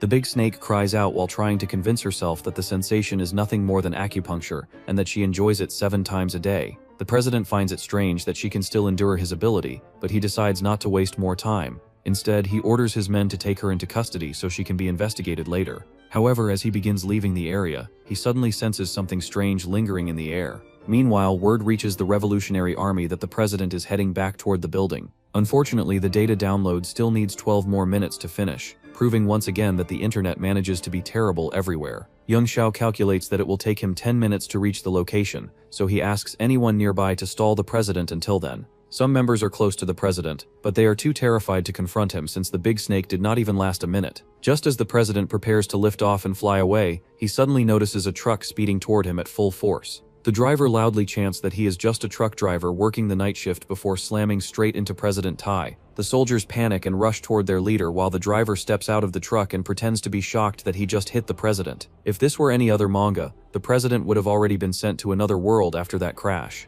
Instead, he calmly activates his ability on the driver. The driver immediately begs for mercy, but nothing happens to him. The president tries again and still fails, which makes the driver nervously wonder if the collision somehow damaged the president's brain. One of the soldiers quickly reports that the driver appears to have no psionic powers, which means the president's ability cannot affect him. The driver repeats that he is just someone who drives for a living, and insists that the crash was simply an accident. Hearing the situation unfold, Yung Xiao praises the driver's effort, but he still needs to stall the president for 10 more minutes until the download finishes. The president continues staring at the driver as if examining a rare specimen, while the poor man silently wishes his lazy teammates would hurry up already. The driver tries everything he can to stop President Tai from returning. He offers money, cigarettes, and even invites him to a sword-making class, but the president refuses every single offer. Desperate, the driver begins begging for an autograph just to keep him standing there a little longer. Meanwhile, the other members watch from their hiding place and start feeling guilty about leaving him alone to deal with the president. Eventually, President Tai loses all patience and silences the driver with force.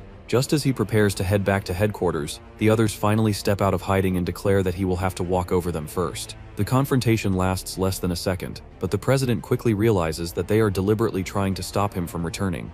More members rush out and shout for the rest of their gang to come forward and block President Tai. The president sees them as nothing more than flies as the entire group charges toward him. Meanwhile, their leader Lewin sits in class at the academy, since the boss always appears in the last. Back at the headquarters, the association's security team discovers the disturbance inside the archives. The big guy warns his companions that more guards are on their way. The group immediately begins moving, leaving one member behind to finish retrieving the data. They catch the incoming guards by surprise and smash their walkie-talkies before they can report anything. However, they still need to make sure no one escapes, so they prepare themselves for a fight. Meanwhile, President Tai attacks with his magnetic needles from every direction. The members of the Revolutionary Army try to convince themselves that the attacks only tickle. Even President Tai admits that he is impressed, since very few people can endure his ability. However, he calmly warns them that although he is not as bloodthirsty as President Kwon, that does not mean he is any less ruthless. He proves the point with a literal blood rain. During the chaos, the driver regains consciousness and begins screaming. Just then, Yun Xiao arrives and steps into the fight.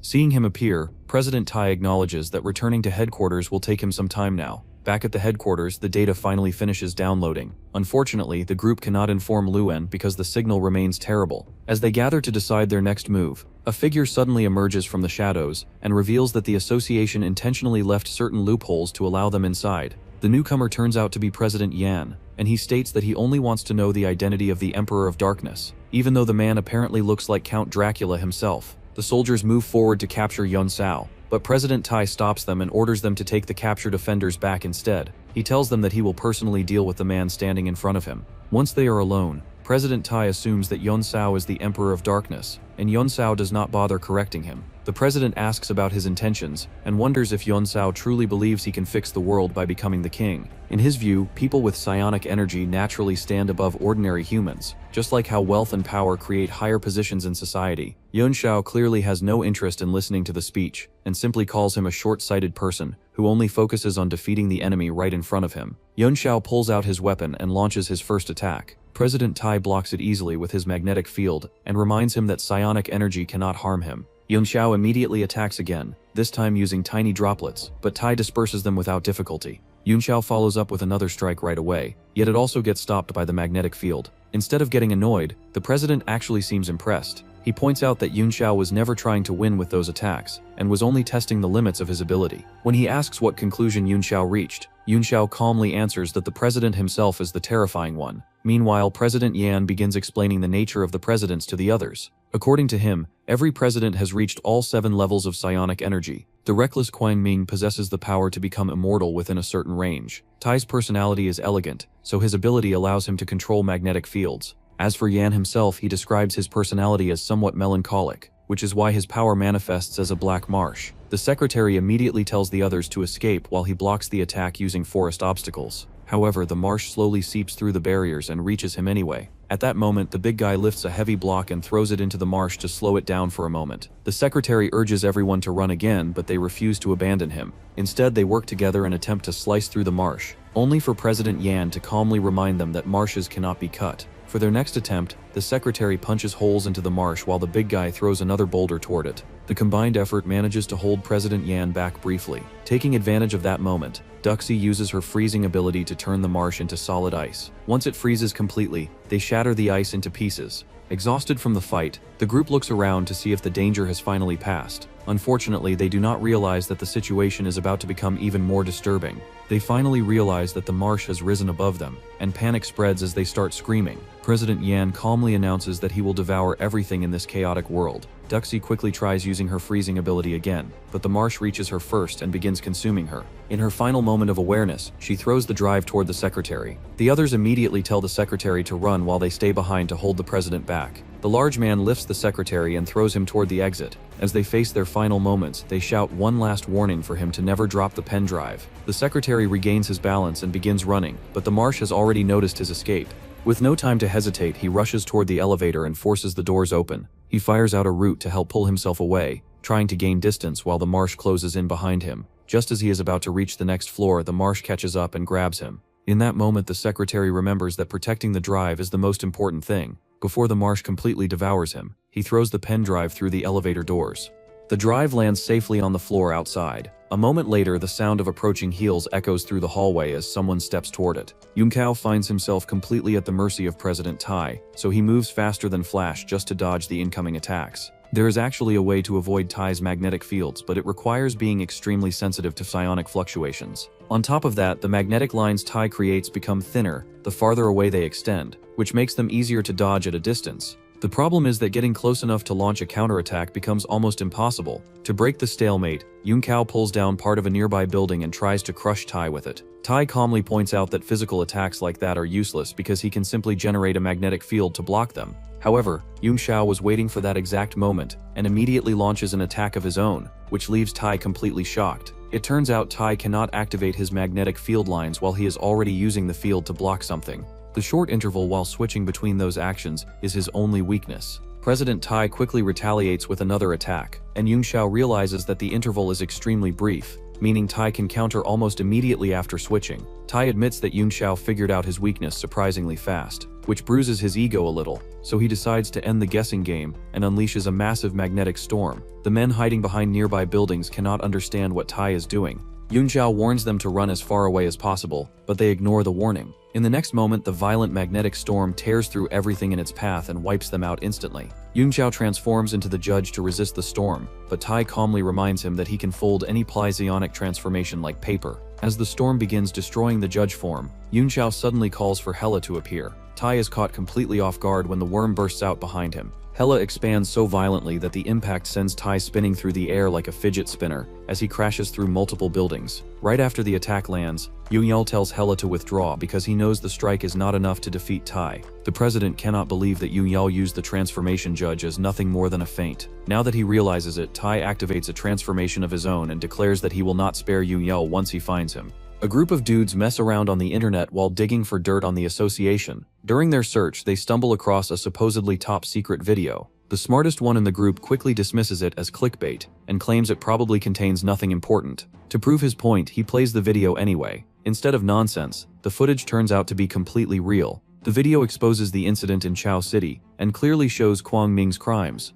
The guys immediately panic after realizing what they are watching. Just as they are trying to process it, the video suddenly disappears from the internet due to regulations, which only proves that the content was genuine. However, many others had already watched the video and quickly downloaded copies before it vanished. Because of that, the information spreads across the entire country in no time. Some people refuse to believe the footage is real, but the damage is already done as the stock market drops and chaos begins to spread. Elsewhere, two elderly men sit together and calmly discuss the situation. They wonder if this is the result of the Emperor of Darkness making his move. Instead of worrying, both of them seem excited to see whether everything will end in destruction or turn into some kind of strange carnival. At the same time, reporters completely surround the association's building. Inside the headquarters, President Tai angrily blames President Yan for allowing the information to leak. Yan responds by pointing out that Tai was the one who let Yunxiao escape. Their argument continues until the third president, Huifu, interrupts them. Huifu informs them that the public relations department can no longer control the media outside, so one of the presidents needs to step forward and explain the situation.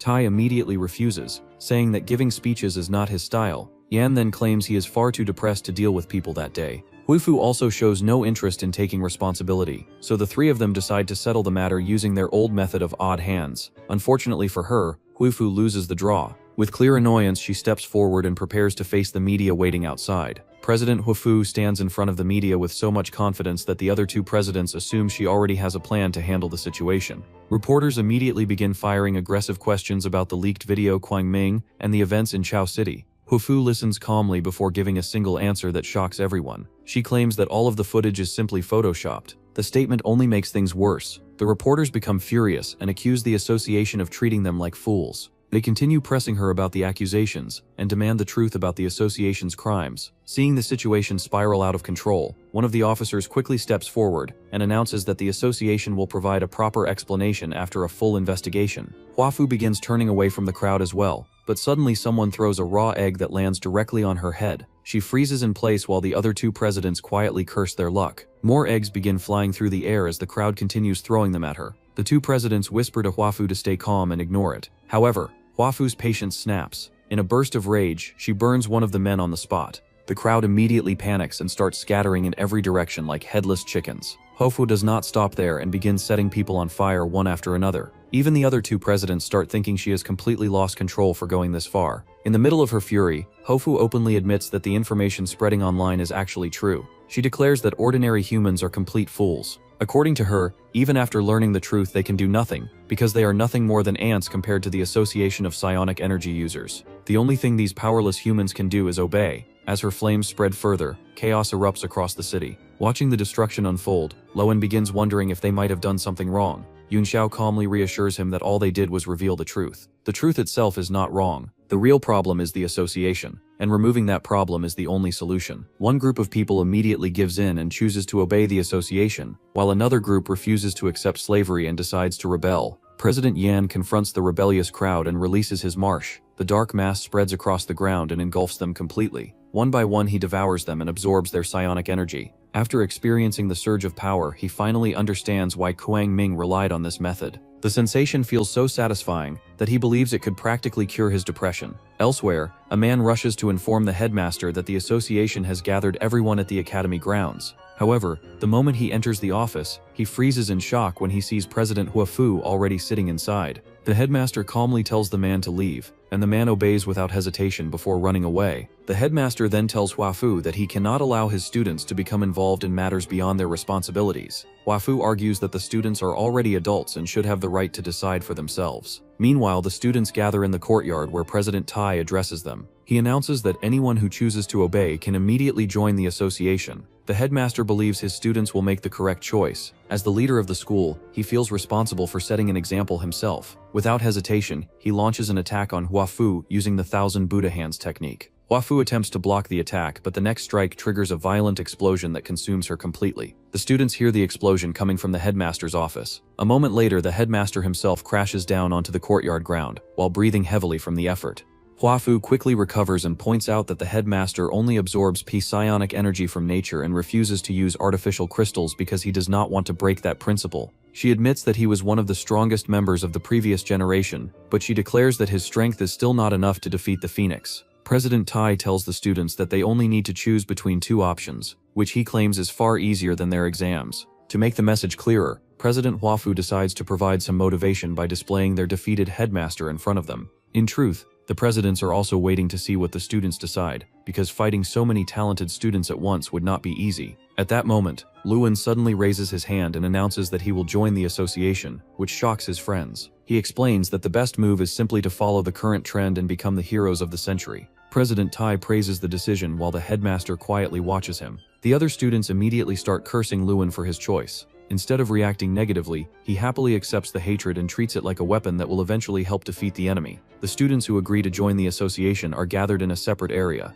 Luan quietly observes them and realizes that he could easily bite these people and turn them against the presidents. With that thought in mind, he secretly informs Yun Xiao that the plan can begin. Just then, a man rushes toward President Tai to report that Yun Xiao has appeared nearby. Tai immediately leaves to handle the situation himself and orders everyone else to remain where they are until further instruclictions. Luan pretends to be excited about Tai going to fight Yun Xiao and even starts cheering for him until the president leaves with visible annoyance. The other students dislike Luan's obvious bootlicking behavior, but he simply smirks and closes the door behind him, leaving them confused. He calmly explains that he will now handle the next arrangements. The arrangement, as he puts it, is that he wants them all to die. Meanwhile, Yun Xiao is surrounded by association soldiers when President Tai arrives and declares that Yun Xiao will not escape this time. Yun Xiao only laughs and tells him that he has a hidden trick called teleportation. In the next moment, he disappears from the spot. Moments later, Yun Xiao appears beside Luan and reports that the three presidents are currently separated and alone. President Tai drops the water in his hand the moment he realizes something is wrong.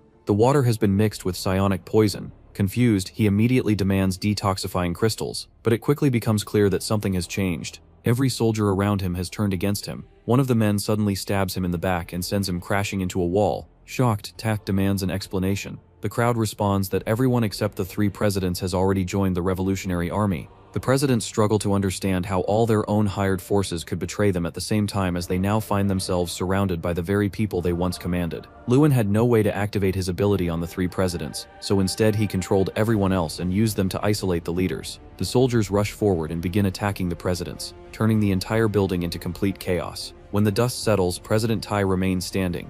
Furious, he declares that mere ants dared to attack him. Yun Xiao approaches and calmly praises him for defeating the entire group without even using his real strength. He explains that the people who pretended to obey the presidents were only meant to exhaust Tai's energy. The real fight begins now. Elsewhere, President Huafu recognizes Luan from the academy. Luan simply points out that the way she is panting suggests that even the Phoenix has limits to how many times it can be reborn. He says he is here to see exactly how much she can endure. At the same time, President Yan faces another group of fighters who are determined to bring him down. As the final battle begins, Yan Xiao summons the transformation judge. President Tai immediately reminds him that the ability is useless against him. Yan Xiao responds that he has no intention of getting close. Instead, he plans to use rocks like bullets and strike from a distance. The strategy appears to be working for a moment. However, Tai suddenly grits his teeth and transforms into a beast. With a warning not to get carried away, he prepares to unleash his full strength. President Yan extends his hand and spreads the marsh outward, creating distance between himself and the others. His exhausted state makes the fighters believe they are finally gaining the upper hand.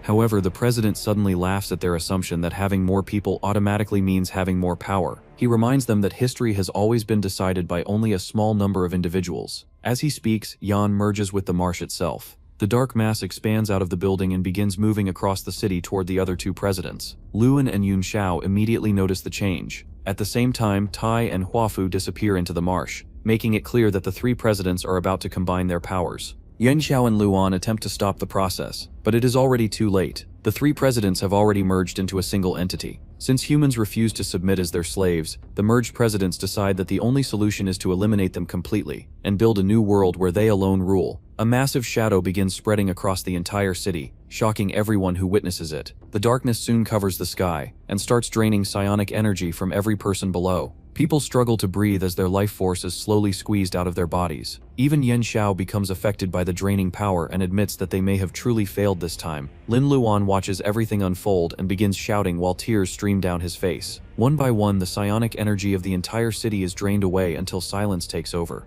Every person has collapsed unconscious, leaving only a devastated Lin Luan still awake. Lin Luan breaks down in tears as he looks around and sees everyone lying motionless around him. The presidents celebrate their victory at first, but their attention quickly shifts when they notice that Luan is still standing. What confuses them even more is that they cannot sense any psionic energy coming from him.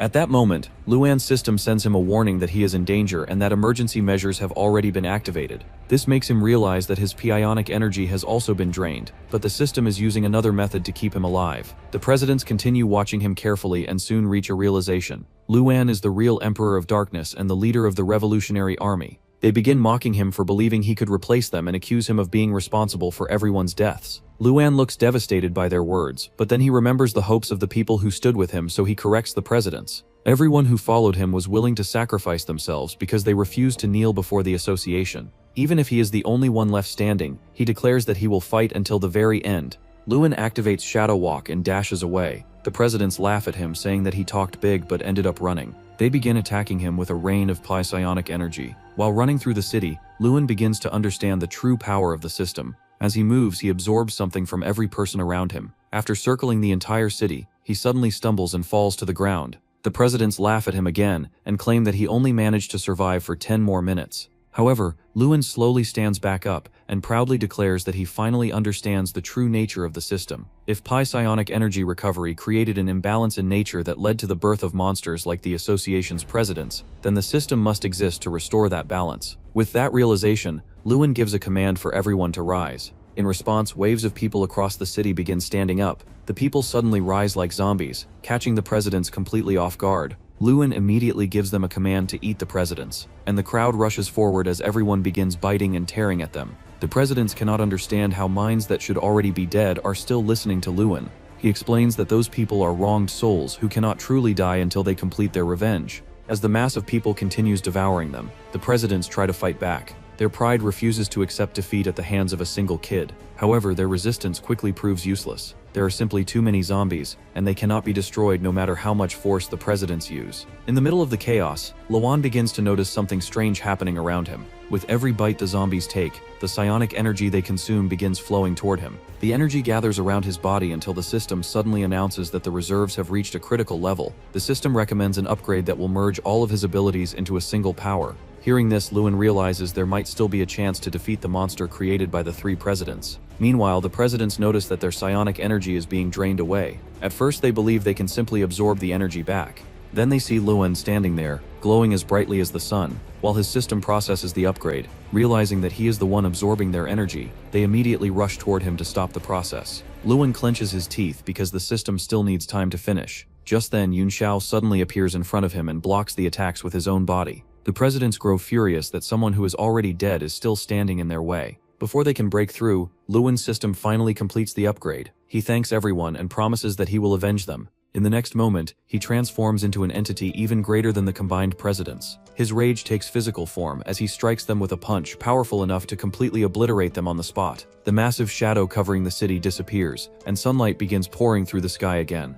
Luan stands alone in the quiet aftermath, completely exhausted, while the zombie figures slowly look toward the sky and feel tiny particles of light touching their faces. When everything finally ends, Luan does not feel any joy. He looks around and only sees zombies staring back at him. The sight makes him realize that nothing seems to have meaning anymore. Just then, the system notifies him that he has absorbed all the psionic energy. It gives him two choices. He can merge all that energy and become the god of a new world, or he can release everything and restore the balance of nature. The decision is entirely his. Hearing this, Luan lifts his head, clearly thinking about the choice. 1 year later, psionic energy has become nothing more than something children use during their games. On an ordinary Tuesday, Lin Luan meets up with his friends and they spend time chatting together. Not everyone is happy about the disappearance of psionic energy though. People who once relied on it for physical advantages now complain that it is unfair they have to live normal lives like everyone else. Soon, a large crowd gathers for the first marathon held in the era of zero energy. Lin Luan and his friends take part in the race as well, determined to win the title. Of course, the moment someone disagrees with another, they immediately start arguing with each other again.